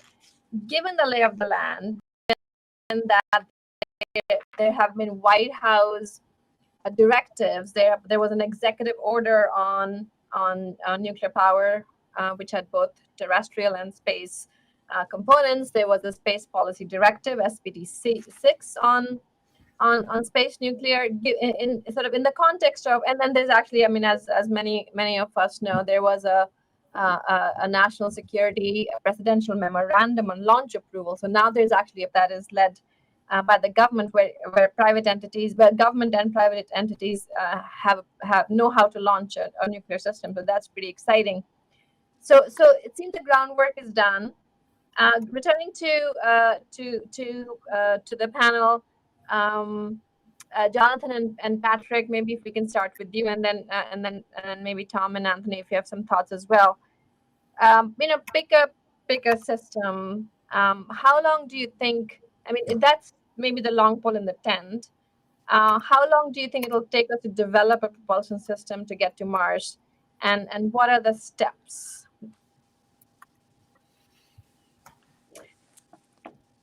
Go ahead, John. Go ahead. Sorry, go ahead. Go ahead, Patrick. Yeah. So while you're deciding who goes forward, can I say hi to my friend Tor? He's 4.5 years old and he's watching. And how exciting is it that we have a 4.5-year-old watching this panel and wanting to go to Mars? This is what it's all about, people. Hi, Tor. I love you. Maybe the astronaut. That's right. Yeah. Okay. Let me just let me go through the steps first and kind of give you some of my thoughts on the timeline. So it's a systems engineering based process, and you're looking at mission sets, operating time, life. You design the propulsion system, you refine the fuel, you test the fuel, and then the reactor prototype, and then look at the engineering of the non-nuclear engine components beyond the reactor prototype. You test those components, then you integrate this together as a power and propulsion system. You build a certain qual test unit, you operate that, and then you integrate with the vehicle system. So those are the kind of the steps that need to occur. And one of the key ones is, again, you get to a prototype system test before you go on and do your certain qual. And they're working right now under NASA funding to work on the NTP prototype. That's about an 8-year process to get that done, or just into that about a year. And then another 4 to 5 years after that to get kind of the initial flight capability through its critical path and get that certain qual unit. And then a few years, you have build up your first set of engine stages and in the vehicle. And so we can be ready in the 2030s timeframe, kind of mid 2030s plus for this mission. Right, I would agree. And it's a lot of that kind of takes commitment and wherewithal Yes. to stick with the program and actually advance the technologies, advance the TRL levels of following that systems engineering process. So having the wherewithal to stick with it and accept that there may be some setbacks along the way as you're developing the fuel forms or the systems with whatever test, and be adaptable to make adjustments to the concept design or the propulsion system, whichever it is, architecture for that to best meet the needs. Another part of that would be then too as well, how aggressive do you want to be with the performance for the system, which would give you the ultimate best, but would there be another pathway to kind of progress your way along there and achieve things sooner that may have let's say lower temperature needs is the biggest driver. Materials and temperatures are always the biggest drivers for any of these systems, whether it's thermal propulsion or electric propulsion. It always comes down to the mass of the system, the temperature of the system, and how well you can manage those temperatures and power densities.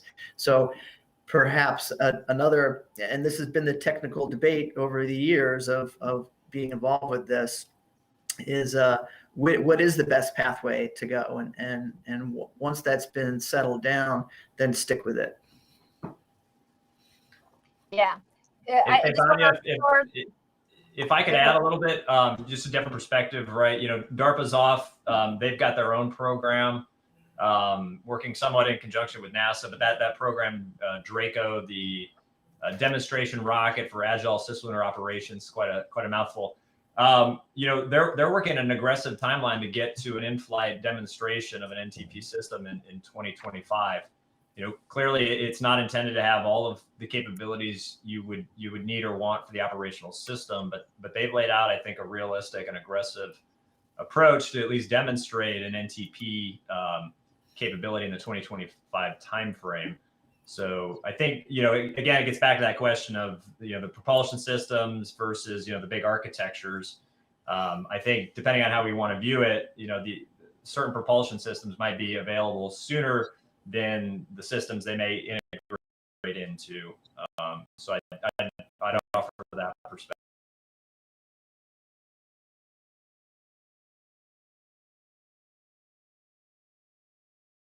The launch approval process, working through that process getting through those wickets as well, because that's an important part of it. You can design the best system, but if you can't get it up into space in the first place with all the ground logistics that are needed, so exercising those logistics is another good thing to do. Yeah. One point that you all made is sort of the need for aggressive investment. I was on a National Academy's committee earlier this year, and the report assessed that, and they overcome, the challenges Anthony mentioned, the challenges you all mentioned, to achieve a baseline human mission to Mars. And interestingly, the report noted that because of low and intermittent funding over several decades, an NEP chem system may not be ready. It's unclear if it will be ready for a 2039 mission, even if an aggressive investment is executed. And of course, the other point the committee made was that there isn't enough information today to make a down select between NEP and NTP. So lots to do on the propulsion end. It's about, we're 30 minutes in. I want to switch to power for a little bit, but I just want to make sure, Anthony, if you want to bring up the rear and say make any final points on, how long it might take to develop a propulsion system to get to Mars. I agree with right now NASA's notional schedule is 15 years to get to a human rated capability, and that's with a sustained and aggressive investment. posture. And if that isn't there, then it's going to be longer. I want to kind of emphasize, I think, what Jonathan had pointed to, and I agree with him. That is, I call it scope creep, right? Sticking with what you are able to get to the point where you've developed it, and then all of a sudden somebody says, well, 850-second ISP is no longer good enough. You now need 900 seconds ISP to complete the mission. And for materials and structures guys, it literally is throw your hands up and you go back. So that always creates a setback for us.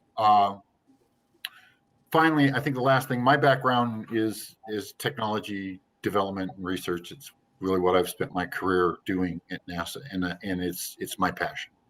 And I think whether it's NTP or NEP, they both have their technology challenges, and they'll both have fun areas for researchers and technologists to work in advanced. And so it's just getting the right system that fits our needs is the important part right now. Well, that's well said, Anthony. Okay, so let's switch talk a little bit about power now. And Anthony, you've spoken a bit about what NASA is doing already. You know, we obviously need power both on the surface of the moon. We need power on Mars. We also need in-space power for at least from NASA's perspective for deep space science missions. Anthony, you've mentioned already the power levels that NASA is looking at, about under 10 kilowatts. Both for Mars and the moon. I just want to open the question up to Tom, Jonathan, and Patrick. What power levels do you think we should start with at the very least to make sure we have the power levels we may eventually want to have? Well, I'll jump in first and just say a little bit. Some of that comes down to really what the plans for the is it a short-term mission base, or is it to build out an infrastructure for what other people may want to be doing things there? So that's where maybe some of the commercial interests may get involved with what sorts of power levels do they think they need for in situ mining or other resource developments, or even from making the habitat itself for a longer base kind of setup. And that would be, well, then how do you develop, almost like in the United States or other countries, when you're developing a electric grid system, how do you build that out to meet the expansion needs of whatever your electricity loads are, and in a sensible way? So probably starting off with lower power levels at first, and then maybe, like Tom was saying, is leveraging into, well, if a mining company needs a megawatt of power, well, then that kind of megawatt scale is good for nuclear electric propulsion, but it's also good for surface power needs.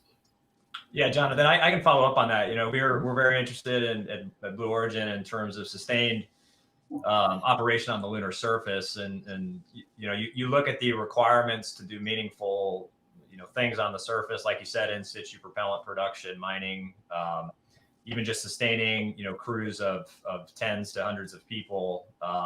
You start to quickly move from the 100 kilowatt class into much higher power levels. Mm-hmm. So I don't think anybody's going to argue that the more power we can get, the better. It will be dependent on the overall evolution of the capabilities. But our main point is, our hope is that we focus on technologies that are extensible, that are able to grow to those higher power levels that we think will hopefully sooner than later be required, not pursue technologies that are kind of point solutions to where we can't evolve them, because we see hundreds of kilowatts growing to hopefully megawatts on the surface as we're doing more and more stuff on the surface.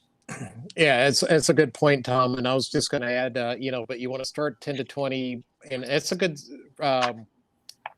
place to start, 10 to 20 kilowatts, and make it doable. Get your first systems fielded, but keep an eye on the future and where it can extend to. So you want to look at extended surface operations, and probably initially in the few hundred kilowatt class as you extend it out, and then you want to grow larger. So you want to make the right technology choices that minimize the amount of reinvestment that has to be made over and over again to kind of extend those capabilities. Right. Yeah. So I completely agree that we need this extensibility from lower to higher power levels. But I think Moon has some additional issues. And again, I talk to I have Yes. friends who are who think about Artemis based on the Artemis Space Camp ABC, and who think about ISRU. But they also are talking about use of solar power and batteries, right? Since Moon is actually closer to the sun compared with Mars. Mars, the case for nuclear power is pretty clear. So the question is, given its proximity to the sun and the relative ease with which we can get tens of kilowatts from solar power or batteries, how do we make the case for nuclear power on the Moon? Yeah, I can start with that and let the others chime in or disagree. First off, it provides you continuous power, nuclear. It's less location dependent, especially given latitude on the Moon, as well as shadowed regions that you might want to go to for surface habitation. It's very extensible to Mars. Again, where you have similar issues with latitude, distance in this case, as well as dust. And then it's less susceptible to localized disturbances, surface activity, dust that gets kicked up. So there's a lot of good attributes for why to do nuclear power for the lunar surface. Yeah, I'd actually absolutely agree with Patrick. I mean, all you have to do is look terrestrially at the challenges that solar and wind, because they're dependent on wind and whether it's light out, they produce constraints on the system versus having a solution that provides a level load. And particularly as we're looking at the operating through the lunar night, working in permanently shadowed craters, the ability to generate power independent of that solar resource, I think is going to be very important, especially longer term. Yeah, it's like the old bumper stickers from the 70s or maybe now. Solar's all right, but nukes do it all night. That's right. Hey, that was a bumper sticker on my undergraduate room back at MIT. It was green. I still remember it on my door. Yes. So if I just wanted to add to that, well, I agree with everything. I think strong cases were made across the board by all the other panelists as to why nuclear is the right fit for the lunar operation. And even in our mass studies, I mean, the 10 kilowatt class fission surface power system is still the mass competitive power for the surface of the Moon. And as we grow, right, we're talking about a couple hundred kilowatts eventually, and maybe, as Tom indicated, you get up to megawatts. Those nuclear systems, the mass of those nuclear systems are not going to grow anywhere near what you would have for these other conventional energy sources. And at some point in time, you have to just bite the bullet and get into it and begin to develop that capability. And the lunar surface operations is that opportunity for NASA, is to get that started. Yeah, and Anthony, I think that's a good point. I mean, one of the other constraints that we've got to consider is, the mass of the reactors and how we actually get them down to the surface. And that's why, considering it within the overall transportation approach, right? So do we have landers that are large enough to land these reactors, and especially as we want them to grow? So, all of this is kind of coupled architectures, but we need to remember that we're ultimately constrained by the mass that we can actually put down on the surface. And so to the extent that we can grow the landers and bring more mass down, the more we can take advantage of these power systems. And I want to just take this time to point out, it's like, we still need a 10 kilowatt class system for Mars, right? So even though we know we're going to have power, or we expect, or we see that there's going to be a higher power demand for the Moon, from NASA perspective, we want to make sure that our initial investments is one that would fit both mission types. Got it. So a few weeks ago, many of us were at the Space Symposium, and some colleagues of mine who are in the private sector asked me a question that I want to pose to you. The question that was asked of me is, why doesn't NASA just buy power on the Moon? So instead of trying to develop, put out solicitations to develop a system and then being the owner and operator of a nuclear power plant, why isn't NASA just saying, hey, industry, we want power on the moon in year X at X dollars per kilowatt hour? What are your thoughts on the US government purchasing power from the private sector as a service, as distinct for developing it using traditional contract mechanisms? And again, I'll open it up to any of you who would like to address that. I don't know, Tom, if you want to start. Yeah, sure. I'll go for it first off. I think, I mean, ultimately, we would want to be providing a commercial service for power, as well as just about everything we want to do on the moon and ultimately going to Mars. I think it's a question of, what are the market conditions that would justify a commercial service? When is the technology sufficiently developed to support that commercial demand? And then we also got to look at how would that power capability integrate into the architecture, because most likely the power system isn't going to be sitting there independent, right? It's going to need commodities, logistics.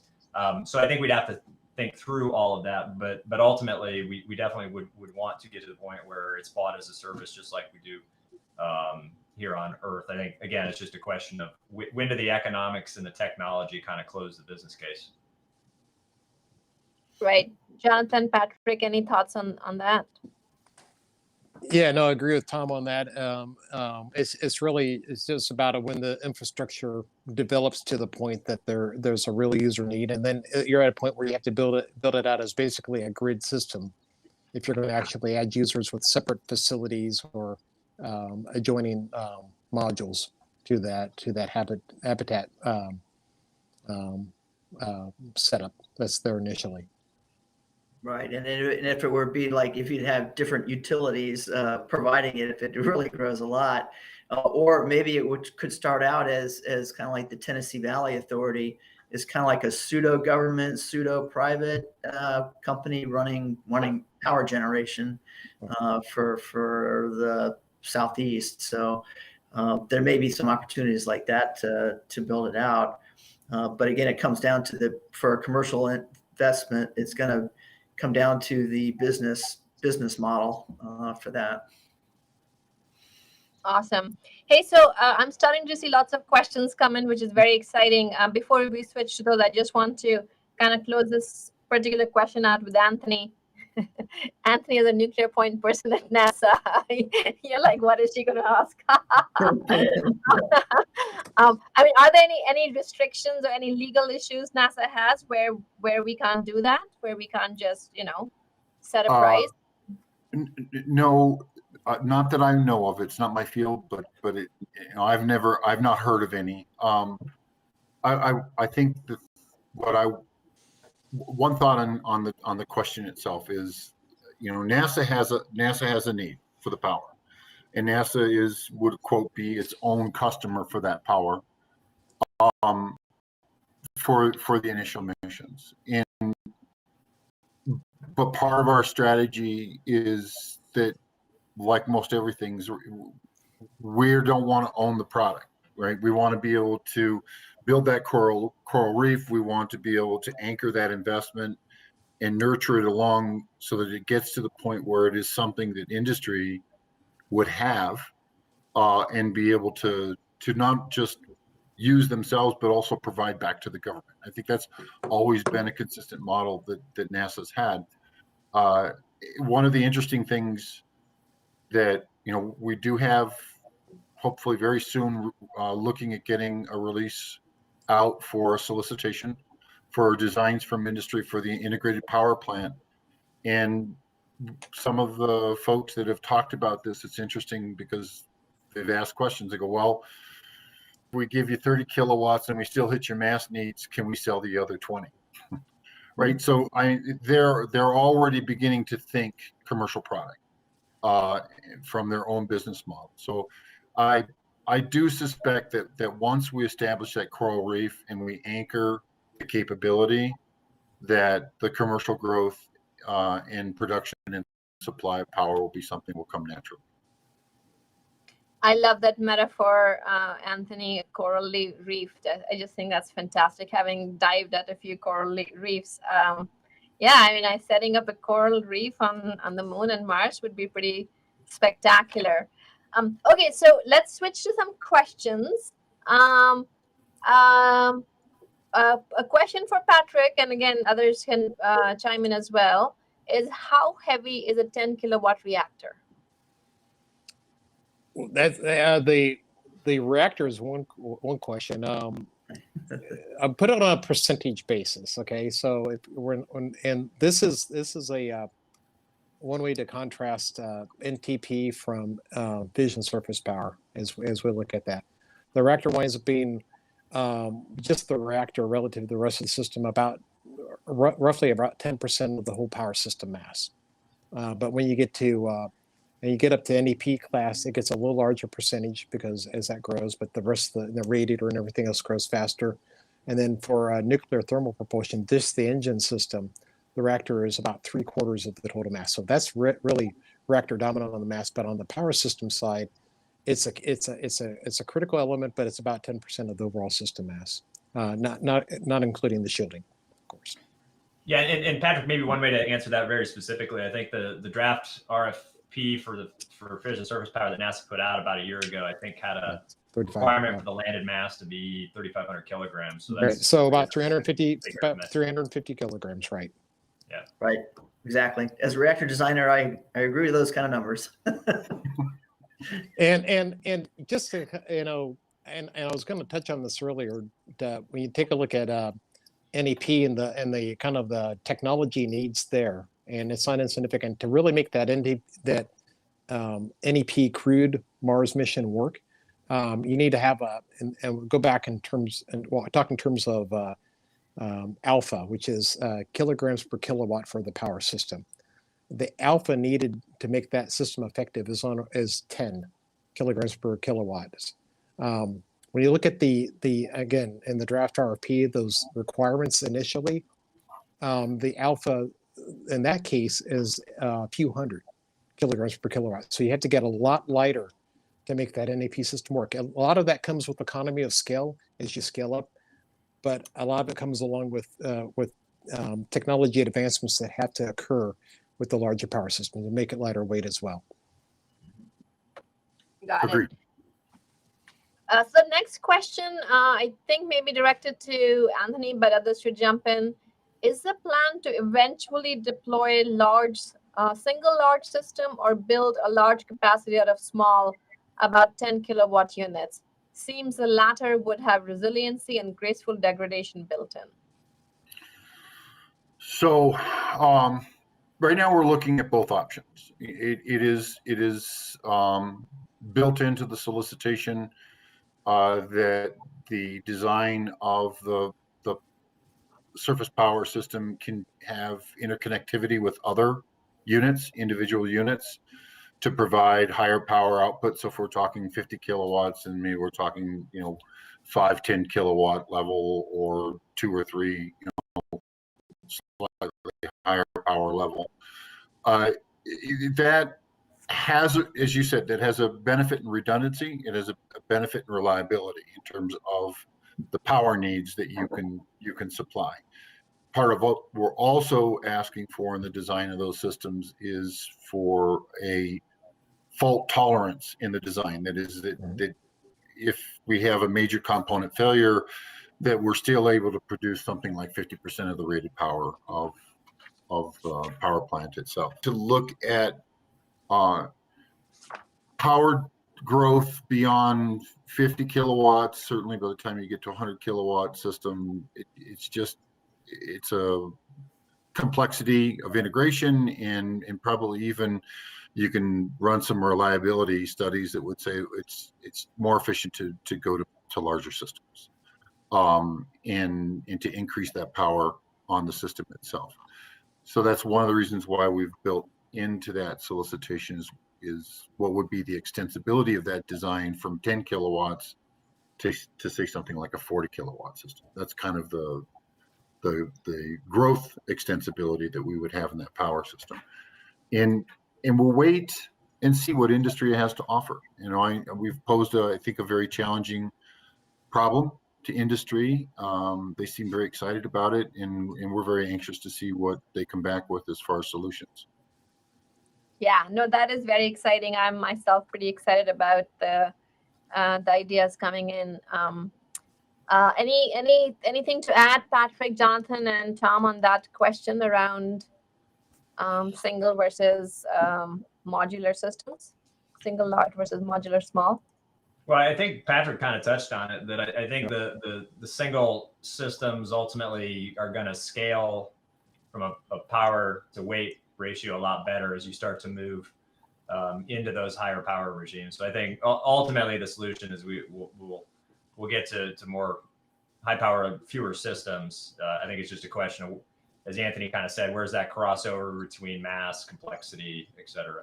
Right, and as you work with the lower power levels, getting some endurance runtime on those lower power systems that will also validate kind of like the materials endurance and if they're rotating or dynamic energy conversion systems, the lifetimes of those energy conversion systems, that builds into the reliability that you need to build into the higher power systems. Yeah, that's a key point, because as this was with the draft RFP that had been released, the initial mission requirement duration was pretty modest, but had a goal to get to much longer timeframes. You really only prove that out till you actually build and start operating a lot of systems. We have a good extensive database on thermoelectrics for RTGs, which we're used to, and we can build on that. But this is new territory that you're looking at for the power conversion options and the rest of the system for FSP. So. Understood. Another question is, if I understand it correctly, so you may have lost Patrick. Yeah, he said his cell phone might drop him. He'll come back. So a question is, there was an S-Star 100 megawatt portable reactor designed by Lawrence Livermore National Labs. And the question is, could a 10 megawatt version be designed for transport to Mars? Well, that's a good question. I'm not familiar with that system to be able to answer that very well. But I suppose someone could look at that and whether or not that 100 megawatt system was meant to be a terrestrial based application rather than how you could scale it down, and then whatever the mass of that would be. And I guess that alpha that Patrick mentioned. Now he's welcome back. Sorry, my phone decided to kick me out, but I'm back in. Well, I'm sorry. Can you repeat the question, Bhavya? It's about this 100 megawatt portable electric reactor designed by Lawrence Livermore, and then they're asking, could a 10 megawatt version be designed for Mars transport with less than 100 metric ton mass? And Anthony and I said, well, we don't know anything about that system, but maybe you might know something. No, I don't know about that particular system. Yeah, and there might be some traceability there, but yeah, we'd have to look. I haven't looked at that particular system to see how traceable it is to this.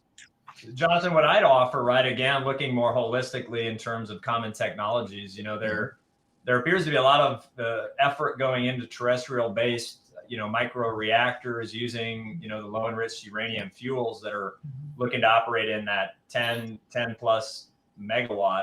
Again, obviously there's a lot of design aspects that aren't going to port well to a space application, but I would again argue that the more we can leverage a lot of the work that's being done on the terrestrial side from a technology and a capability perspective, the better for all of us. And that is where they're looking at that 10 plus megawatt type systems. Yeah.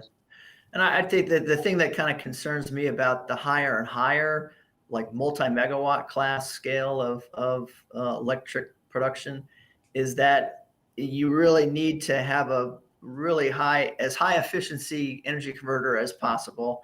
And you need a means of having a very high efficient radiator, because you're going to be rejecting megawatts of heat to space, and that's not easy to do. It's easy to water. Yeah, no. And with the heat rejection for space, the name of the game is the temperature for the heat rejection, because it's all T to the fourth. Yep. So can I offer just a couple of maybe thoughts that haven't been offered, but although it was touched on by Jonathan earlier, one is creep scope. I mean, scope creep, right? It's like we don't need 10, we don't need 100 megawatts on Mars. We need a couple tens of kilowatts on the surface of Mars. Right. And there's just a really high risk to designing these big systems without first getting some experience with these smaller systems that we just really shouldn't engage. The other part, which is really very important to consider, but you wouldn't necessarily think about it being related, is the amount of mass that NASA's landed on the surface of the moon or on the surface of Mars is around a little over a metric ton, around the metric ton. Let's call it a metric ton. And that has pretty much pushed our EDL architecture to get that mass onto the surface of Mars. For human exploration, we're looking at landed payloads in the area of like 18 metric tons or 20 metric tons. And we're developing brand new EDL capabilities to get that done. And these capabilities haven't yet been demonstrated in that environment and would need to be demonstrated in the environment. We start talking about landing 100 metric tons on the surface of Mars, you can see how far out we are from looking at something like that. So it gets back to a comment I think that was said before, is it, how is it that your capability fits into the overall mix of the mission, or the requirements of that mission, and making certain that you maintain something reasonable that doesn't push your requirements and doesn't result in scope creep. I agree with you wholeheartedly, because you got to keep your eye on the ball and make the development requirements modest enough or doable enough, practical enough that you can get this done in a reasonable time frame for a reasonable cost, but with an eye on the future, how to make it extensible. But again, don't go. I really want a home run, but I'm going to be happy if we could just get to first base, and I'll start looking at second. Yeah, I mean, this makes sense in so many other domains that we kind of start baby steps. We start with a Model T before we get to a Ferrari, but somehow in nuclear we want to go to the we want to do the good stuff right away, and there is the learning not just in technology development. We don't even know. I mean, the launch approval process is very new, so we don't even know sort of our legal steps. So I think. I think we do need to kind of start small, but I think the key is making sure that there is that extensibility. So as we do go, we don't have to keep starting over each time, right? So that's kind of key in my mind. We are kind of coming towards the end of our time together. I'd actually hope that we would maybe all have about a minute each to end, but we don't have that much time. Does anybody have any burning comments that they had wanted to share that you'd like to? Yeah, Bobby, I did. We have talked a lot about the power. From a propulsion perspective, I think there's a lot we can learn from traditional propulsion development. If you look at engines like the RL-10, the Merlin, when you design an engine that is capable and meets mission needs, it tends to proliferate independent of the initial mission that it was envisioned for. So I'd hope again that we kind of look at some of this as a capability, not as a solution to a specific mission, and have that viewpoint as we look to where should we be investing relative to space nuclear propulsion and power. I think the traditional chemical engine in business has a lot of examples on where you can do that. And I just very quickly, I want to offer up now, just like a nuclear reactor does not a systems capability make, right? It's a critical subsystem. We need it. But when we start to look at the fact that for NTP, we need large cryogenic fluid management and storage capabilities. For NEP, we need the PCS and we need other technologies that are going to make that capability work. So we talk a lot about the nuclear side of the gap or the needs, but it's important to recognize that there are a lot of other challenges that you need that are adjacent to that system, and they too grow, and they too can become more complex as you begin to look at higher power systems. Yeah, that's a good point, Tom. And I would just reiterate that you want to take a look at, modular approach too. So you want to build up a basic building block set. Again, on our NTP architectures that we've looked at, our basic building block could be configured in to either serve an opposition or a conjunction class mission. Different architectures building up out of a set of common elements. But you want to basically establish that capability first, and then be able to serve multiple different missions with that.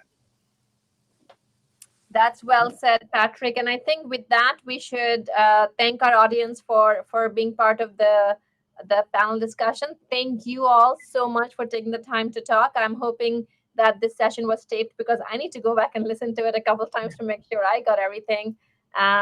Thanks again, everyone, and please enjoy the rest of the conference, and see you soon. Thank you. Appreciate it. Thanks. Thank you. A lot of Bye-bye. fun. Bye. Bye-bye.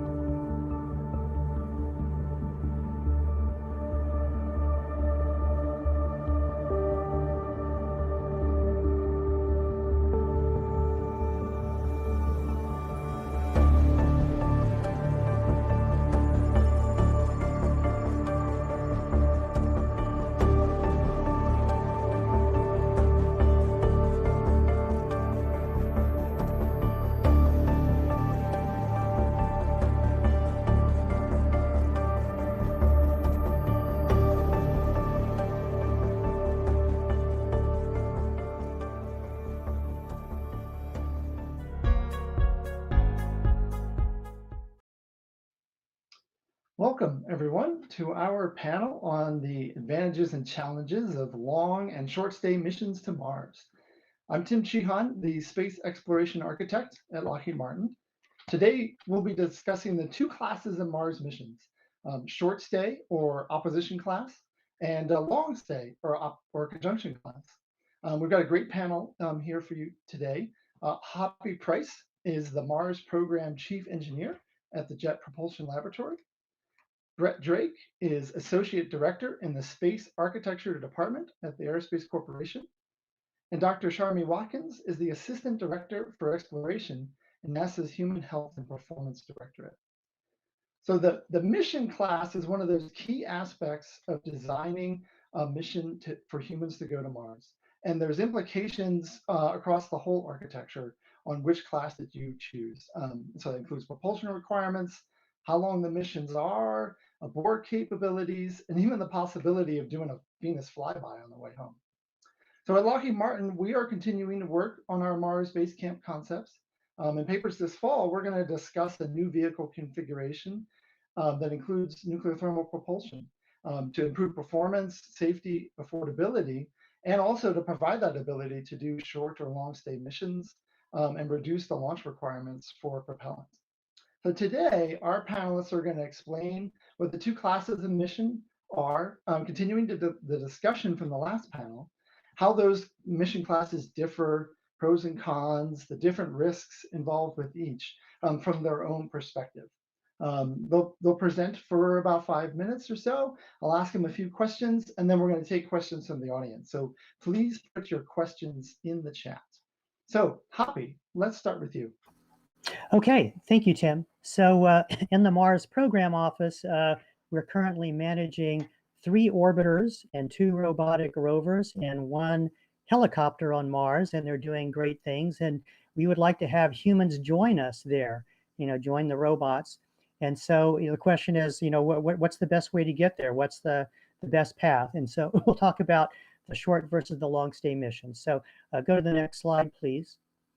And a trip to Mars and back, it's a double rendezvous problem. You have to go out and rendezvous with Mars on the way there. And when you're done and you come back, you have to rendezvous with Earth on the way back. So the planets have to be aligned just right in order to do that. And so there's 2 major trajectory classes that people consider. On the left is the short stay opposition class. And you can see the blue arc is the trip out from Earth to Mars. And then you get to Mars and you go into orbit. And that small orange arc is your stay time at Mars, which for the short stay is around a month, about around 30 days. And then when you come back to the Earth, there's that long red spiral coming back in, and you actually go inside the orbit of Earth and typically do a Venus flyby gravity assist to help with your delta V, getting enough change in velocity to get back to Earth, and then you arrive back at Earth. On the right side is the long stay mission. You can see that there's a short blue arc going out there and a long orange arc because you're going to stay at Mars over a year, typically about 550 days. And then you have to wait till the right time to come back to Earth, and that's the red arc coming back. So go to the next slide. And the opposition missions are typically 650 days, although some years are actually longer, even as long as 800 days, but on average around 650. The conjunction class missions are around 950 days.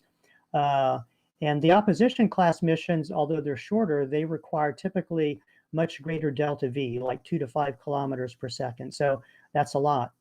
The opposition missions vary greatly, and many of the opportunities are not so good, and Brett will talk about that later on in his presentation. The conjunction missions are pretty consistent, and they're available every 2 years, so that's kind of handy. The robotic missions that we have sent out are typically on the conjunction class. That's lower delta V. And then, as I mentioned, the long duration missions, it's been about 550 days. The short duration are about a month. And so even though the opposition missions have a shorter duration, the actual transit time that you spend, not at Earth and not at Mars, is longer. Most of the short straight trajectories do perform a Venus flyby, either on the outbound or the return leg. Now, 2033 is a great opportunity, and it's one that only comes by, every 15 years or so. And that gives you a 570-day short stay opportunity, 1.6 years. And the delta V penalty is lower than for other years, but it still requires 3.3 kilometers per second for the Earth return burn versus 1.1 kilometers a second if you were doing a long stay mission. Next slide.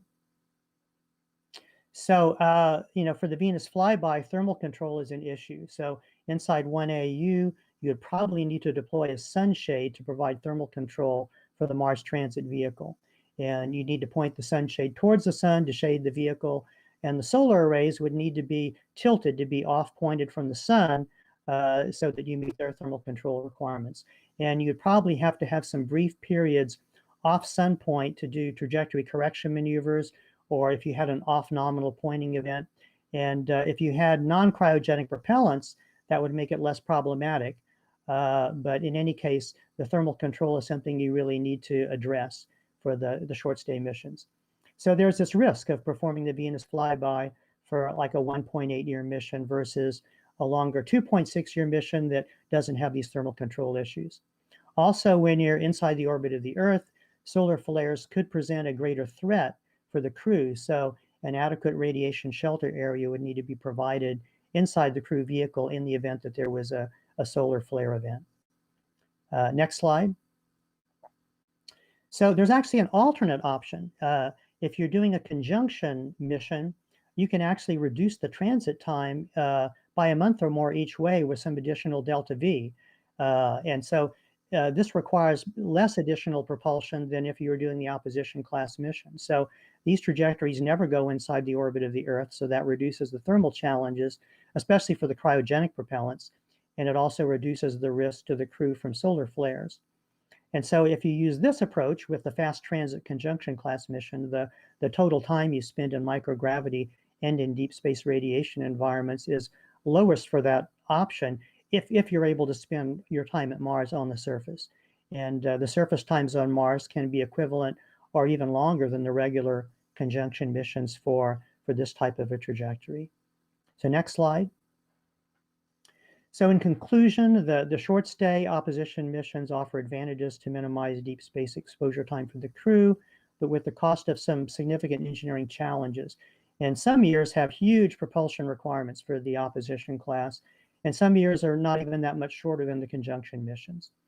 But if advanced propulsion capabilities are available, like nuclear thermal propulsion, or if more propellant mass is allocated for current propulsion technologies, the fast transit conjunction missions could be an attractive option for reducing the crew exposure to the deep space environment. So that's it from my presentation. All right, thanks, Hoppy.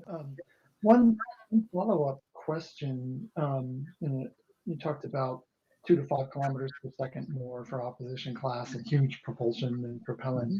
And how much propellant are we talking about in that difference between opposition and conjunction class? I know it kind of depends on what propulsion you're talking about. Oh, as far as propulsion mass?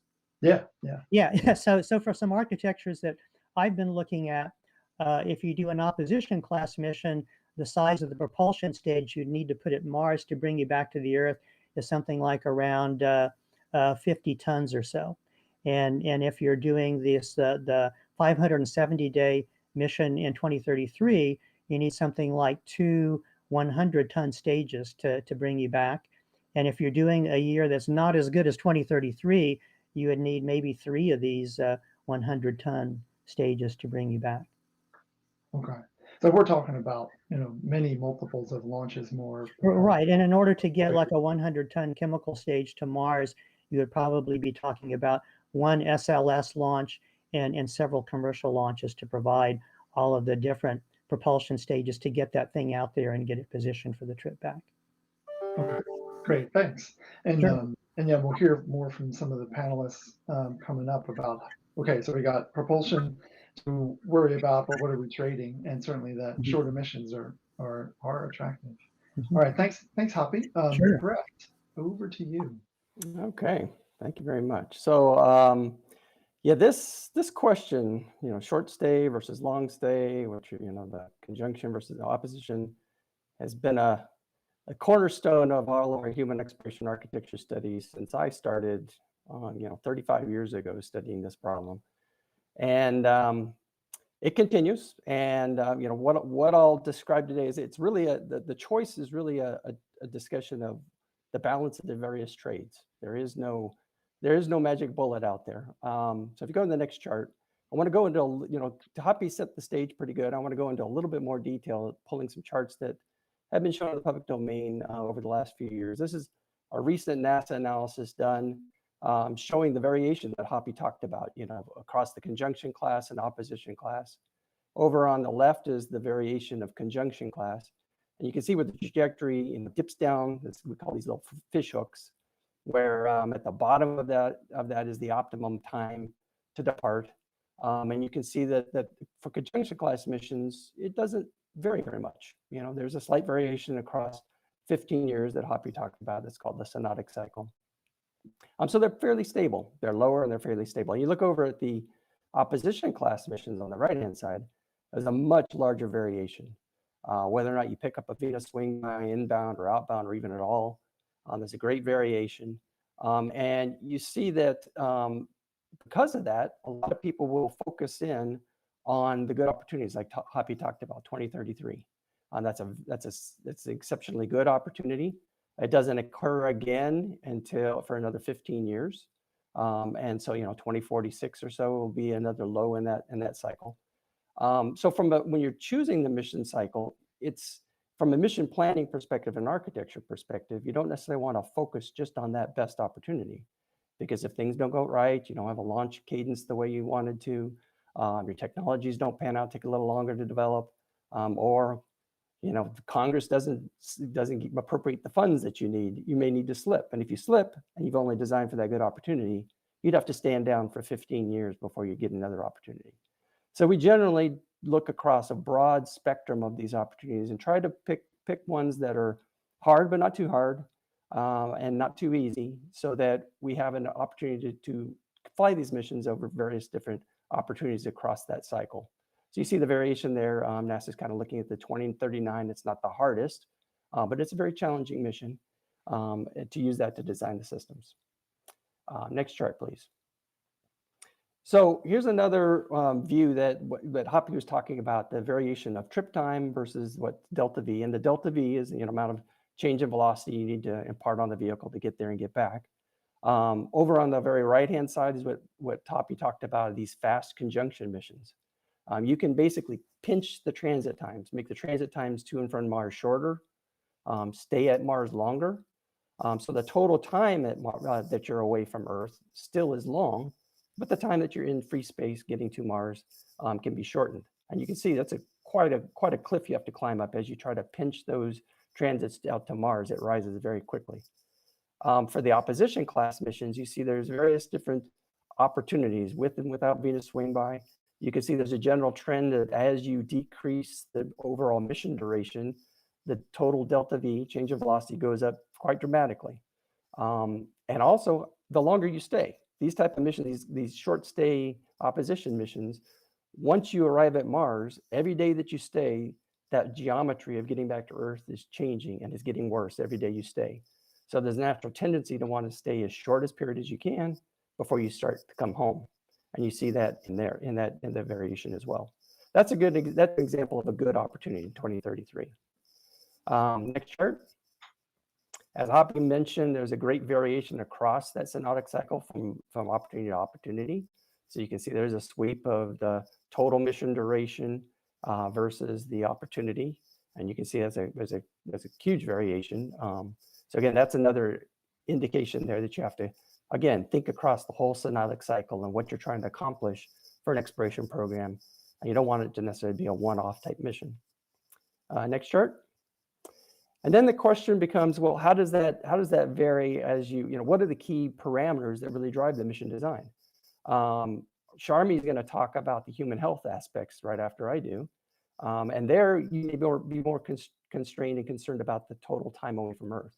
So you may be time constrained. So if you want to fly every opportunity to Mars with a fixed duration, say 600 days, you can see there's a huge variation in mission mass.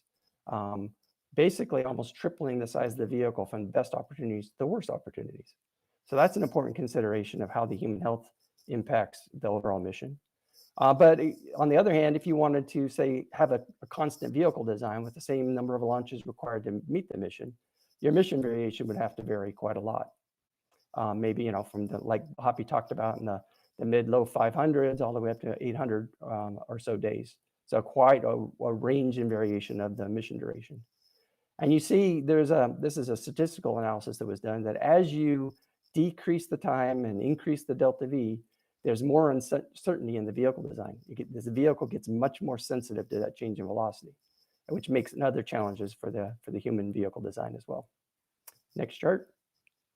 And Tim, you kind of asked this question about how do all of these considerations of trip time, mission duration, stay at Mars, how do they vary for different propulsion choices? So this gives you an example of taking those delta Vs, mapping them into the vehicle designs.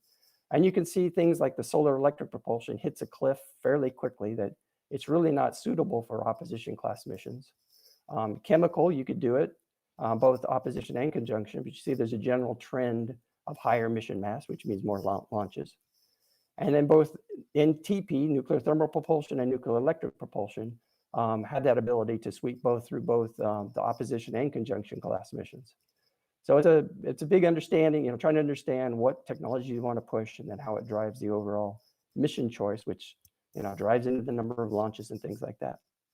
Next chart. Here's another example. Hit one more time. Yeah, this is an example from a recent NASA analysis of nuclear electric propulsion, solar electric propulsion, hybrid concepts, where you're combining both a high thrust system to get the vehicle started for leaving Earth and stopping at Mars using a high thrust system, and then using that electric system, sort of like your fifth gear, your electric vehicle. And you see the same sort of trends, that conjunction class missions are represented off on the right, are fairly stable, long missions, low mass. But as you try to decrease that total mission time, you hit those walls fairly quick of increasing mission mass pretty quick, kind of very dramatic knees in the curve. Next chart. So the other things that you need to consider when you're choosing the mission is it's not just pure trajectory. I mean, you really need to think about what you're trying to accomplish at Mars. What can you accomplish in the short time, for instance, an opposition class mission, what you need to accomplish there. And there are, as I mentioned earlier, the trajectory considerations, how frequently do you want to go, but what orbits you go into and what you want to accomplish. Many of these missions, you pre-deploy systems ahead of the crew. For instance, the landers that the crew is going to use to actually land on Mars. You don't want to push those landers through these high delta V maneuvers. So those are usually pre-deployed waiting at Mars for the crew. Sometimes even some mission concepts even consider returning, pre-deploying the return propellant. That's fine, but you need to consider getting to those assets. Generally, you capture into a weak orbit at Mars because pushing the vehicle all the way down to a low orbit becomes very impulsively demanding. So you have to really consider the plane changes that are required for the rendezvous. That takes time, or that takes more delta V. And that eats into your time at Mars. So when people talk about 30 days at Mars, that's the total time from arrival to departure. That doesn't include the time to rendezvous with those assets, descend to the surface. Sharma is going to talk about some of the gravity adaptation issues. And once crew is transit to Mars in 0G, they have to readapt to a gravity environment. That takes time. And so all of those eat against you in an opposition class mission of how long you want to stay and how it overall drives into the system design. So choosing a mission duration, choosing a transit trajectory is a highly coupled, interrelated design space that you really have to look at all aspects of the mission design. And then my last chart to kind of wrap up this discussion is an example from Design Reference Architecture 5, where we looked at a total trade tree of all the different major options that really influence the architecture, and then looked at what are the key characteristics of those missions. The things that really are key figures of merit, where does one mission class stand out versus another, so that you can understand the push and take, because the opposition class mission will have certain advantages, but it has other challenges. Same thing with conjunction class. So you have to look at all of those interrelated issues before you can actually choose the mission choice. And with that, that concludes my introductory part of the discussion. Thanks, Brett. Yeah, and I can see the complexity, and I can also see that NASA and lots of different organizations have been studying how to get to Mars for a long time. And we've got a lot of work done there. But from another option perspective, is it an either or kind of thing? Like if you brought enough propellant to do an opposition class mission and started on a nominal conjunction class, could you consider the opposition class mission to be an abort possibility? You can, but you really need to really dive into what are the risk modes of the vehicle and the overall mission construct. Because when you talk about opposition class missions, you talk about pre-deploying or taking extra propellant to perform a maneuver off nominal. It grows very fast. You're talking about tens and, as Hoppy just talked about, hundreds of tons of propellant. So that's one option, is turn and burn. But all of those options, the return options, are not quick. It's not Apollo where you're back in a few days. So the failure mode is many months, if not a year or more, away from Earth to be able to come home. So the crew still has to survive. And so in a lot of those scenarios, a lot of times it's more advantageous to increase your redundancy, increase your reliability, add extra components and repairability of the system so the crew can then handle those situations real time, can still conduct the nominal mission, but take extra mass in terms of reliability and redundancy rather than just propellant to turn and burn home and still have many months to come home. Oh yeah, that's a great point, in that we really should be thinking about a long-term expedition, and that crew needs to have all the tools necessary to deal with any contingency. Yeah, and it's challenging. I mean, it's different. Like you're driving down the highway in your car and your air conditioner breaks down. Well, for you roll down the windows, you find the next gas station, you fix the car. Well, we can't do that. If our air conditioner fails, the crew dies. So they have to fix that air conditioner while they're driving down the highway without stopping. And so it's a whole new paradigm that we have to build into the way we actually fly and control these missions. Yeah, so they might bring 2 air conditioners. Yeah, that's exactly what we do. Exactly. Yeah. And that might be better than bringing propellant. Okay, yeah. Interesting. All right, thank you, Brett. So next, Sharmi. Well, thanks for having me on the panel. And I just have a few slides to share with you. I wanted to focus on some of the human system considerations as we think about these different trajectories. And when we talk about the human system, a really good place to start is with the 5 hazards of spaceflight. And so in this graphic, you see in low Earth orbit 5 icons, and those 5 icons represent the hazards of spaceflight. They were created by NASA's Human Research Program's communications team. So I wanted to thank them for letting me use the animations in my charts today. So I wanted to talk through each of these hazards, talk about what we know from low Earth orbit and what's going to change as we embark on a mission to Mars. So we can start with the icon in yellow, which represents the distance from Earth. And traditionally, as we sit in low Earth orbit, we are a comfortable 250 miles from Earth. And what that affords us is the ability to resupply pretty often. We can do fresh foods, we can do medications that are unexpired. We have almost no comm delay, very few communication blackout issues. And if we ever needed to, in the event of a medical emergency, we could be back on Earth in a matter of hours. And as we've just been talking about, as we head to Mars, that distance from Earth increases, and you saw that animation go by. The distance from Earth is going to grow regardless of the trajectory we choose, but we'll be heading away from Earth. We'll be spending quite a bit of time at a distance from Earth. Resupply is unlikely to be frequent, so we'll have to pre-supply our foods. We'll have to ensure that the medications we send are within their expiration dates or effective for the entire mission. And an important thing that we just discussed is in the event of a medical emergency, we have to recognize that timely return to Earth is not going to be possible. So we're going to stand and fight. We're going to address that medical issue either with the resources we have in the transit vehicle or with the resources we have on the surface. And so what that means really is a shift in crew autonomy. So in today's missions, ground support teams are available. We can walk the crew through medical events. We can provide real-time guidance. And you'll see that representation and responsibility flow to the crew to be their own medical providers with, of course, assistance that's coming from Earth, but maybe 20, 30 minutes delayed. If we look at the next icon as it stays there in low Earth orbit, it's a black icon with the Earth and Mars tugging at that astronaut, and that represents gravitational transitions or adaptations. And so for a typical mission to the International Space Station after the dynamic events of launch, there's an adaptation to microgravity that occurs in those first days and weeks in flight. Then the crew typically spends months on the International Space Station before doing the return leg of the trip back to Earth. And when they land on Earth, they then are greeted by ground support teams who are there to assist them as they go through a pretty challenging readaptation to 1G. As we head toward Mars, you're going to see that there's the adaptation in transit, which won't be as fast as what you just saw with any of the options we're talking about today. But then when they do adapt to Martian gravity, partial gravity, there will not be a ground team there to greet them. So the crews will have to assess themselves and determine when they're ready to do those first EVAs.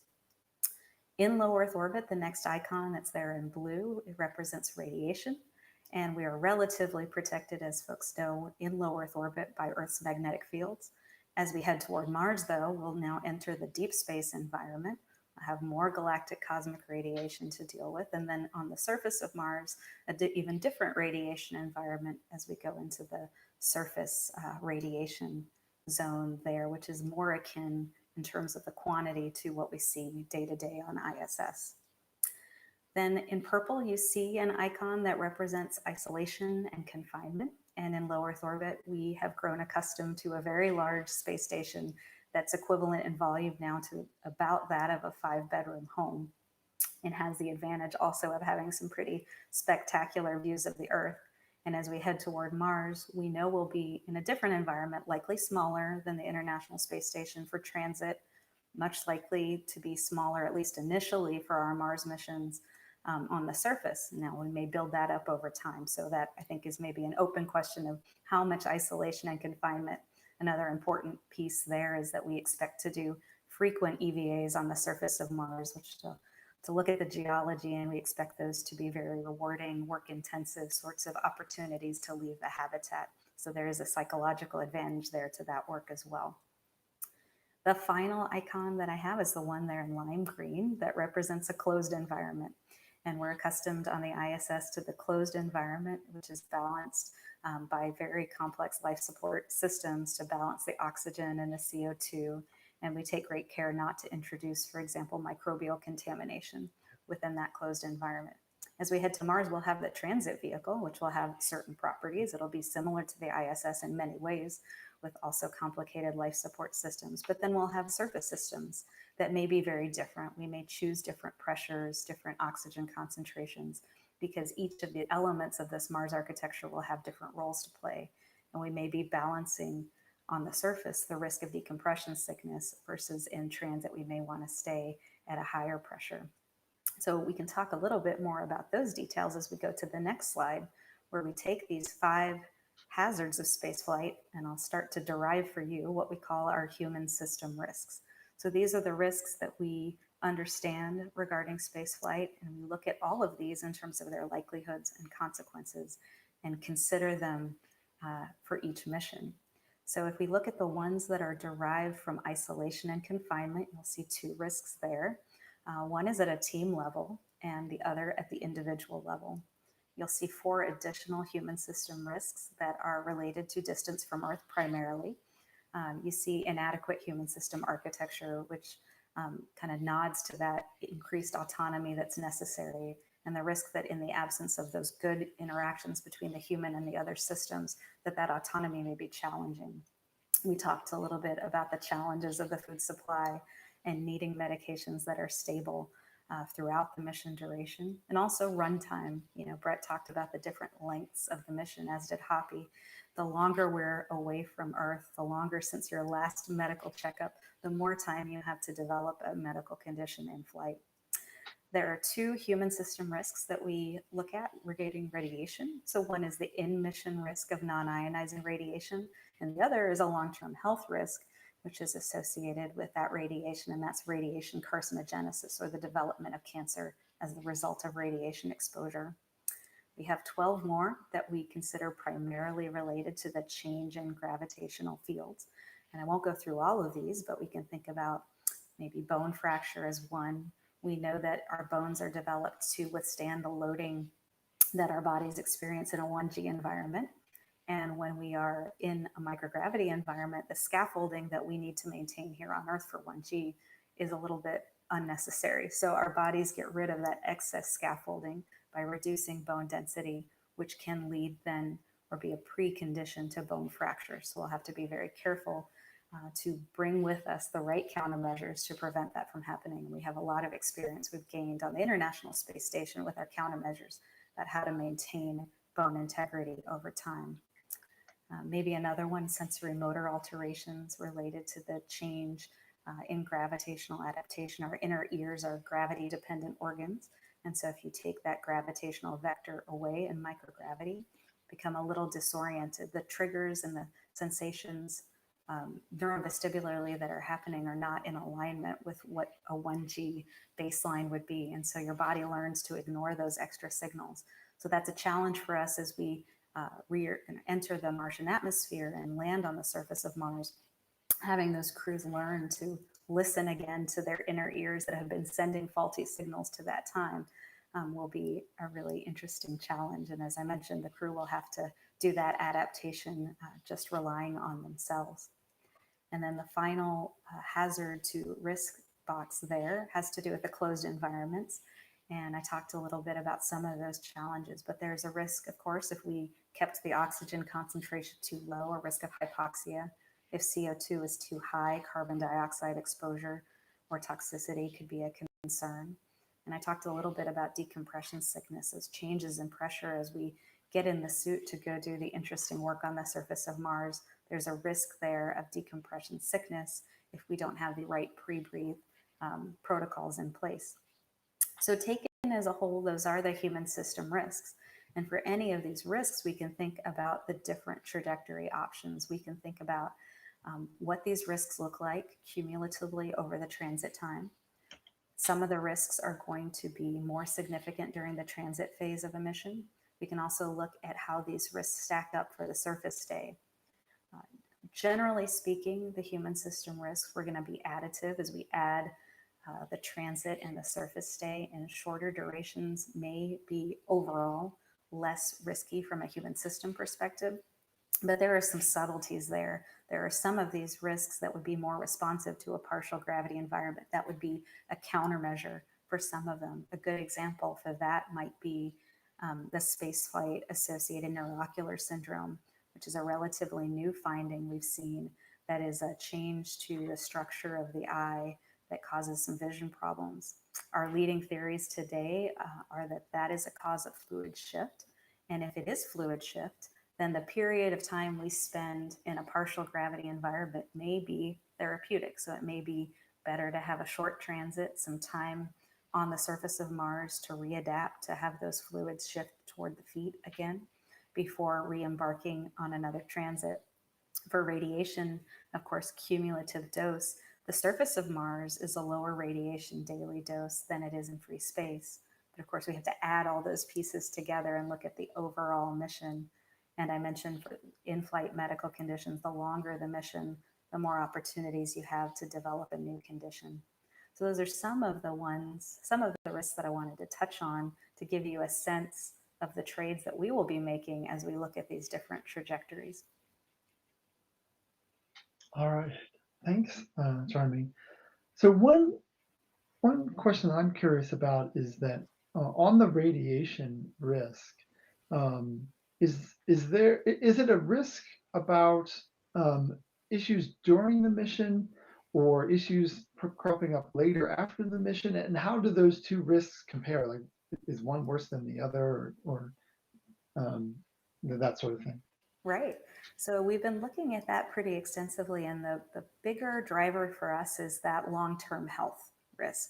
So the cumulative dose over the course of a mission and what that does for someone's lifetime chances of developing cancer.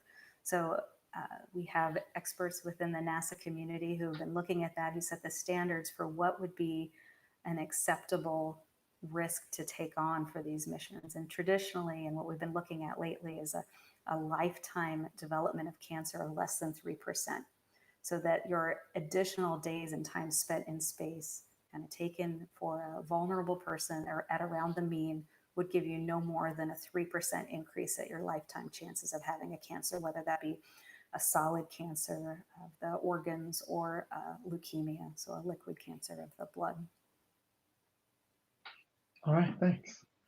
Well, thanks to all the panelists for interesting presentations there.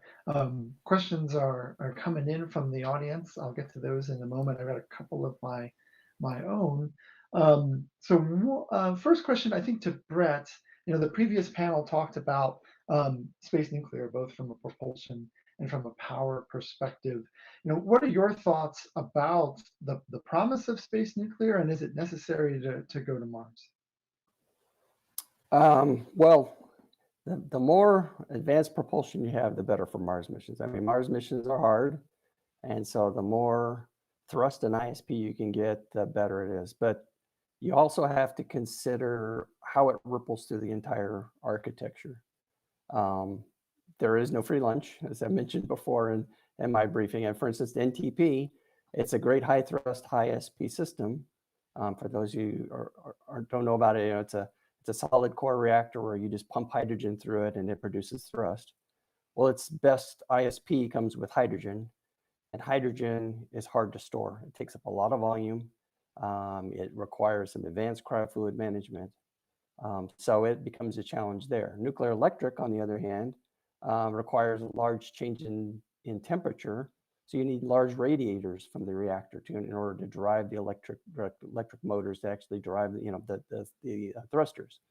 So as much propulsion you can get is advantageous. If you fall into that opposition class mission discussion, where you're pretty much set that we need to do an opposition class short stay mission, you pretty much fall into that advanced propulsion concept bailiwick. You need advanced propulsion, and that generally needs nuclear. If you are willing to add a few days, say 90, 100 days to your total mission duration, and go switch over to the conjunction class, where you don't force the trajectory, but you wait for proper alignments to get there and come home, you probably don't have to have nuclear propulsion. You can probably get away with chemical chemical aerobrake, or even the solar electric hybrid type of concept I talked about earlier. So it really depends on what you're trying to accomplish and how all these integrated risks then drive that decision. So it's advantageous, but I wouldn't say it's absolutely required unless you go with short stay opposition class missions. Great, thanks. Sharmi, we've got a lot of experience now on ISS, and in particular, a lot of work over the years on mitigating zero gravity. And every time it seems like we understand a problem, another one pops up. I think that's to be expected. But given that ISS work, both what we've done and what we're planning to do, what's the level of risk from zero gravity given appropriate mitigations like exercise? That's a great question. We do have a suite of countermeasures that we have a lot of experience with today that gives us confidence that in that transit period, we will be able to mitigate the risks that I described to human health and performance.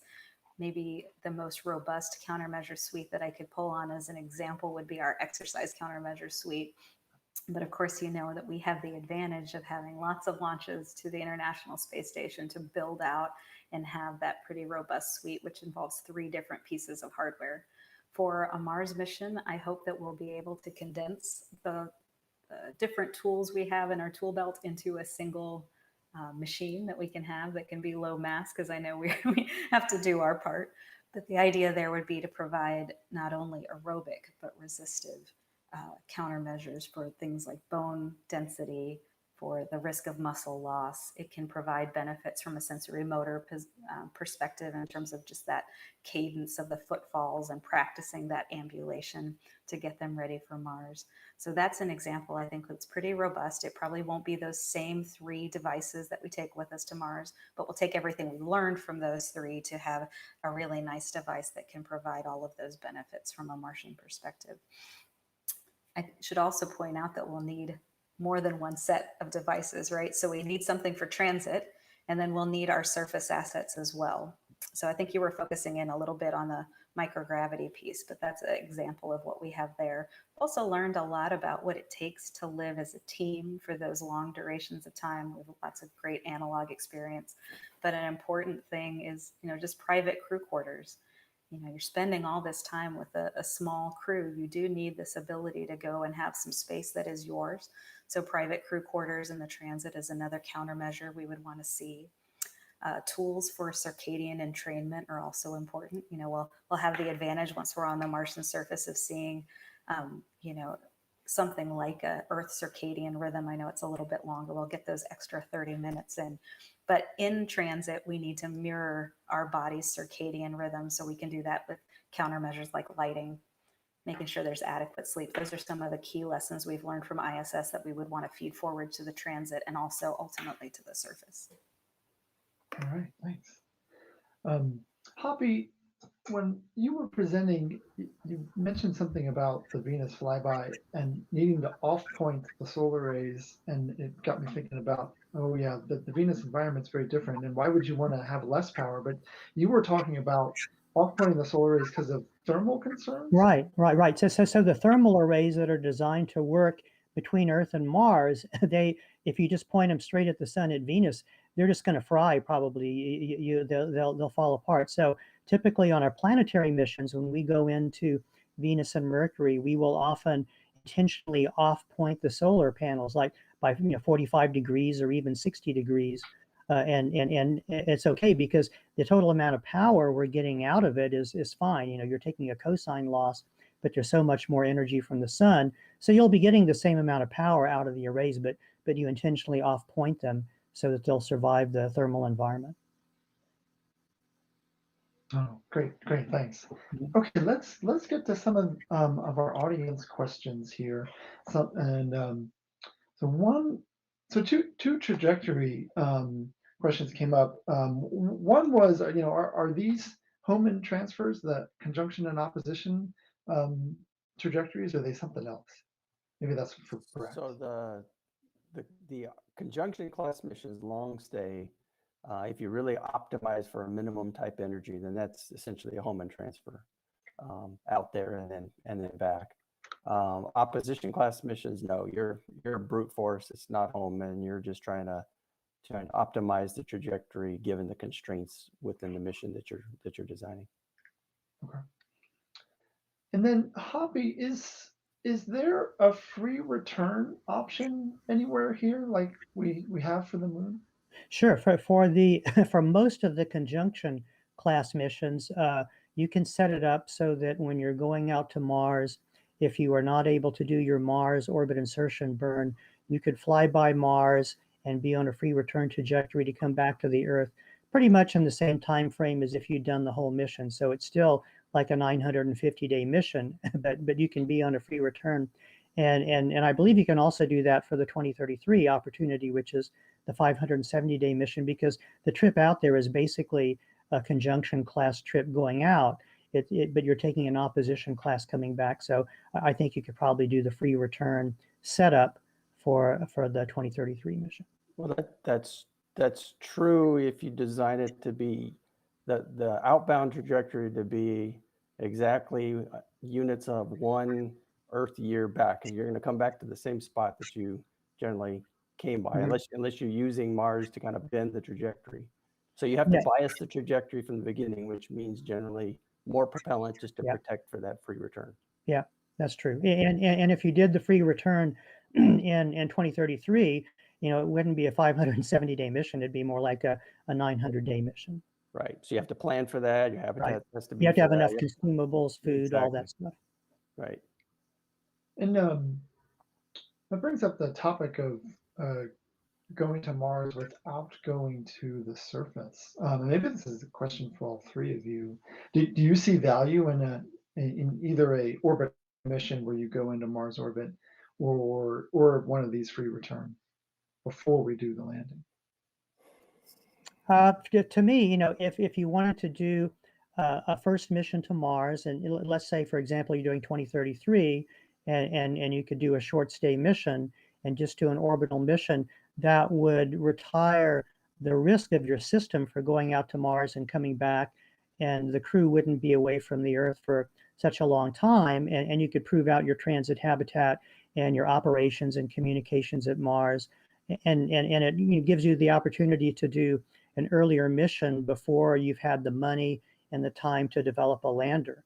So, just as Apollo 8 happened before Apollo 11, it might make sense to do a first mission as an orbit-only mission.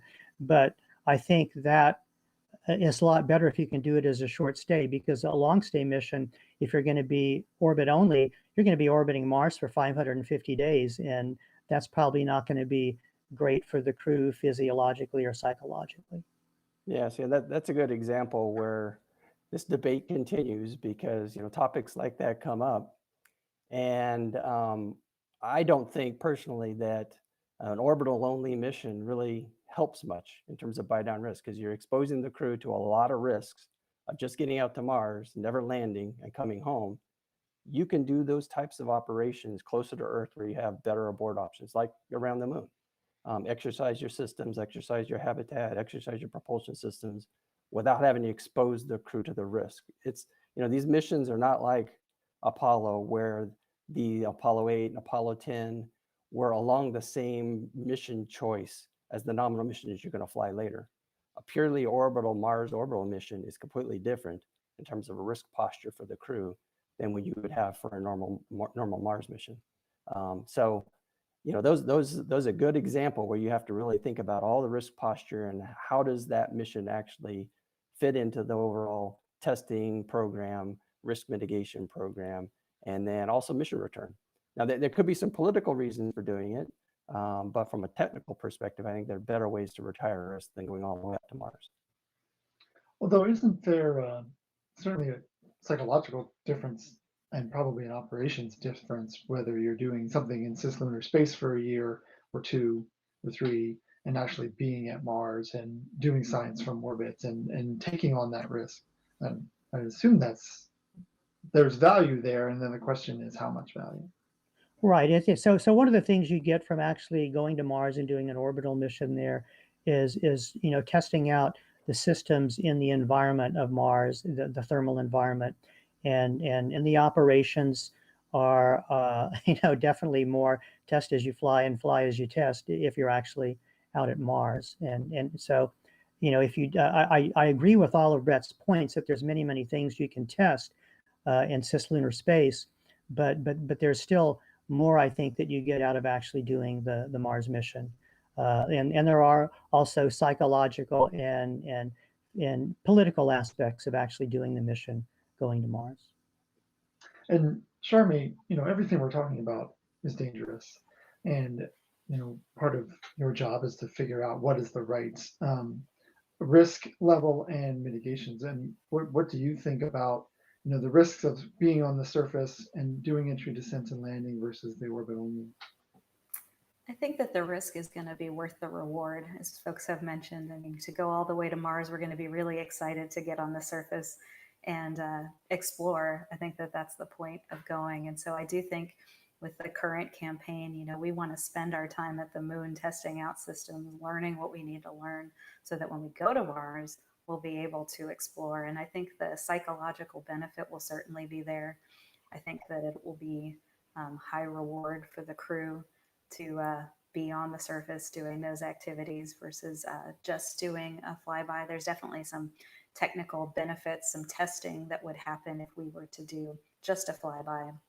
But from a sense of the crew, I believe that those surface operations will be well worth it and certainly add some risk, but we will be, of course, developing the systems and the countermeasures to the fullest extent possible combat that risk so we can put people where they need to be.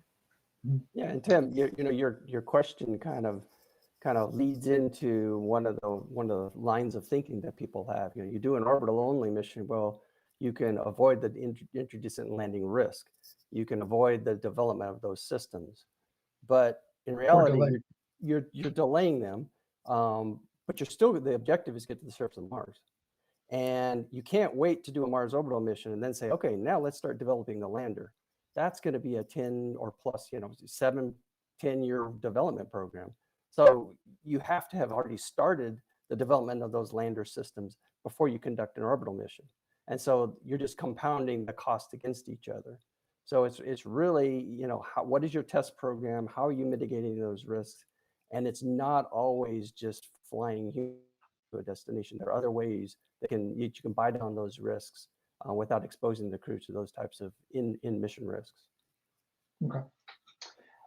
So one of the audience questions for Charmy is quite to the times is, what is the risk of microbes entering that closed environment that you were describing? And are the astronauts going to need to quarantine for a really extended time before going to Mars?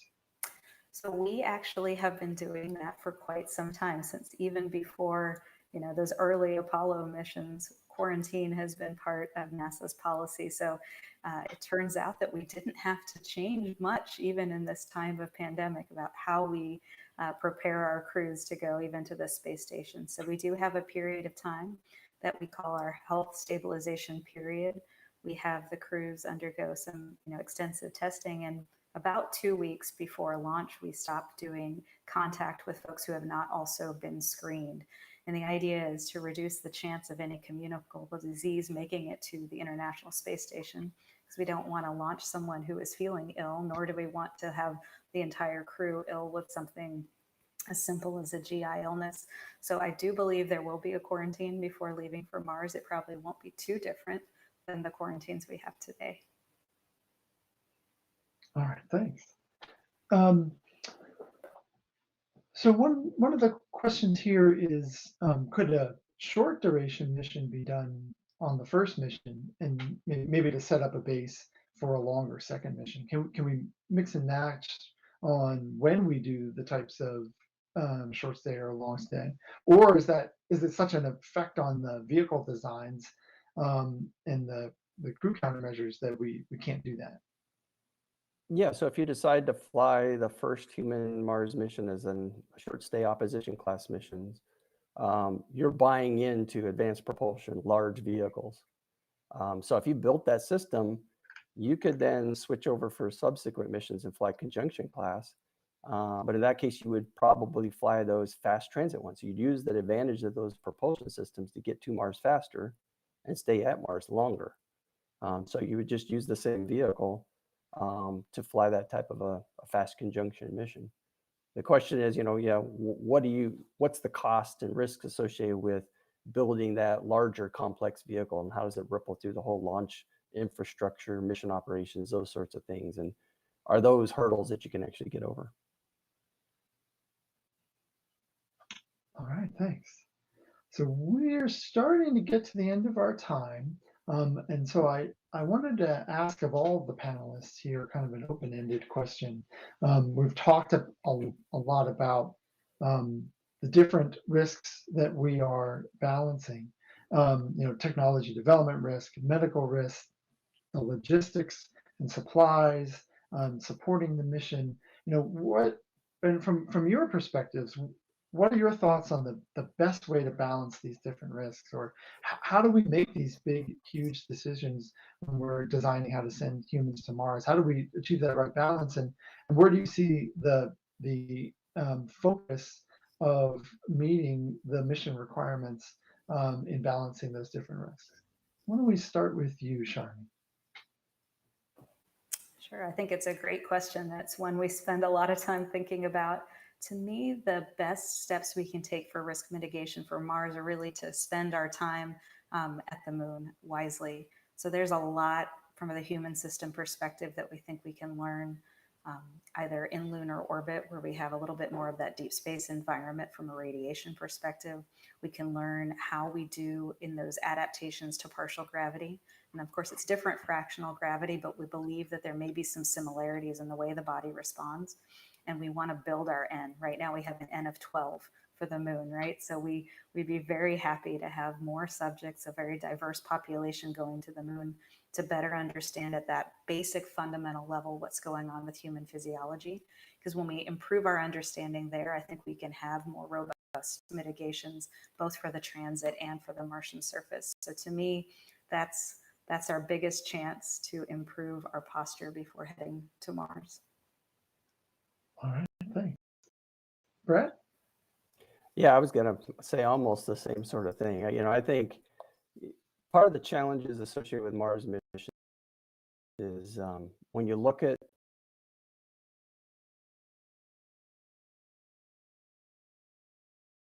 and if you add them all up, people look at it and say, no, there's got to be an easier way. But if you do things right, we're already starting down the process of building our launch vehicles, building our crew vehicle, building a gateway. We're starting the early concept development on what an Artemis base camp will be. And if you do that right, that can be a very good down payment on your Mars missions. A lot of your surface systems, your habitation systems, your rovers, power systems can all be Mars prototypes. Your exercise, how you will do it on Mars.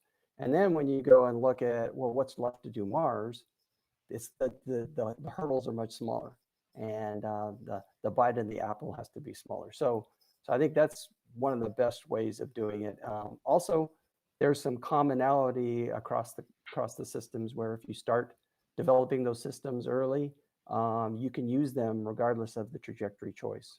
So you find that low-hanging fruit, start the development on those systems, and then let the systems evolve so you actually make the mission trajectory choice. Right. Yeah, I agree with everything that Sharmi and Brett said. And, as Brett was mentioning, you have some systems that you can use at Mars.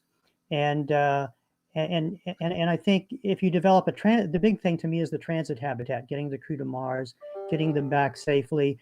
And, if you use different types of propulsion systems, I think you can still preserve that transit habitat. So if you started off doing missions to Mars with one type of propulsion system, and then a more advanced one came along to enable you to do better missions, faster missions, you can keep the same transit habitat, but use a different propulsion system. And then as far as risk, I think one of the things I worry about as a spacecraft engineer is just the complexity of these systems and how long a Mars mission is. So, we can envision great advanced technology systems that may have wonderful performance, but if they're very complex and they have a greater risk of breaking down or not lasting the mission duration, then I think we have to think very carefully about that, because to me, crew safety is primary. That's more important than the performance that we get. So, if you have to launch like another, 200 tons into Earth orbit to get a less complex system, but to do the mission, if it's safer for the crew, it's worth launching the extra mass. So it's all a trade-off of complexity versus a risk versus performance. All right. Well, thank you, everybody.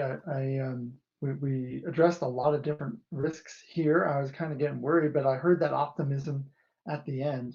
I think the main message here is complexity is the enemy, and probably very excitingly, given the state of the Artemis program, all of the things that we are doing at the moon is really a dress rehearsal for Mars, and that's super exciting. Artemis 1 is going here within the year, so. Off to Mars we go. Thank you, all of you, for an excellent discussion. Thank you to the audience for supplying great questions, and we'll see everyone next time.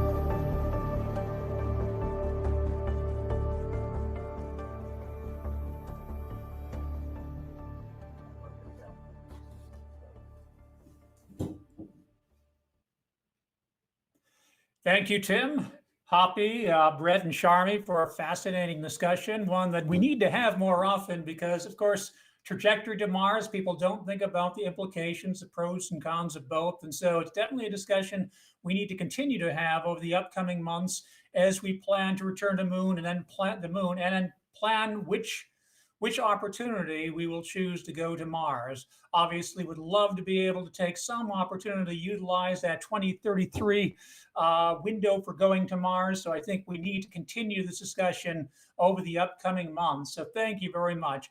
Thank you, everybody, for coming to day 2 of the Humans to Mars Summit. I think it was a very successful day. Of course, we were happy to have the administrator of NASA, Senator Bill Nelson, and all the other wonderful panelists. So thank you very much. Tomorrow we have a wonderful session, a wonderful day, and we're going to start off at 9 a.m. Eastern Daylight Time. Starting off with Hoppy Price once again. We'll be talking about an actual mission concept for doing an orbital mission of Mars in 2033. Then Janet Ivey will be interviewing Naeem Altaf from IBM, talk about this report, this State of the Space Industry report they just did, as well as a CubeSat that IBM will be sending up later this year. Then we will have a panel on utilizing resources, looking at ISRU and how we might be able to utilize that on Mars and the moon over the next couple decades. In the afternoon, we'll have an exciting panel on how space exploration improves life here on Earth. One of my favorite topics. We'll also have a session on EVA suits in operation and close out the conference tomorrow with a Why Mars panel, a very high energy session. Before we end the day today, I'd like to thank our premier sponsors, Aerojet Rocketdyne, Lockheed Martin, Collins Aerospace, Northrop Grumman, Boeing. I also want to thank the Green Mars and Beyond Foundation, who have also helped us enormously. Jack Waldewonder, who's been a great supporter of Explore Mars. Also want to do a special call out to one of our audience members, Bruce McKenzie, who's been diligently answering questions on the chat feature on the feed. So thank you, Bruce, very much. I've known Bruce is one of the first people I met in the space community. when I went to my first meeting of the Boston chapter of the National Space Society back in sometime in the 1990s. So thank you, Bruce. At any rate, so thank you, everybody. We hope to see you tomorrow morning for day 3, the final day of the 2021 Humans to Mars Summit. Thank you very much. Bye. My name is Kevin J. DeBruin. I'm a former NASA rocket scientist turned professional space educator. Spent a few years at NASA designing spaceships and then left to start my own space education company. So I make and host videos about space exploration and science. I go around teaching space camps, teach one in Korea every year. I do some consulting with some media companies, and very soon I'm going to be launching my own online space lessons for kids. They come with activities too. Check out virtualspaceclass.com.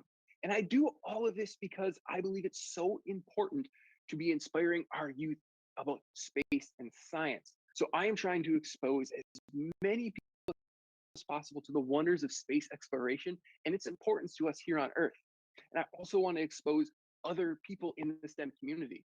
I run something called Takeover Tuesday on Instagram, where every Tuesday, another individual in the STEM profession or a STEAM, an artist, comes in, because I want to show that there's someone that you can relate to no matter where you come from, no matter what your goals or your dreams are within the STEM community. I want to showcase people who I think their voices need to be promoted. This is a great entry point to get people excited into the STEM, into the STEAM area, because it creates a sense of wonder. And you also kind of have to use your imagination, because we can't physically be out there touching these things, right? We need to use our imagination, be creative. Like, we know what Mars looks like now because, you know, we've got photos and videos because our rover's out there, but we haven't sent any humans yet. And that's another big exciting thing, yet. But space we can continue to go out and explore and get answers to the questions that we don't have answers to yet. You can't just flip to the back of the book and find, okay, 2 + 2, 4. Yep, the answer is C. No, we have to actually go out there. We have to voyage. We have to wander. We have to adventure. I think that's the excitement with space exploration. Getting that sort of exposure at a young age shows the infinite vast amount of possibilities that we can go with space, and just creates that sense of wonder and excitement in all of us. If you want to interact with me, you can go on Instagram. That's where I live most often, at Kevin J. DeBruin. Share all about space and science over there. Also, I've written a book. It is my memoir detailing my journey into NASA, called To NASA and Beyond, available on Amazon and Audible. And it shares my story overcoming adversity to get into NASA. Some people have it a lot easier, but I share this story to say that it's not impossible, that if you're dedicated, if you're willing to sacrifice, you can make it happen. And real quick, it took me over 150 applications before I got my first NASA internship. Georgia Tech rejected my application at grad school, but then ended up paying for all of it and giving me a stipend to do research. And I set my sights on NASA. NASA JPL, went through 3 rounds of interviews, was not given the job. I graduated without a full-time job, but got myself a 10-week internship to prove to them that I belonged. After setting up more than 30 interviews for myself in that time, on the last day of my internship, I was told I was going to become a full-time NASA rocket scientist. So that story, overcoming adversity, I hope that sharing that shows you that your dreams are possible. It doesn't matter where you come from, where you want to go, you can make it happen. I believe that no doesn't mean no. It just means not this way, not right now. You got to take a step back, recalibrate, and then keep going after it. We need more. As humans, we have an innate curiosity to explore. We have a desire to know the unknown. We've gone to the moon. We're going to go back very shortly. But the next step then is Mars. It is the next closest tangible thing that we have as a human species to explore, to become the multi-planet species. And then after that, I'd say the moons of Jupiter. But we got to get to Mars first. And that's where the excitement happens. My name is Jancy McPhee, and I am a cellular and molecular neuroscientist by training. And I am also a space life scientist. So I work with NASA and have for most of the last 2 decades. And it's very exciting work. But I am also the founder and executive director of a nonprofit called Sci-Art Exchange. And I work with Sci-Art Exchange because I want to get everybody excited and prepared and working together on the future of space exploration. So we can work very hard to provide students with lots of information. But if they're not motivated to learn, then they're not going to actually master the information that we put in front of them and the additional skills that they need to really contribute as our future workforce. So it's very important to make our future students and current students and future workforce actually care about what they're going to do in the future. There needs to be that passion. They need to know why they're doing it, because learning and being creative problem solvers is not always easy. And getting through something that's difficult to do requires that extra fire of really, really caring about what they do. And I think that space is something that is a fantastic target.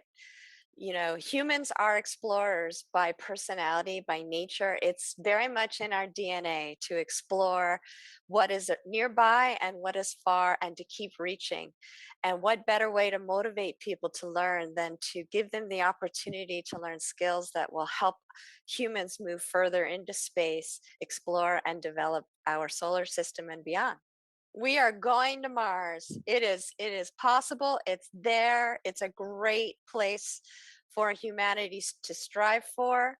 It's it's a place we've never been before. It's a place we can see in the sky. It may have had life.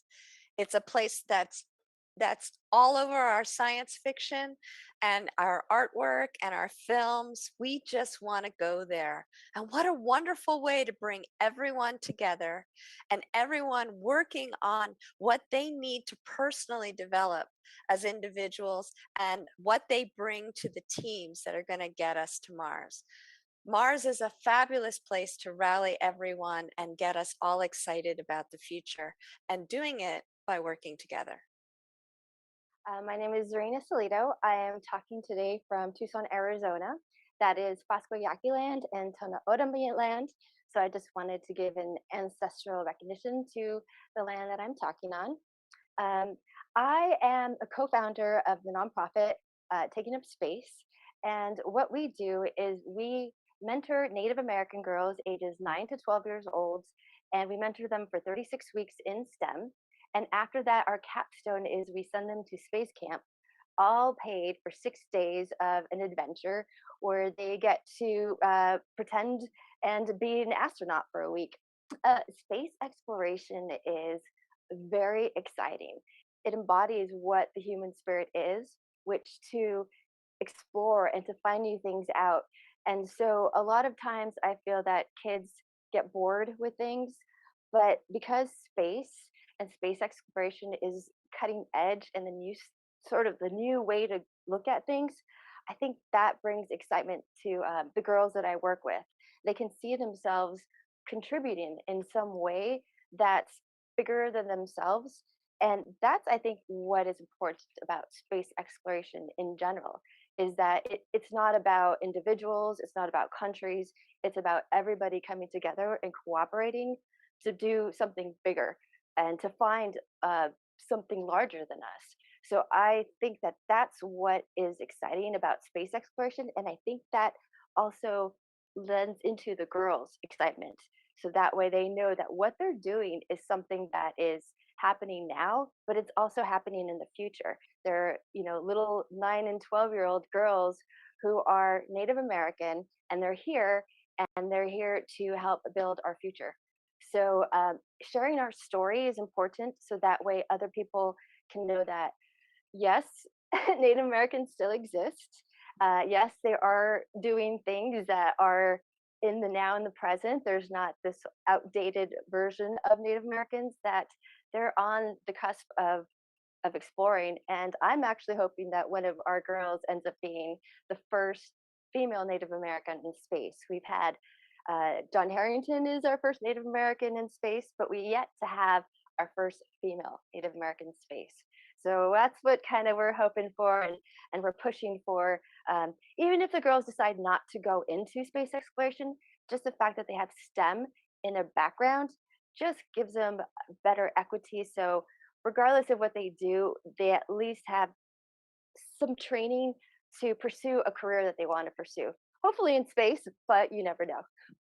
the problem solving, the critical thinking of how do we get up there? How do we do these experiments? And then what happens if it fails completely?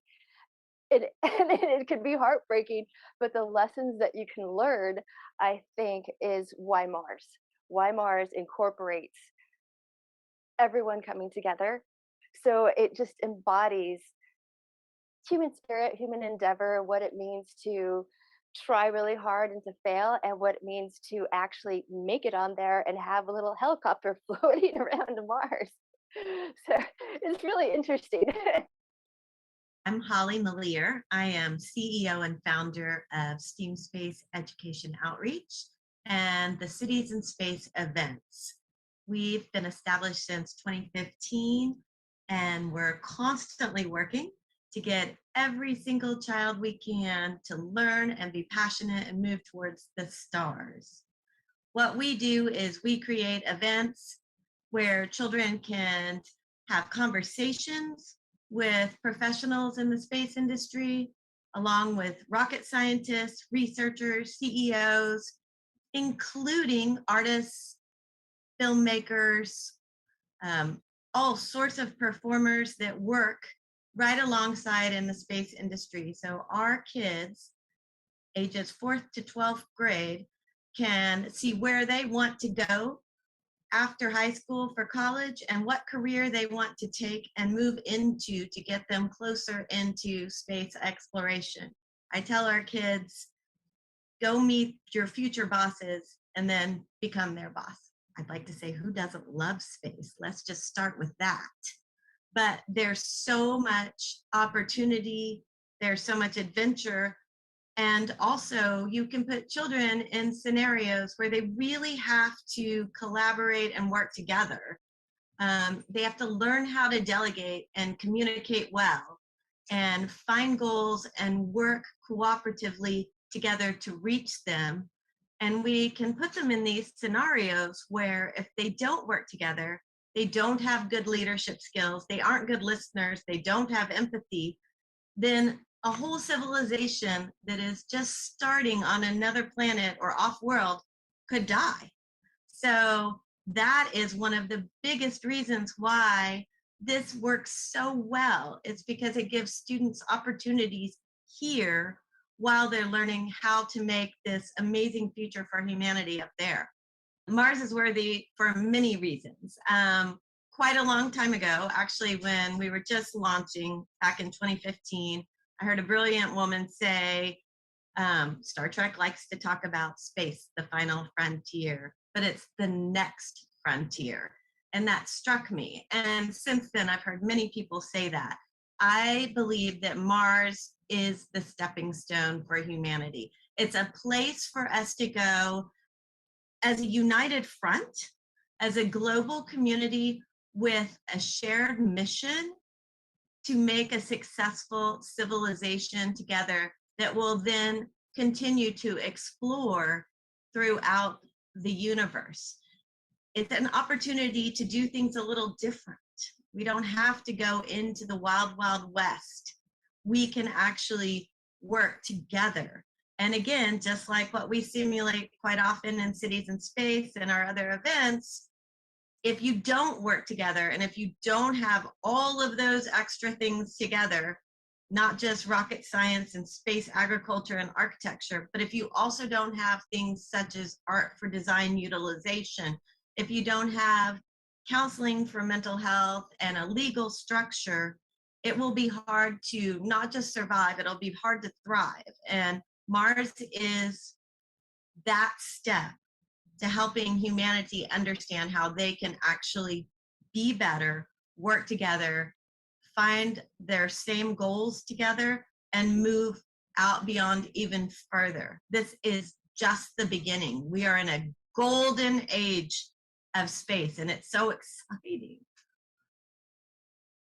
My name is Rachel Tillman, and I am the Executive Director and founder of the Viking Mars Missions Education and Preservation Project.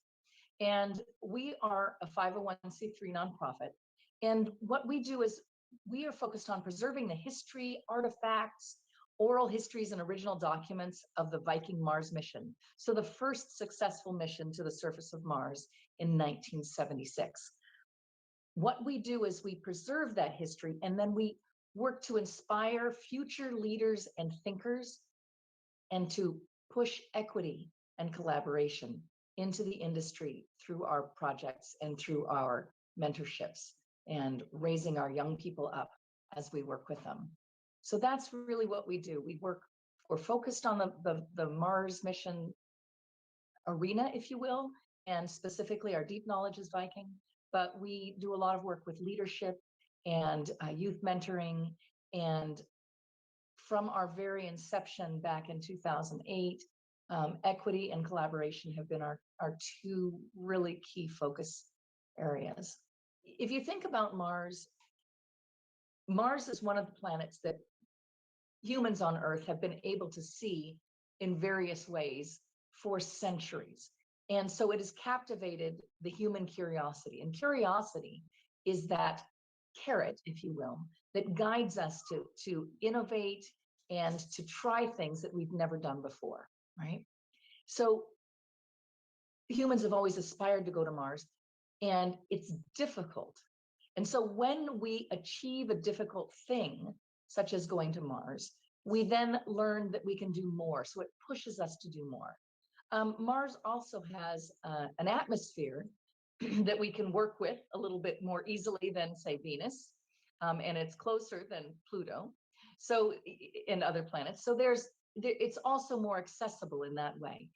And when you think about Mars, we have an opportunity to work harder to achieve the types of things that we would want to do in terms of habitability on Mars, which allows us to then transfer that knowledge base and apply it to our own life and development and socializing and engineering and science here on Earth. So there's really a lot of knowledge transfer that works beautifully between the studies of Mars and the studies of Earth.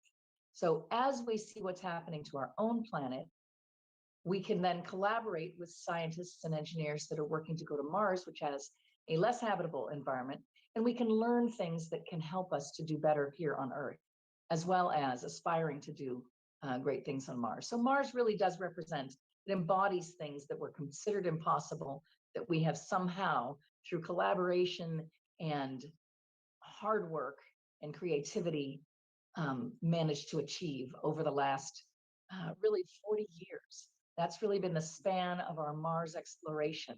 It's extremely difficult, but we have achieved it already. And so that each small achievement, when you're working with children, every small achievement that they make builds upon itself and creates confidence so that they can try something else and they can learn how to fail in small increments, which gives them the strength to try bigger things. My name is Aaron Shepard. I'm an electrical engineer. I specialize in robotic design, and I do it because it is just so fascinating to me. And at the same time, it is such a great tool to inspire other people to pursue careers in sciences, or at least to appreciate science and technology. To me, it is just so big and so fascinating. And the stories of spaceflight and technology and the ways that we have ventured out into the cosmos are just so epic that they are just naturally attractive to people. And so when you see the rockets launch, when you look at the rover that's drilling samples on another planet, that stuff is just cool, and it just naturally sparks our curiosity. So it's a no-brainer that this is the entryway into an interest in science and technology. To connect with what I do, I am very active on Instagram, Facebook, Twitter, TikTok. My handle is all the same at Space Cadet Shep. And it's just reaching out saying, hey, I like this, or can we talk about this? And I will be more than happy to interact and connect and just, again, help get people inspired.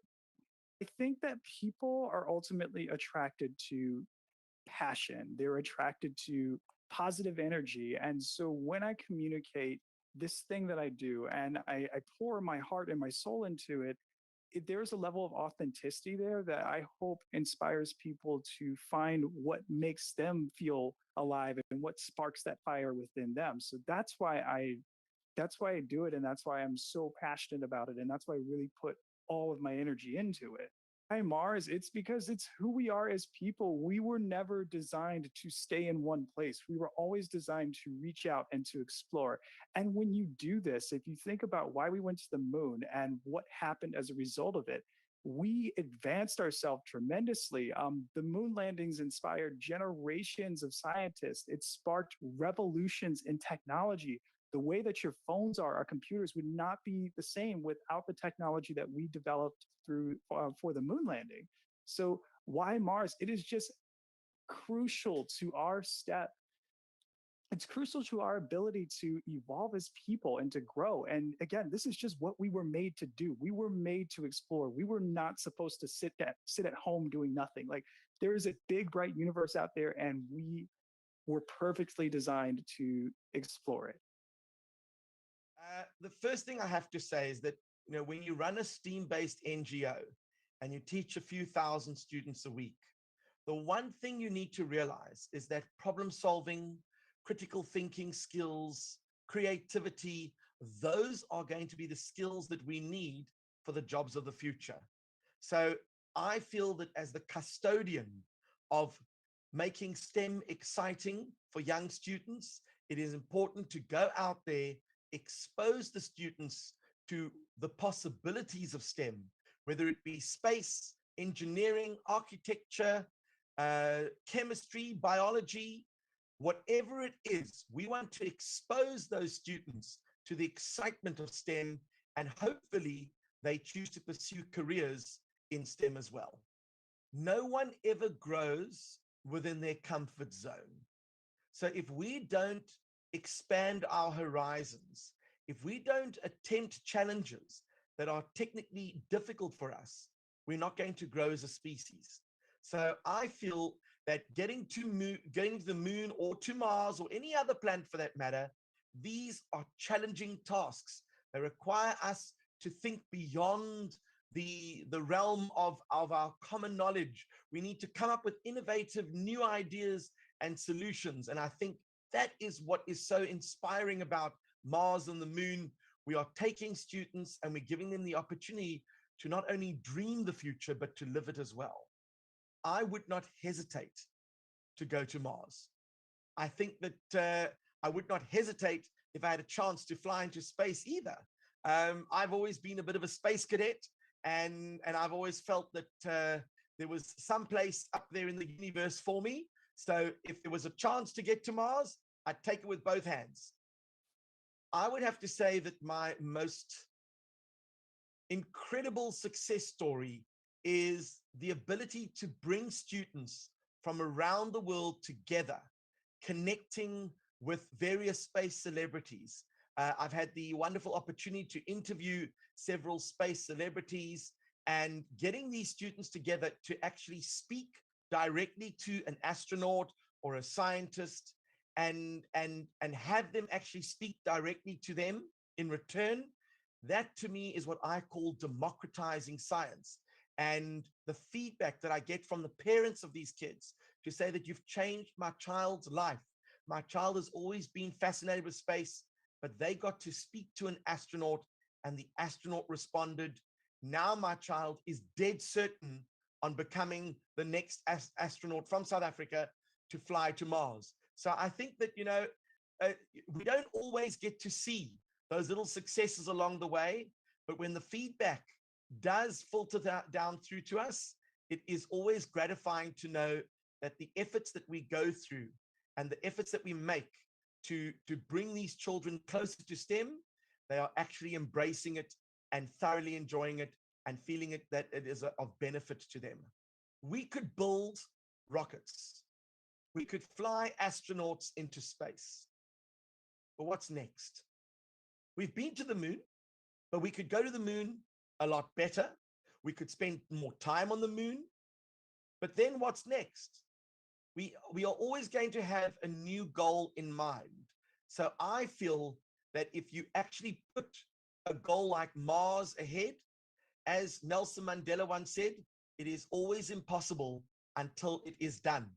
I think it is important to try and achieve things that are definitely very difficult, because that is how we grow.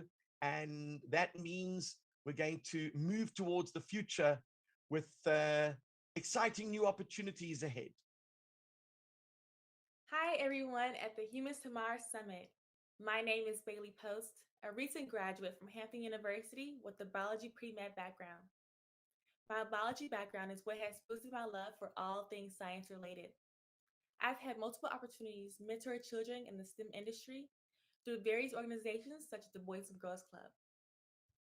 These opportunities range from mentorship to science fairs, where I was able to present a live animal dissection in front of my students. I kept them engaged by allowing them to come up one by one, acting as my mini scientist. I recently had the opportunity to work as a team lead for Janice Planet during astronaut training camp in Newberry, South Carolina. My experience there really allowed me to present a fun and interactive way to allow the students to train and exercise like an actual astronaut. My experience in the Army ROTC program really benefited me for this role, as exercise and training was the forefront of my work. STEM, or STEAM, outreach empowers students because it teaches students that science, technology, engineering, math, art doesn't have to be boring or the stereotypical old guy wearing glasses lacking social skills. Being excited and passionate about this industry is what gets my students more engaged and curious about learning. Many people can benefit from this by staying curious, getting involved in the community, and staying active. NASA specifically offers multiple internships for those who are interested in combining their love for space and STEM. Now, why Mars, you say?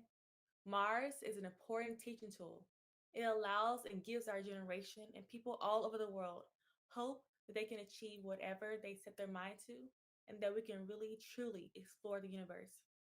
This is very evident as our recent milestone of Wally Funk, the oldest woman to go into space after years of rejection. She was able to achieve her dream because of her perseverance and passion. As the odds continue to be pushed, I am hopeful that in the future, we will embody more Wally Funks out there. Mars is just the next step. Again, my name is Bailey Post, and I had a pleasure talking with you. My name is Maria Nickel. I am a STEM teacher specialist and grade 7-8 science specialist here in Canada. And I do STEM because why not? It engages kids, it brings about joy, it brings about excitement, it brings about exploration, curiosity, and problem solving. And that's what I want to teach my kids. When you look up in the sky, you wonder what's out there. And so most kids understand that we have stars, we have the moon, we have planet Earth, but they also wonder, well, what's beyond that? They know what's in our solar system, but what else is outside our solar system? So it brings forth that natural curiosity of the what if. And Mars invokes curiosity based on all the rovers, including Curiosity, the rover that's been there. So the multiple rovers that have been sent there, the next magical step is let's get the humans on Mars, and maybe we can have a vacation point for people to go to in the future and to go and explore Mars and come back to Earth and, you know, share your adventures. Everything from space farming to robotic arms to robotic rovers. Any of those industries, Boeing, Magellan, just to name a few. When you partner with schools and teachers, you're able to bring those real world experiences to the students, and they get to see this is a real job and that you could do this in the future. And so by partnering and providing funds to schools to develop innovative programs and to run programs, you're going to inspire them to be in that workforce that you want them to be in. So partnering is just absolutely crucial to doing that. We can't do it without them. It makes it much harder on your own, but when you partner with an innovator, they can bring huge amount of experience and a huge amount of resources to inspire the kids to dream big and dare mighty things. Hello, my name is Maynard Okereke. I am a science communicator, and I have my platform, Hip Hop Science, where I use music, entertainment, and comedy to educate on a wide variety of scientific subjects, all with the goal of encouraging more minority and youth involvement into STEM. For me, representation is key, and also getting more diverse voices into the sciences is also key. So this is an outreach platform, and I wanted to find a unique, entertaining way to be able to stimulate curiosity into our young future STEM leaders. And what not better way than to use music and comedy in education. So that's what I do with my platform, all with the goal of really more inclusivity and building more representation in the STEM fields. For anybody in general, really, is that curiosity, right? I mean, who didn't say when they were 4 years old, 5 years old, that they wanted to be an astronaut, right? I mean, I think that's the basic, most standard career choice of any 4-year-old, really, right? We all fall in love with Toy Story and Buzz Lightyear and all these different things, right? There's this curiosity that I think is innate within us at a very early age to explore the unknown. And one of the most unknown things is deep space. And I think that stems from just wanting to know more, right? We have this huge planet that we're still learning about every single day. We're finding new organisms, new wildlife, new discoveries, doing ocean explorations, all these different things. But we walk outside and we look up to the stars and we see these bright stars out there in the sky. We see the moon, and there's just this vastness of space that we just don't know about. And I think seeing that every day and being so close to it, but not being able to access it, gives us this mentality of wanting to know more. And I think for kids, that's something that's ingrained with us from a very, very early age, to look outside and want to know what's out there. And then being able to now venture into space exploration, astrophysicists, astronauts, whatever it is that will get you out there in space, astronomy, getting your telescopes. I think that's intrinsic understanding and curiosity for what's out there and the beyond is what really gets us attached with space exploration. Mars is a worthy goal because it helps us understand what we have special here on Earth.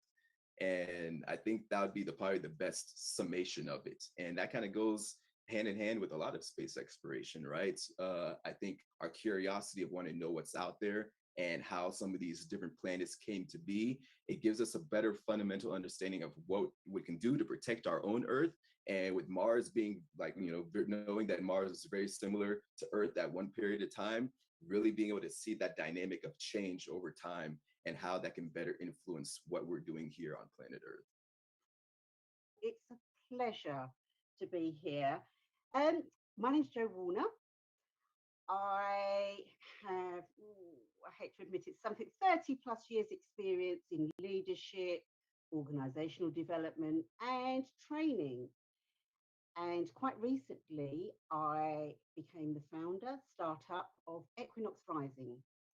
Now, what we do is we work with students, educators, entrepreneurs and employers to accelerate their success. And the training and coaching as well is based upon emotional intelligence. Now, our signature program is called Step into Success, and it basically develops transferable business essential skills. Now, if you're old school, you would have called them soft skills. They are not soft. They are essential if you want to succeed in business. Quite recently, our small startup was selected by the UK Space Agency as only one of 30 companies for their LEO Accelerator program. And we were the only educator stroke training provider. So that's exciting. Now, why were we selected? Because ultimately, as you all know, space is very technical. So how do technical people share their ideas with people who aren't such experts in their field? It may well be business partners, collaborators, investors, and somebody that's new to the industry but maybe wants to join it on the peripheries, marketers. space industry is going to grow immensely. So you need to be able to communicate all of these ideas. And the reason I founded the company is through my own experiences, I learned the importance of emotional intelligence and resilience. And I've been studying it for over 10 years. And through that, I see the benefits that it not only brings to the individual in all aspects of their life, but to business. But through the inclusion of arts and social sciences and new media, you can grow the whole person. Because to me, STEM is technical expertise, and it's the A that adds the additional creativity required for innovation. As a side note, recently the UK Space Agency published the Space Census and the Skills Survey, which highlighted the need for more diversity. And what we do is we empower those underrepresented within the sector. We're in a tough position internationally. The great thing about us in the work we do in space is the peaceful ways to work together. And I feel very strongly about having peaceful ways to work together. So if you know yourself and you know how to manage your emotions, that increases your ability to be able to communicate effectively and work effectively within teams. If you're somebody that can have a lot of bad things thrown at you and can just calmly keep working through it, you're a good astronaut. Now this, I thought, ultimately, aren't we all the astronauts in the journey of life? My name is Dr. Ideal Sofia Gonzalez Cerriquio. I'm a researcher at the International Institute of Astronautical Sciences. I'm also a curriculum innovator and collaborator with the Bellegrin Center here in Southern California, and I'm an upper school educator. And why do I do it? Hovering two worlds as a scientist and as an educator, I think it's important that students see themselves not only in books, but in representation, seeing themselves as well as others performing science, doing science in order to help humanity.